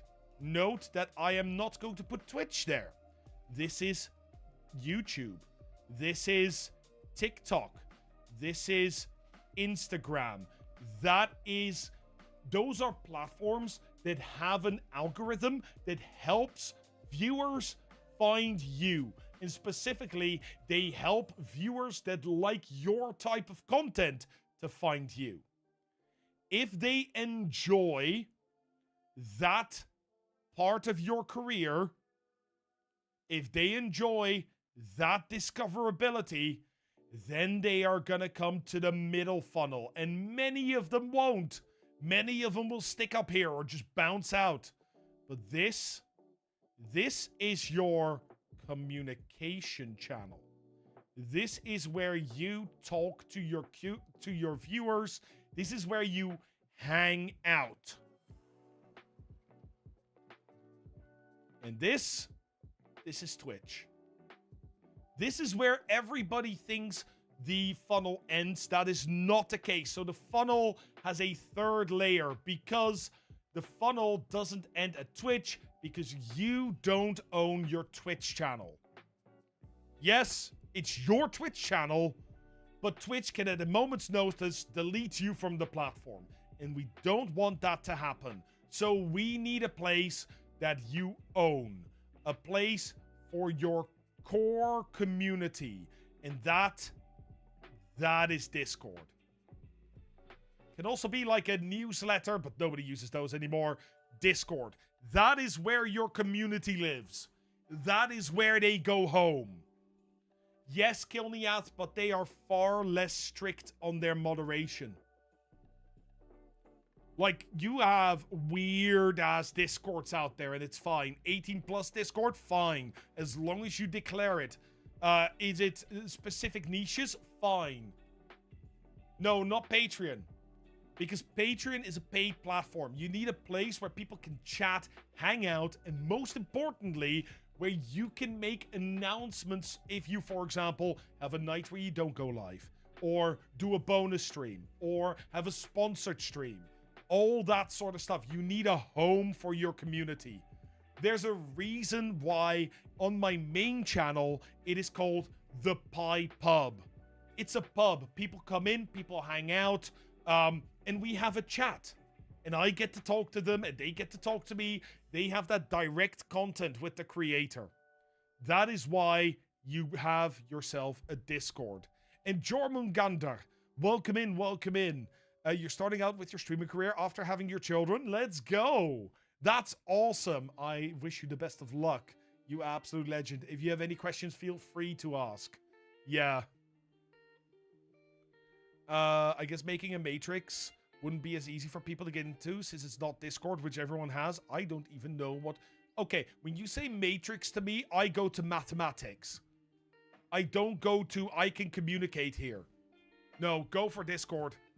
Yeah, here you have to abide by the laws of where people are. You go to the people. You don't force the people to come to you. Yep. Yep. You gotta go for it. You need a Discord. Every creator needs one. Discord is more the end game. It is. So Discord is where It's where your community lives. It's where you want people to be. Also, you've just hit your follower goal. Killath.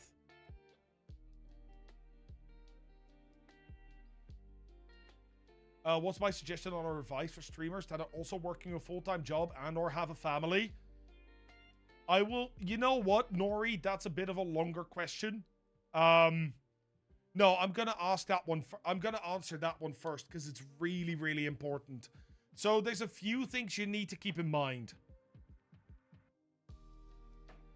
There's a few things you need to keep in mind.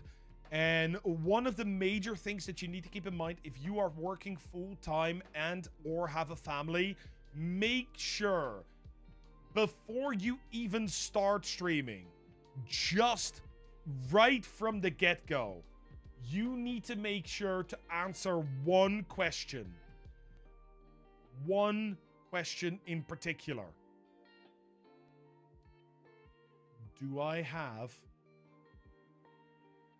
the time and energy to do this? You need to be honest with yourself. Alan, thank you so much for the sub. You absolute legend. Thank you very, very much. Elmo, when is my next review day? That's going to be next month. Yeah, I'm not going to be able to fit an extra this month. I have the energy, I just don't have the time. That's why I'm saying you need the time and the energy. That is step number 1. Yeah, they always get announced in the Discord. Hey, Kinney, how are you doing? Have you spent time with your family before starting your stream after working full-time, etc.? No. This goes even before that. You sit down, you need to sit down for yourself and actually look at your schedule and go, do I have time to 3 to 4 times a week stream 3 to 4 hours?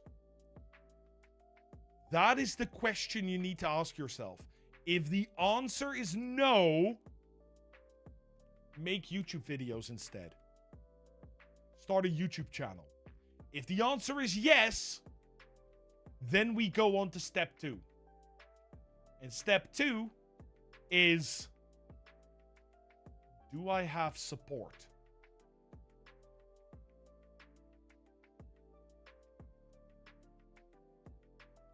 What if you can only do 2 hours? That's fine too.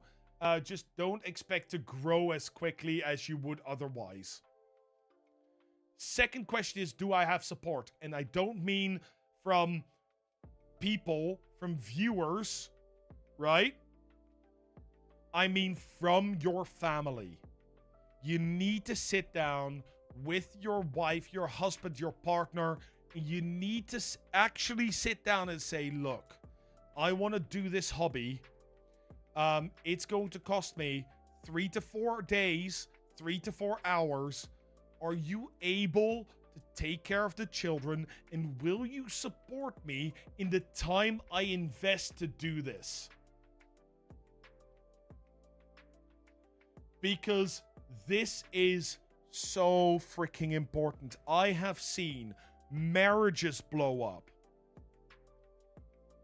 I have seen a Joby V2, not yet. I have seen relationships end.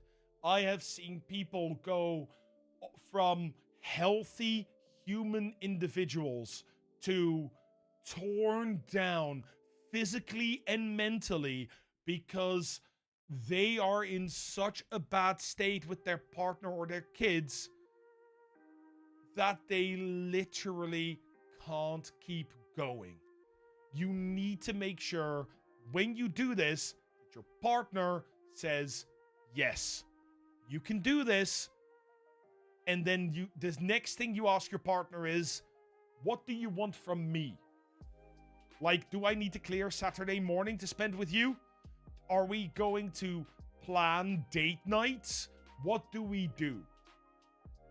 And once you've done that, then you go and stream. Stream. That's how you do it. That's how you do it. You work from 8 to 5 in the city, so you're leaving at 6 and home at 7. Most times you only stream through a weeknight. If I have had an RDO, I don't know what that means, Kinney, but that's fine. Saturdays, Sundays you spend with your family. I understand. Absolutely. But yeah, that is just... these two first questions are usually not asked by what I would call mature streamers. Hey, JD Infinite, how you doing? Right? You need to do this. And it's something that when I started streaming in 2017, I streamed for about 4 months because I hadn't talked to my wife about it. I just sort of did it. And it became a problem.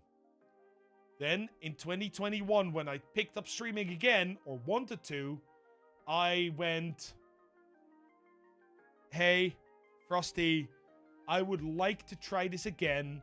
Can I do 3 days a week for 4 hours? And Frosty went, sure, but we need to plan 2 nights a week. That is just us. Okay. And that's how it's been. From there, the development has been, and Frosty has given me extra nights or said, can you take a night off? And we work like that. We communicate. And that is the most important. That is the most important. But your day job cannot suffer. Your day job cannot suffer. You don't have a set schedule yet. Not sure how to go about creating one. Cranberries, I did. 2 hours is fine. You just won't grow as quickly. If you don't have a set schedule yet, look at the days where you have the ability and the energy to stream and pick 3 or 4 if you can and try. If that doesn't work, try again. There are some ways you can optimize your schedule creation, but first and foremost, Jormungandr, it has to be about your availability. My girlfriend has been very encouraging and positive, thankfully, and we only have a dog and a cat. Oh, that's fine. They can just join you on stream. Yeah, that's all fine. That's fine. Okay. Let's have a look, because we are not done yet. Okay, I see. I like this. I like this. Just saying immediately, look at this. This one and this one. I like this. This is an old game. It's in 4:3 format. So there's extra non-used space. Joby V2, it is randomly selected. Sorry, that's how this works. Everybody has a fair chance. Me and my girlfriend stream together. It's kind of like a date night. Or spending time together too. Oh, that's awesome. That's awesome, Nori. Does it have to be 3 to 4 hours? No, as I said twice now, you can do 2 hours, Cranberries. So, what I'm looking at here, right, is really, really awesome. I like the fact it's a 4:3 format game, so it has been fixed to be 4:3 format. If we go to the other one, it's not 4:3 format, so the block is gone. I like that as a way to do it. I do have to pick one of these two. We'll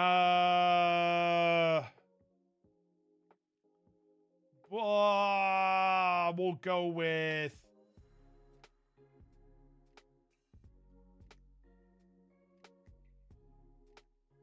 I mean, it's just the overlay that's different. So I'll go with this one. I'll go with this one.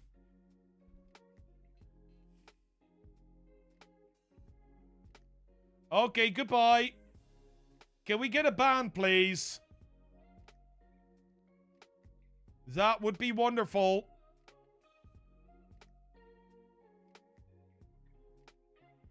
And I'm gonna reboot my bot. I am going to reboot my bot. There we go.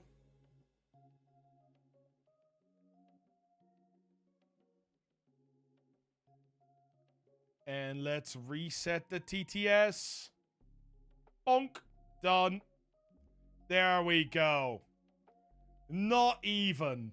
Not even. I mean, you think that would automatically play? There's a reason I have a queue.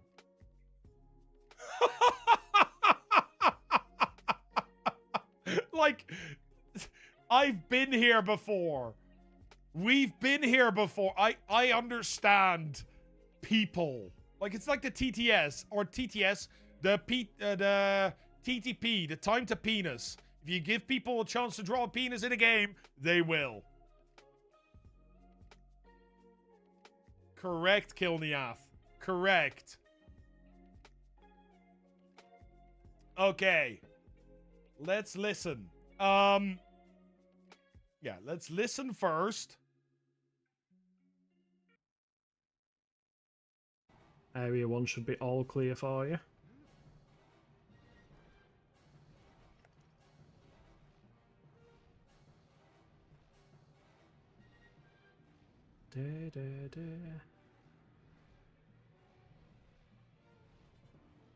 Okay, it bothers me maybe now not when the- I see Rathalos on like Monster Hunter Wilds, because it plays like a new version of this theme tune.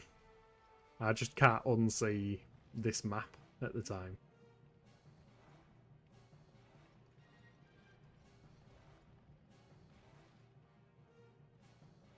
Oh, camera, cooperate. There we go, Vex is in 1. That's one egg that's a home run.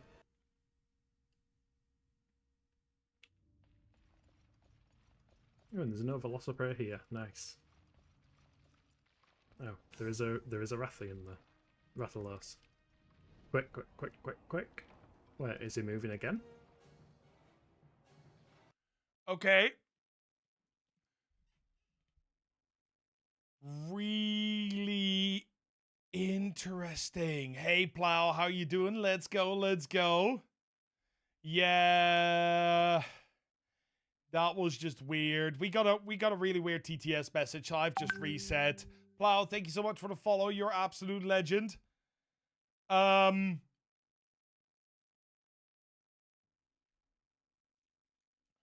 to start? Okay, I'm just gonna say it. Killath. Your stream chat, it is too small. It's really hard to read for people that don't have the big screen. And the reason I pick that out first is because for the rest, I think you're doing really well. You're talking to the chat. You're talking about what you're thinking. You're doing all the things that I would advise you to do. You just need to do it more. You need to bring more energy, a little bit, just a tiny bit. You need to bring a little bit more talking. Yeah, exactly. People are watching on mobile. And on mobile, you don't really see this. This is way too small. But if we listen to you talk, there are some long pauses, which I'm going to chuck up to the fact that you've been streaming for like 3 weeks. But you are already doing a lot of the things. I would just say, yeah, start talking more. Start thinking about writing down some things maybe. Having a little bit of a cheat sheet. For the rest, I mean, it's hard to give comments that are very generic. Your camera looks great. You have a good quality cam. You have good quality lighting. I like your background. I was immediately drawn to the deer and then saw the Master Sword. So I was like, yeah, okay. This is cool. I like this. This works. You have a lot of games here. Lots of talking points. That's the thing. The Logitech 920 is not that terrible. It doesn't look great anymore, but it's not that terrible if you just light the absolute hell out of it. Not a problem, Michael. Go do your thing. Thank you very much for being here. And Kitty, the chat you used to bright. Yeah, I would also consider going dark mode on this. But that's up to you. Do you want lime and black or lime and white to be your color scheme? Dark mode can be quite nice to use, and you can also get like chat widgets for free on the internet, or for a very small, like $5 or $10 price. So you get it in lime green, for example, for this sort of thing, and then but you want the background here, right? Still, I would definitely see if you could find a chat widget that just gives you a bit more font size and that sort of stuff. I also, yeah, for the rest, you're already talking. I really think for you, it's just going to be practice. It is just going to be practice. And you'll be doing fine. I know this was a shorter review. I think you'll be fine. I do want to see one thing, though. Here we are in a more modern game. Are you still that talkative? Oh, God.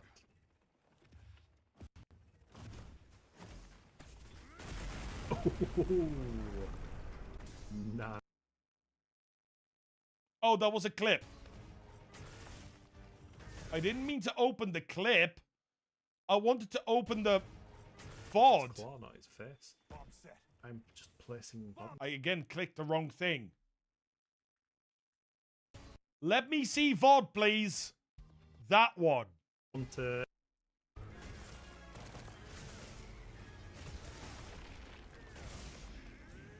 Yeah, the environmental traps in this one are way better than they were. That's awesome, Killath.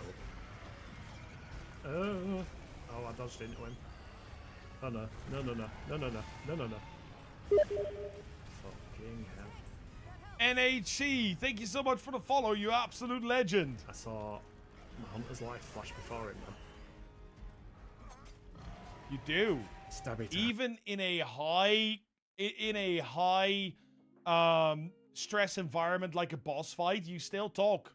You're doing great. The only thing I would say to add on to this is the same thing for you as it is for everything else, really. And that is two things here. One, check your video quality.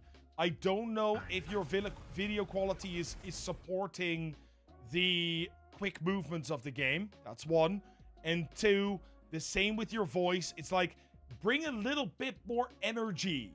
You still need to get into that the training, really, of using your voice as an instrument. The different speeds at which you can talk to make people either listen very carefully or not listen at all. And the different tones in your voice and giving that sort of... But that's training. That takes time.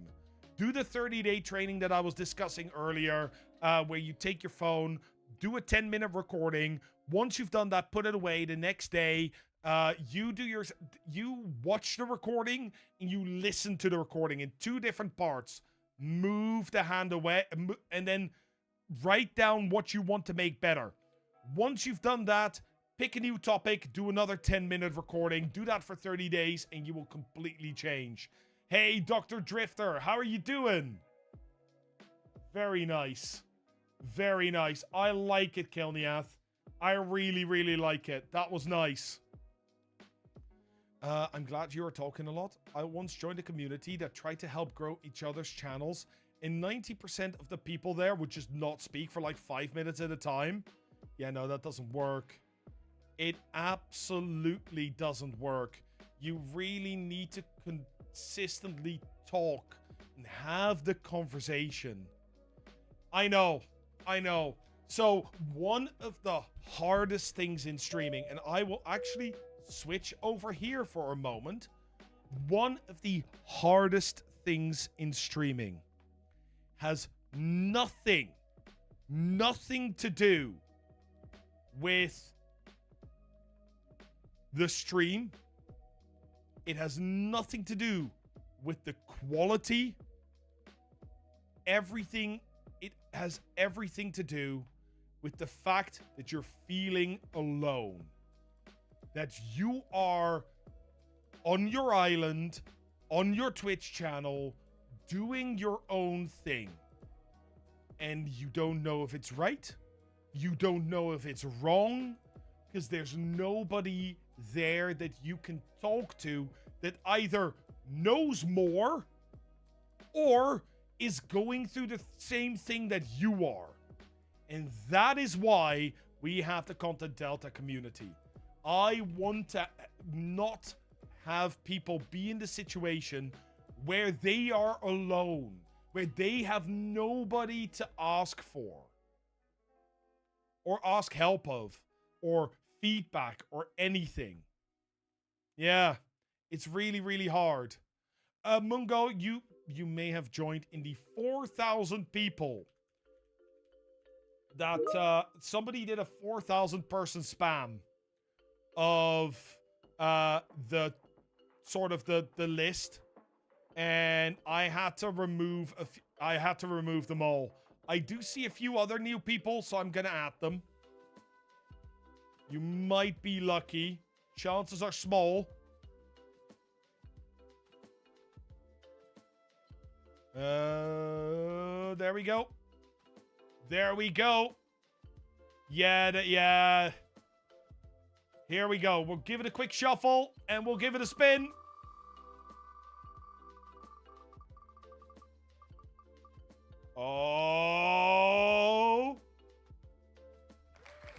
Oh my.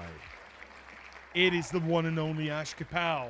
So, the reason some people's names are bigger and other people's names are smaller is people that pre-sign up, that sign up before the stream starts, get a higher chance to be picked. And that is just to reward them. Inspector Nestor, thank you so much for the follow over on Twitch as well. Kinney, thank you so much for the follow on Twitch as well. You absolute legends. Okay. Ash. I've known Ash for a while. So we are going to have a look-see with the one and only Ash Kapow. With... Oh, no, that is unfair. That is unfair.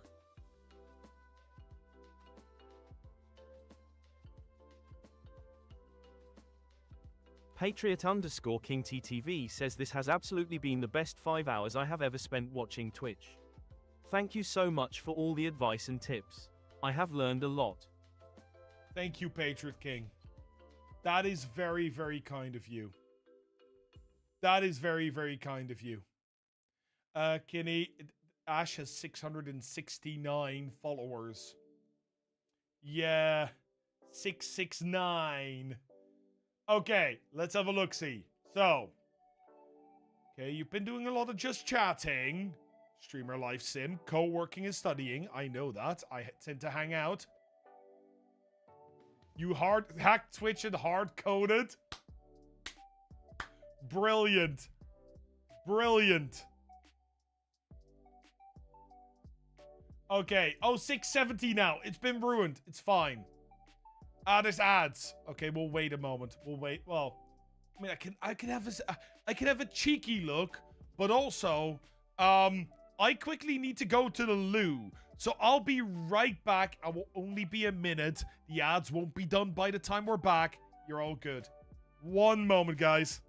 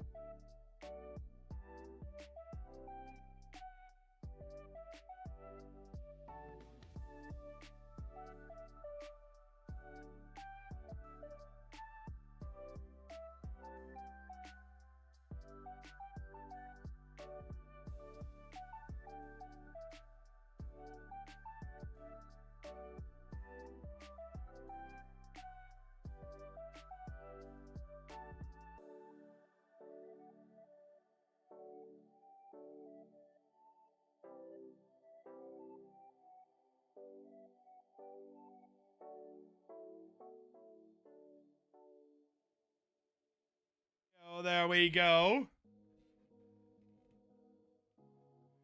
Okay, let's see.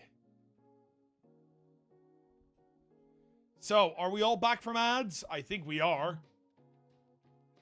Can I just say, from a non-streamer point of view, the way you take the time to look at content creators and give advice on ways to improve things, you do it in a way where you do not talk down to people, but are so encouraging.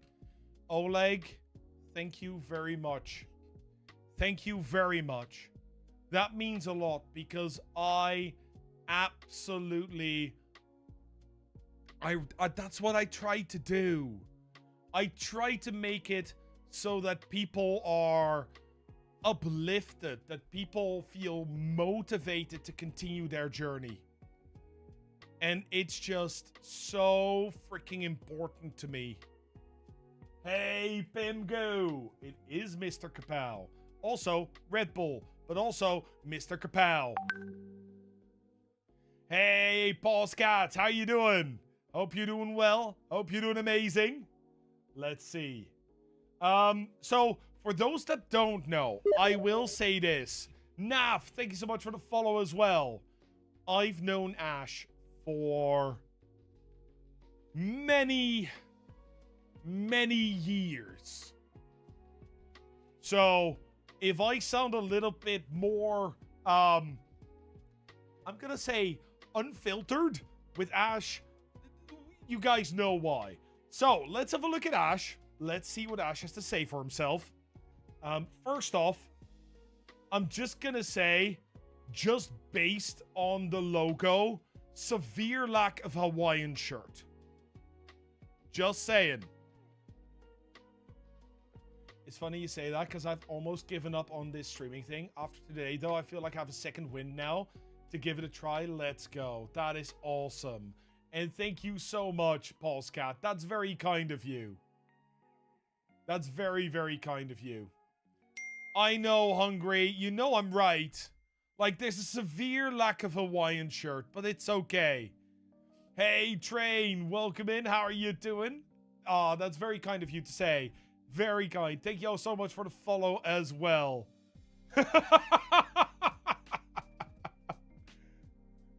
Recently stocked up on a Hawaiian shirt? As have I. This is a new one. I need to get some more for summer. But let's have a look, shall we? Let's start with the actual review. Welcome to the Bearded Bean, home of Ash Kapow, the worst barista on Twitch. Join our coffee shop for D&D adventures, fun simulator games, and co-working streams to actually get stuff done. Lurkers, chatters, and caffeine addicts, welcome. Grab a coffee and hang out. Yeah, I mean, business emails in there. It has personality. It has personality. Yeah, it is. I mean, it's just really, really, this is good writing. Like, this clearly invites you in, and this is still my favorite tagline. It is still my favorite tagline. Like, what do you mean, the worst barista? Why are you even a barista on Twitch? Who are you gonna serve coffee to? Yeah, I can, Ash. I can, absolutely.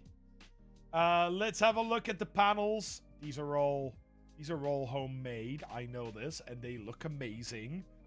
I like that you followed my advice. I like that you followed my advice. of having panels on one side and other things on the right, on the other side. Just a little thing. Be kind. Yeah, mods are the final bosses. Knowing your mods, yes. Hi, I'm Ash, barista of the Bearded Beans, strongman and American footballer for the Colchester Gladiators. Code Slinger by day. Have you recently updated this? That is awesome. How do you get them to stay where you want? Your panels always rearrange themselves when you edit. So what you do is you set it up so that you choose. Yeah, you can. You can. You choose. You can make extra blank ones. And you sort of choose. Do you go for 3 wide? So if you, just to show, right? 3 wide, 4 wide, or 5 wide. If you have a full HD monitor, it's going to be 4 wide. If you have a 1440p monitor, it's going to be 5 wide. Just as a quick note. So, and then you just add empty ones. You add blank ones. Yeah, it works really, really well. Now, Ash has exactly 10 panels, but I use them on my main channel a lot. Bonus perks if you sub. Add free vibes, emotes, and bags in the VIP coffee club. And I'm just gonna say,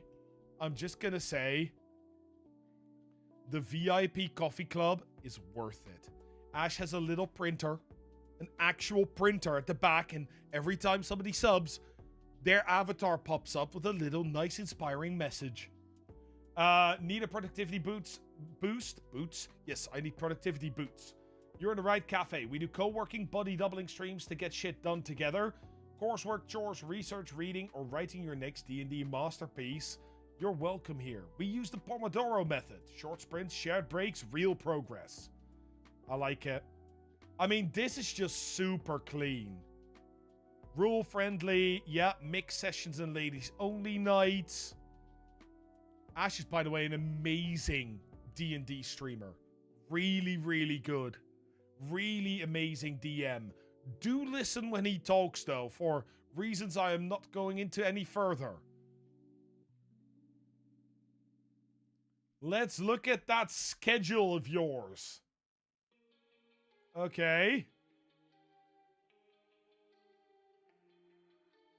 Looking a little empty, but that's fine.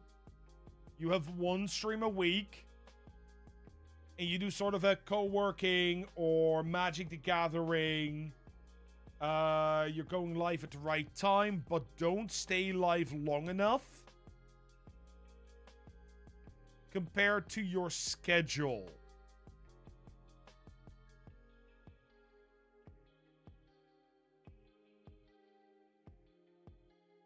Let me see, because this one is... Yes. Wait.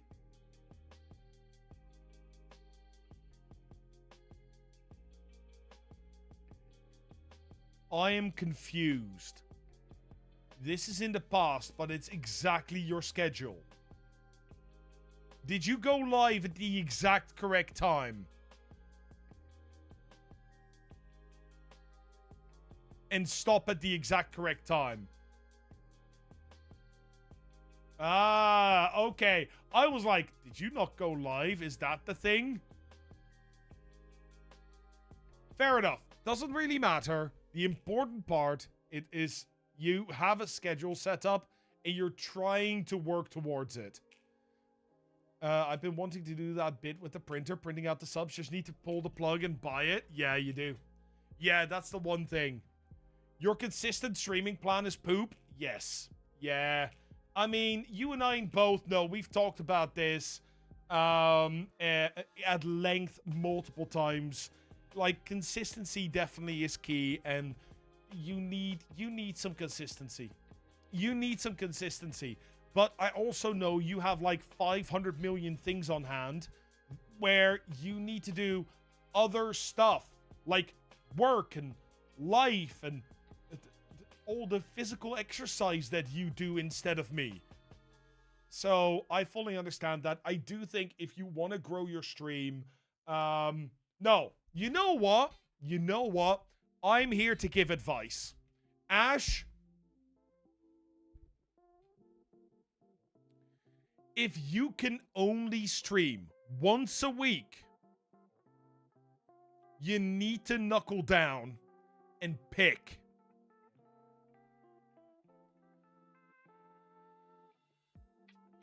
You can't do simulator games and co-working streams and D&D adventures.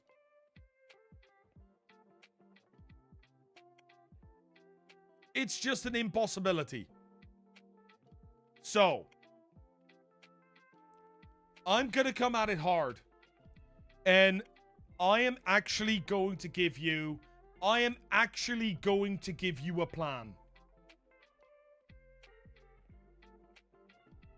You need to do your weekly streams to be D&D streams.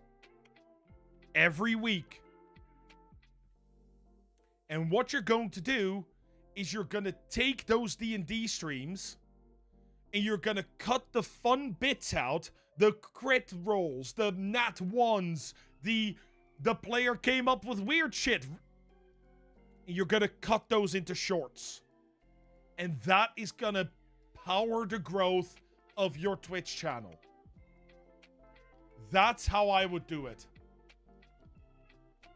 If I would tell you one way to grow your channel on one stream a week, that's the way to do it. Because at that point, you can actually go in and make really cool stuff. Alternatively,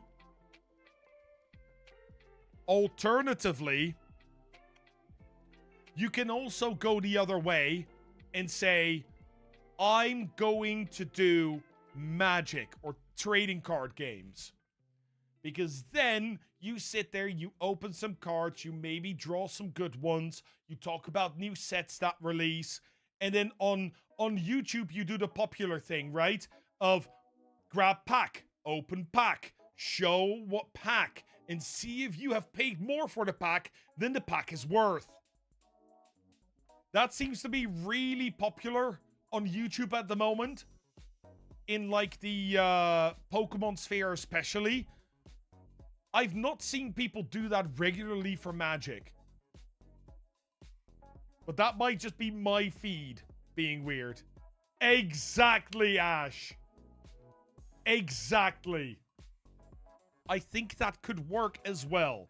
So those are two ways you can go. The reason I'm saying this is co-working and productivity is not going to give you content so that other people can find your channel.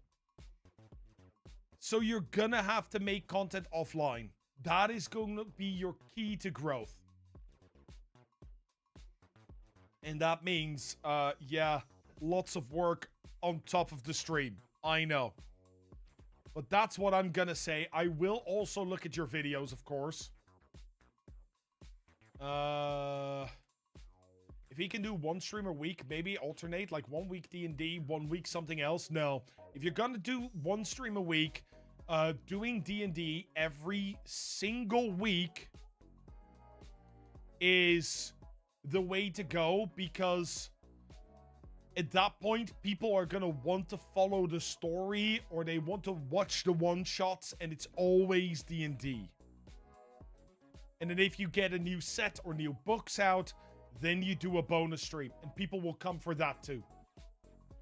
And I'm purely, I know Ash knows this as well, I'm purely talking from a, if you really want to grow, then that's what you should be doing. Let's have a look at the newest. Yes. Not only... Why Twitch Turbo banner? Go away. Not only is there a much better looking Ash here. Why do I get... Go away. Why are there ads on your VODs? Thank you, Oleg. That's awesome. You do have a little... Hello? Hello? The Twitch Turbo ad does not let me control the... Thank you! Okay, there's a few muted spaces, so I'm gonna go somewhere where it isn't. Oh, okay, okay. Was this...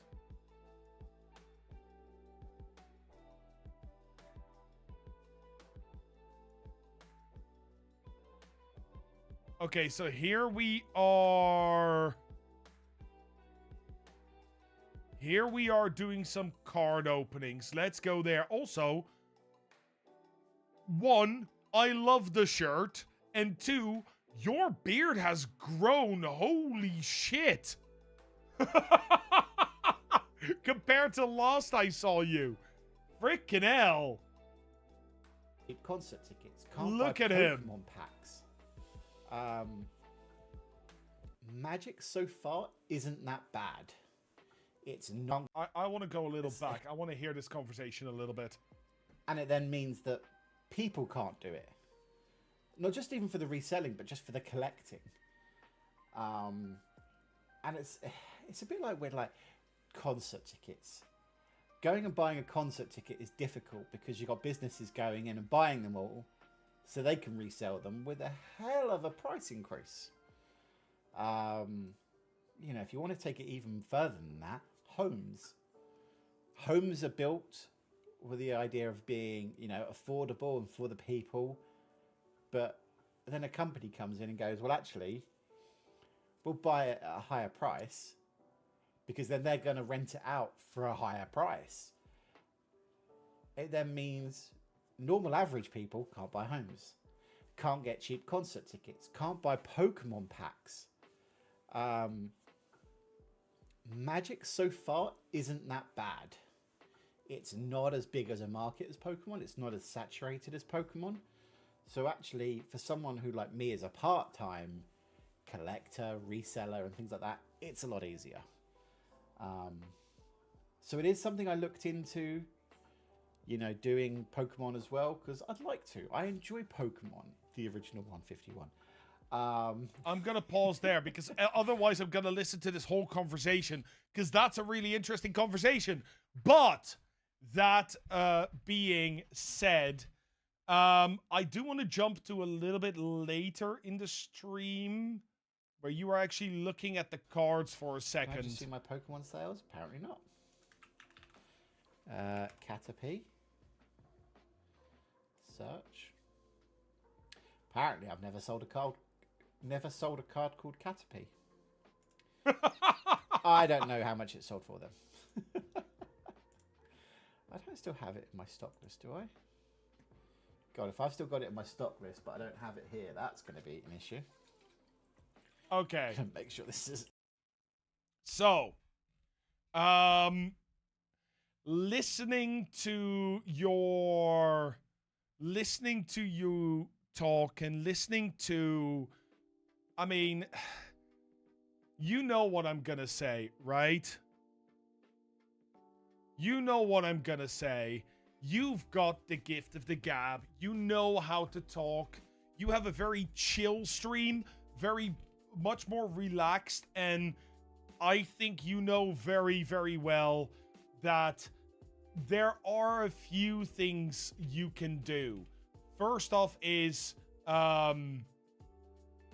you can push yourself to have that little bit of more energy. You know this as well, a little bit more training with your voice and trying to get comfortable again talking to a camera. But all in all, I like the new set design. I like what you're doing. Your microphone could be a little bit closer to you. I like this. This is nice. Where you have the camera so that you can see the scanner. That's really, really awesome. And that is... It's really hard to give comments on this because we've been talking about this before as well, right? I just think that for you, your main struggle isn't getting people in the door. It's getting to a point where people can even find your door. They need to know when you are live, what you are going to do, and you need to start throwing stuff on YouTube and TikTok and everywhere. Just start yeeting minute-long clips at most at the wall and see if it works. That's what your real challenge is. It's the one thing we content creators need to do. Create bloody content instead of, you know, the everything in the background with all the, you know, with widgets and cameras and all that sort of stuff. Hey, Adam, welcome in. Thank you so much for the follow. I did see a question. Are game completions a great way of growing your channel? Generally speaking, it very much depends on the games you're playing. Yeah, just do it. That's where you are. The just do it phase. Honestly, Nexus Clips is really, really nice. And I can say that partly because I made some videos in partnership with them. And also, I use the program myself. Yeah, from time to time, it just is easier. It's just easier. But that is really awesome. I hope that goes well, Ash. I hope that goes well. Adam, we are currently doing stream reviews. So we're looking at other people's streams and we're having a talk about it, giving them tips and tricks and that as they grow, to help them grow their channels. I will say, I don't know what this is at the top right. It seems to be a puzzle, but I can't see it. It's very, very small.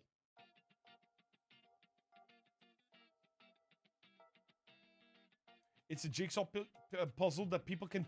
Oh, it's like a link and it opens somewhere else. Is that what happens? The Bad Gamer, thank you so much for the follow.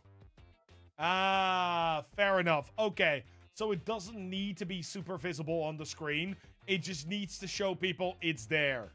Fair enough. It doesn't show pricing information instantly, wants me to sign in. You should have pricing information. Like if you go to Nexus Clips and I log out because I'm currently logged in. Hello? Sign off. Then FAQ maybe. How much does it cost? $4.99 per month with the annual option. If you prefer monthly, it's $12.49. Really, 60 euros a year. 60 euros a year. That's all it is. And it can actually really work. Hey, Libra, how are you doing? You've been struggling to get any clips you would personally like to use? Really? I usually find one or two. Thank you very much, Bad Gamer. That's very kind of you. Thank you.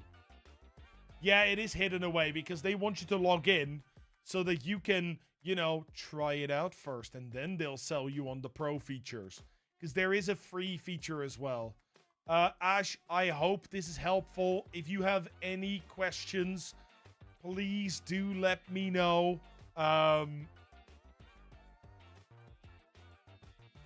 Yeah, you do see the ring light here. That's okay. That's fine.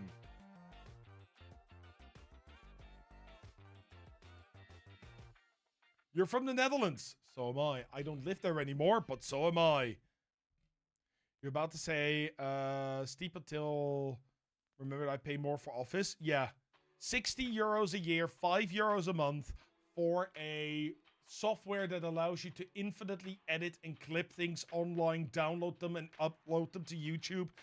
Analyzes all your... It's pretty decent. I would say it's pretty freaking decent. But of course, I'm gonna say this again. I have a partnership with Nexus Clips. So I have to declare that, you know, do not take my word for granted. Go check it out yourself. Use the free version, test it out, and then decide if you want to go with the pro. Do I have a link or referral code? Yes, I think so. I think I do.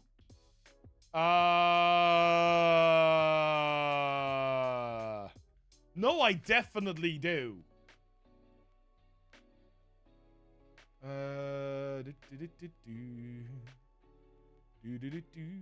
One moment.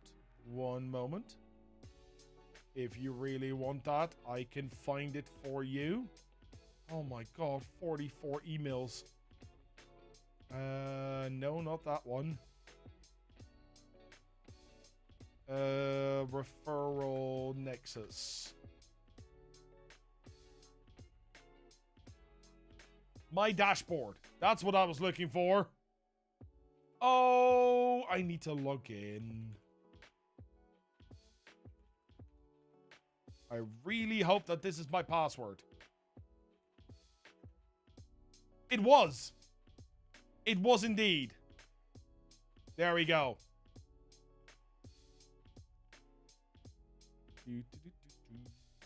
Where are you? There you are. That's the link. Yeah, that's the link. It may have been one of your videos. I was using Opus before and just wasn't as pleased with the outside of adding subtitles to edited shorts. See, that's what I thought Nexus Clip would be as well. I'm usually really hesitant when it comes to AI. Really hesitant when it comes to AI stuff. Because it just feels cheap. It just feels trend-based. And then I tested Nexus Clips. And their product actually works. Actually works. Which, honestly, is a big difference. But yeah, Ash, I hope this helped. I really hope this helped. It's hard for me to say because as I said before, we've talked about a lot before. We've talked about a lot of these things. I think your stream looks good. I'm not entirely sure. There's one thing I will mention. Why you have this up when it's not a co-working stream. Feels like that may not be necessary at this point in time, which would mean that you can move your camera from here to over there, and that gives you a little bit more breathing space just as a stream. And you seem to have something in the background, which I don't know what is. The thing is, once you do that, you might actually be able to get rid of the background and just upsize your camera to full size. But those are things that you have to consider if you even want.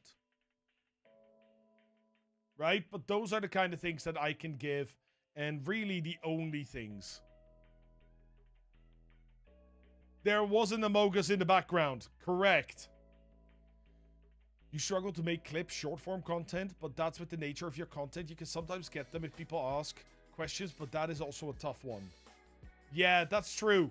Like, when you do coding stuff, that is really hard to make short-form content out of unless you get questions.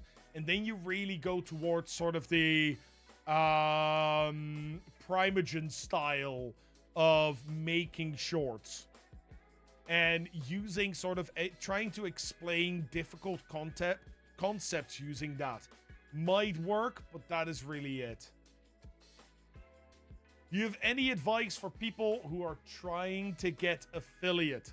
Yes, I do. Yes, I do. And really, there is, would I say one piece of advice? Spirit, thank you for the follow. There's one piece of advice that I think trumps every other piece of advice for affiliates. And that is, spend your time as a non-affiliate on learning the craft. Learn how to talk to a camera. Learn how to do a stream. And watch some YouTube videos, but most importantly, stream. Stream, stream, stream. Do not stop being consistent. Be consistent. Really, really important. Consistency is key. Isn't affiliate going away? No. So, that's actually a really good question. What many people may have heard is that the idea of affiliate is going away. That is simply not true. What they are going to do is they are going to take what was affiliate, which is the monetization agreement, and they are going to make that separate.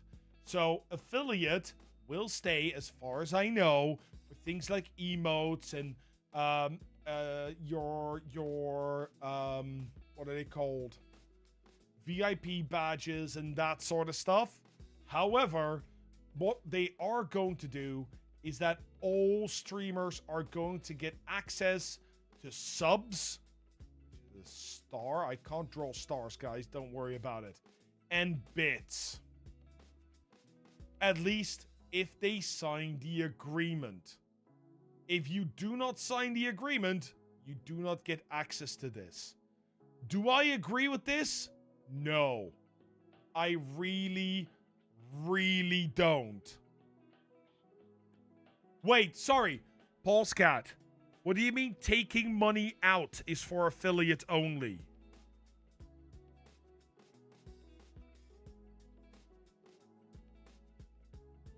Have they actually said that? That affiliates... that you need to be an affiliate to get paid? Because that would be really, really strange. Yeah, subs a bit for non-affiliates, but then they should be able to get paid out as well, right? Hey, BBC, how you doing?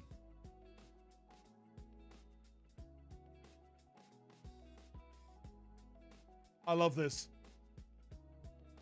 Trying to do the thing again. I love that people keep trying.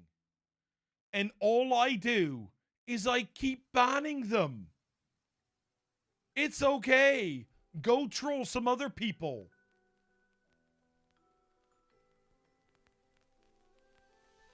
I think to withdraw, you have to be affiliate.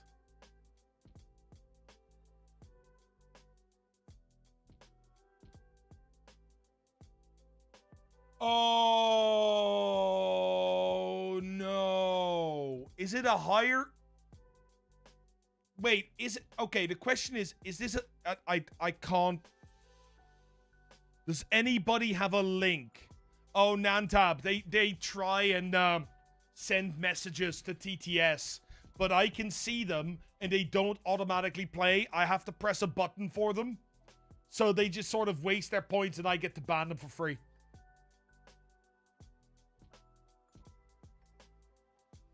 You can use the funds to get bits for other people, I believe. You cannot withdraw the funds. It's in the Twitch blog.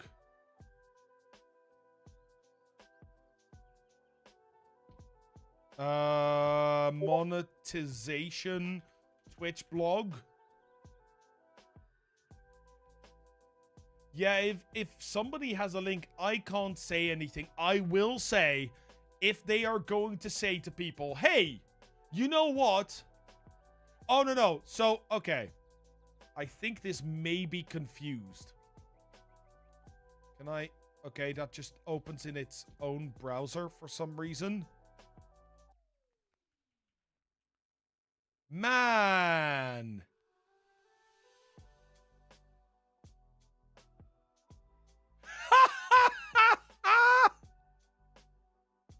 This is so funny. Okay, just so you guys know, right? Just so you guys understand, this person has just made another account and tried the exact same thing. And guess what happened? Twitch went, no, You're ban evading. You guys can't even see it. And all I get to do is go /ban and they're gone. Man. There we go. Very nice. You don't see that either? No, only I can see it, Ash. I need to enable it so you guys can see it, but they're gone. Okay, so let's have a quick look at this because unlock monetization. This is what they're saying, right?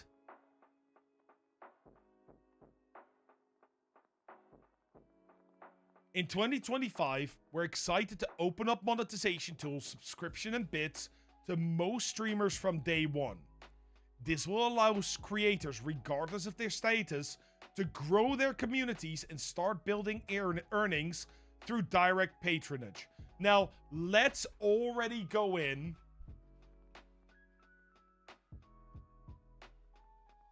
No, there is no specific date yet. No. But we can already go in and say that this is a lie. Subs and bits do not grow your community. Very simple. Clancy has also talked about it in TwitchCons this year. There's not been any TwitchCons. TwitchCon's coming in soon. I hope to hear more about it there. We are also introducing an option which will allow all streamers to use their earnings on purchases within Twitch. This is not saying... No. This does not say that if you are not affiliated, you cannot get a payout.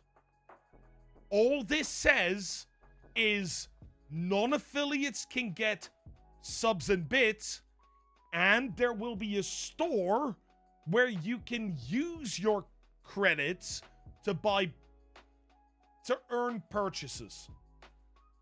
Or to buy purchases, some sort of purchase. Be it subs or bits or whatsoever. Man. This is funny. This is just becoming funny.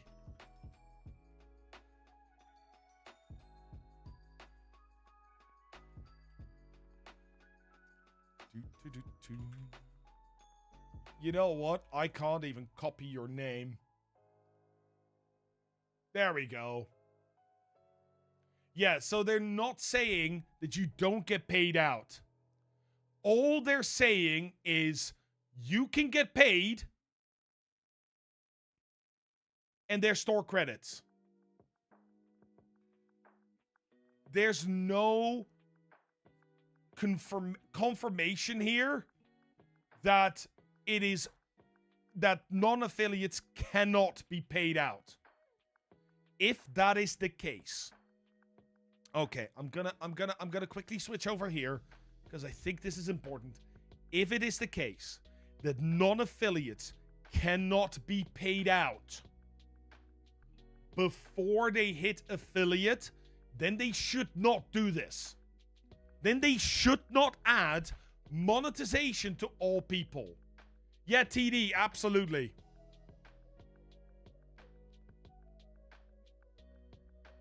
Because that would be incredibly unfair. Ooh, okay, Zach Busey is saying something.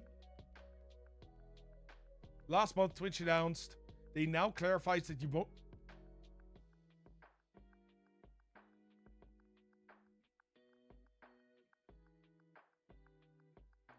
Reasons we had to set a bar for affiliate was to help us in terms of detecting fraud and preventing fraud and all that, because that's obviously what something we were we have talking to continually work on.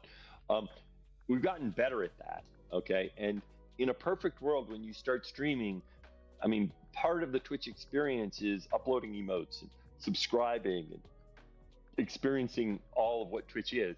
And part of that are our subscription products and those features. And you also have people that come over from other platforms that want to start monetizing right away. So we want to make it easier for people to, once they start streaming, they're going to monetize right away. We still have to make sure we prevent fraud, which is one reason why to take out the money, you're going to still need to earn affiliate. Now, earning affiliate is not particularly hard. One of the reasons we had to set a bar for. Oh, no. Oh, shit. I wasn't on the right screen. But you guys heard that, right? You guys heard that, right?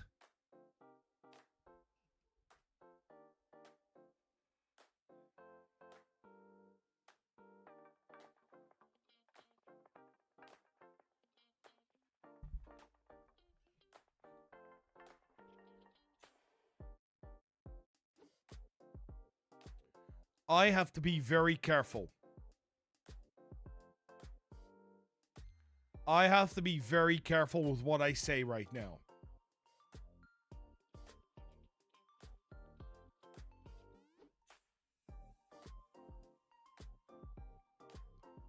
But I'm just going to say that is absolutely and 100% scummy behavior.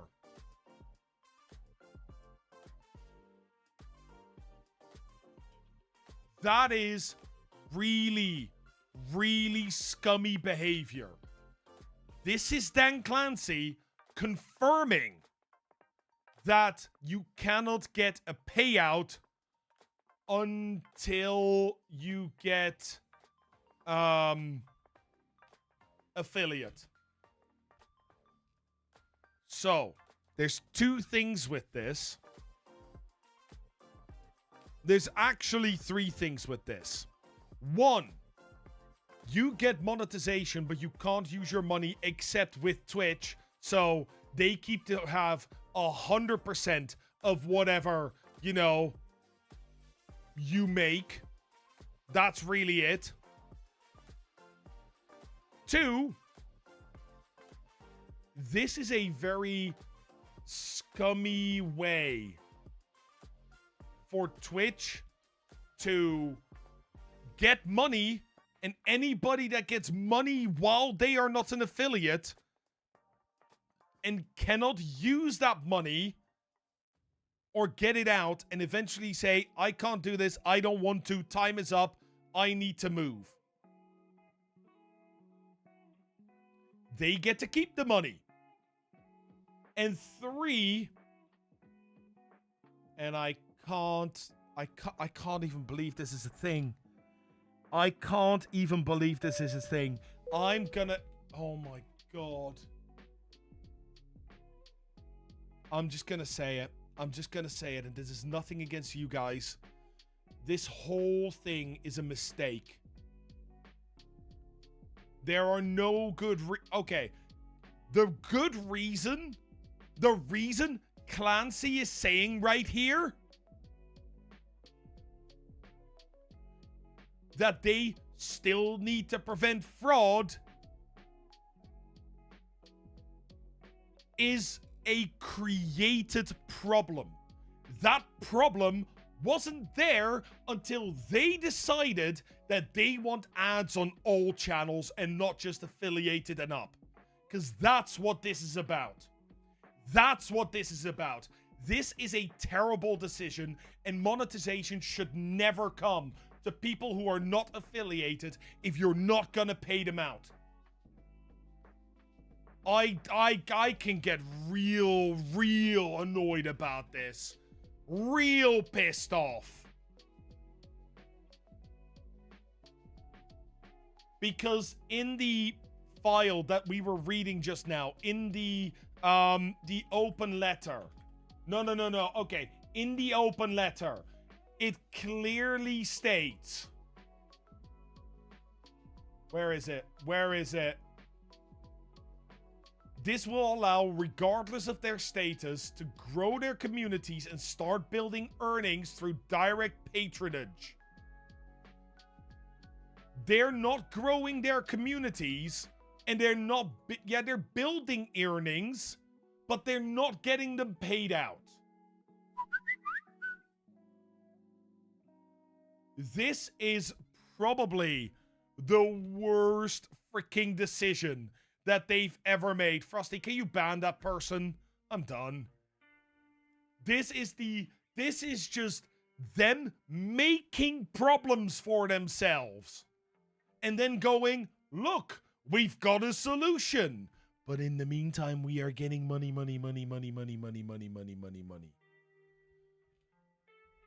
I respect Dan Clancy as a CEO. Over the past few years, he has done massive improvements, both on the back end and on the front end, to make Twitch more personable, to make Twitch better, to actually improve the quality of the platform, both for the users and for the streamers, while also having Amazon breathing down his neck about needing to make Twitch profitable. But this is such an absolute scum move. And the worst thing is,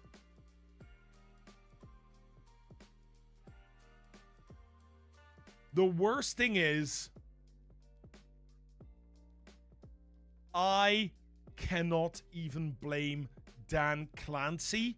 I am not, get me right, I am not blaming the person. The person, Dan Clancy, is the CEO. This may not have been his decision. Right? He will have been part of this decision, but this may not be the way that he wanted it to go. But as Twitch, I think this is absolutely abominable behavior.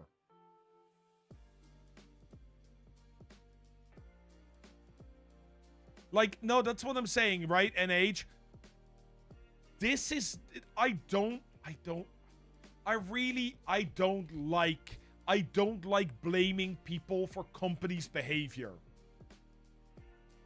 But here, this is really, really hard to swallow. And it's gonna take some strength from me to not bring this up to him when I see him at TwitchCon and we can ask him questions. This is going to be really, really hard to not just go in there and tell him.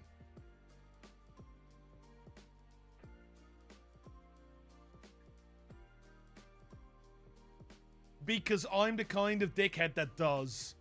I did so last year, and I'll do it again. He liked my pin. He didn't like my questions.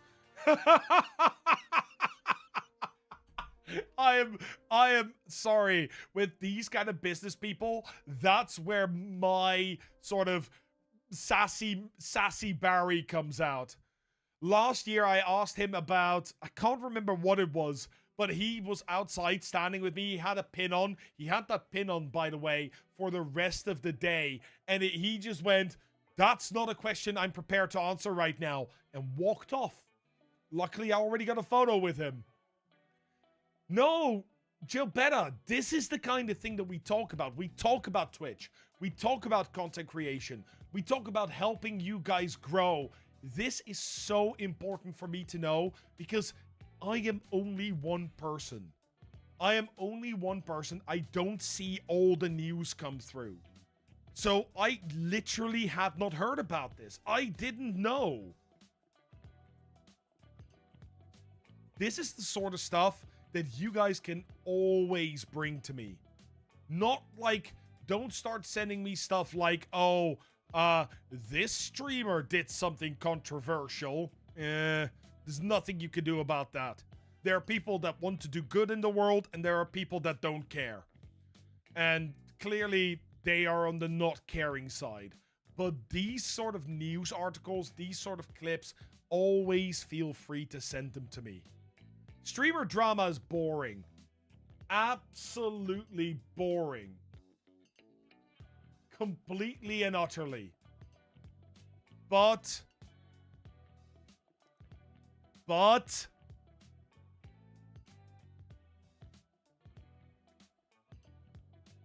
you know, this is the sort of stuff you talk about. This is the sort of stuff you got to talk about and you got to address. I think it was exactly. Okay, I think it's about time. It is 11 o'clock, which means that we are going to be raiding out. And I know exactly who we're going to be raiding. We are going to be raiding the wonderful creator of many widgets, the original OBS guru. We are going to say hi to the wonderful Nutster. Yes, indeed. Yes, indeed. Guys, I actually have a raid message, I think. I think I actually have a raid message. Yes. Yes.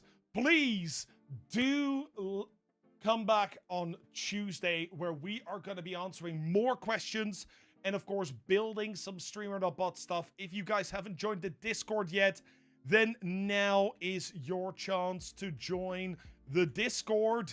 And, of course, I will see you guys very, very soon.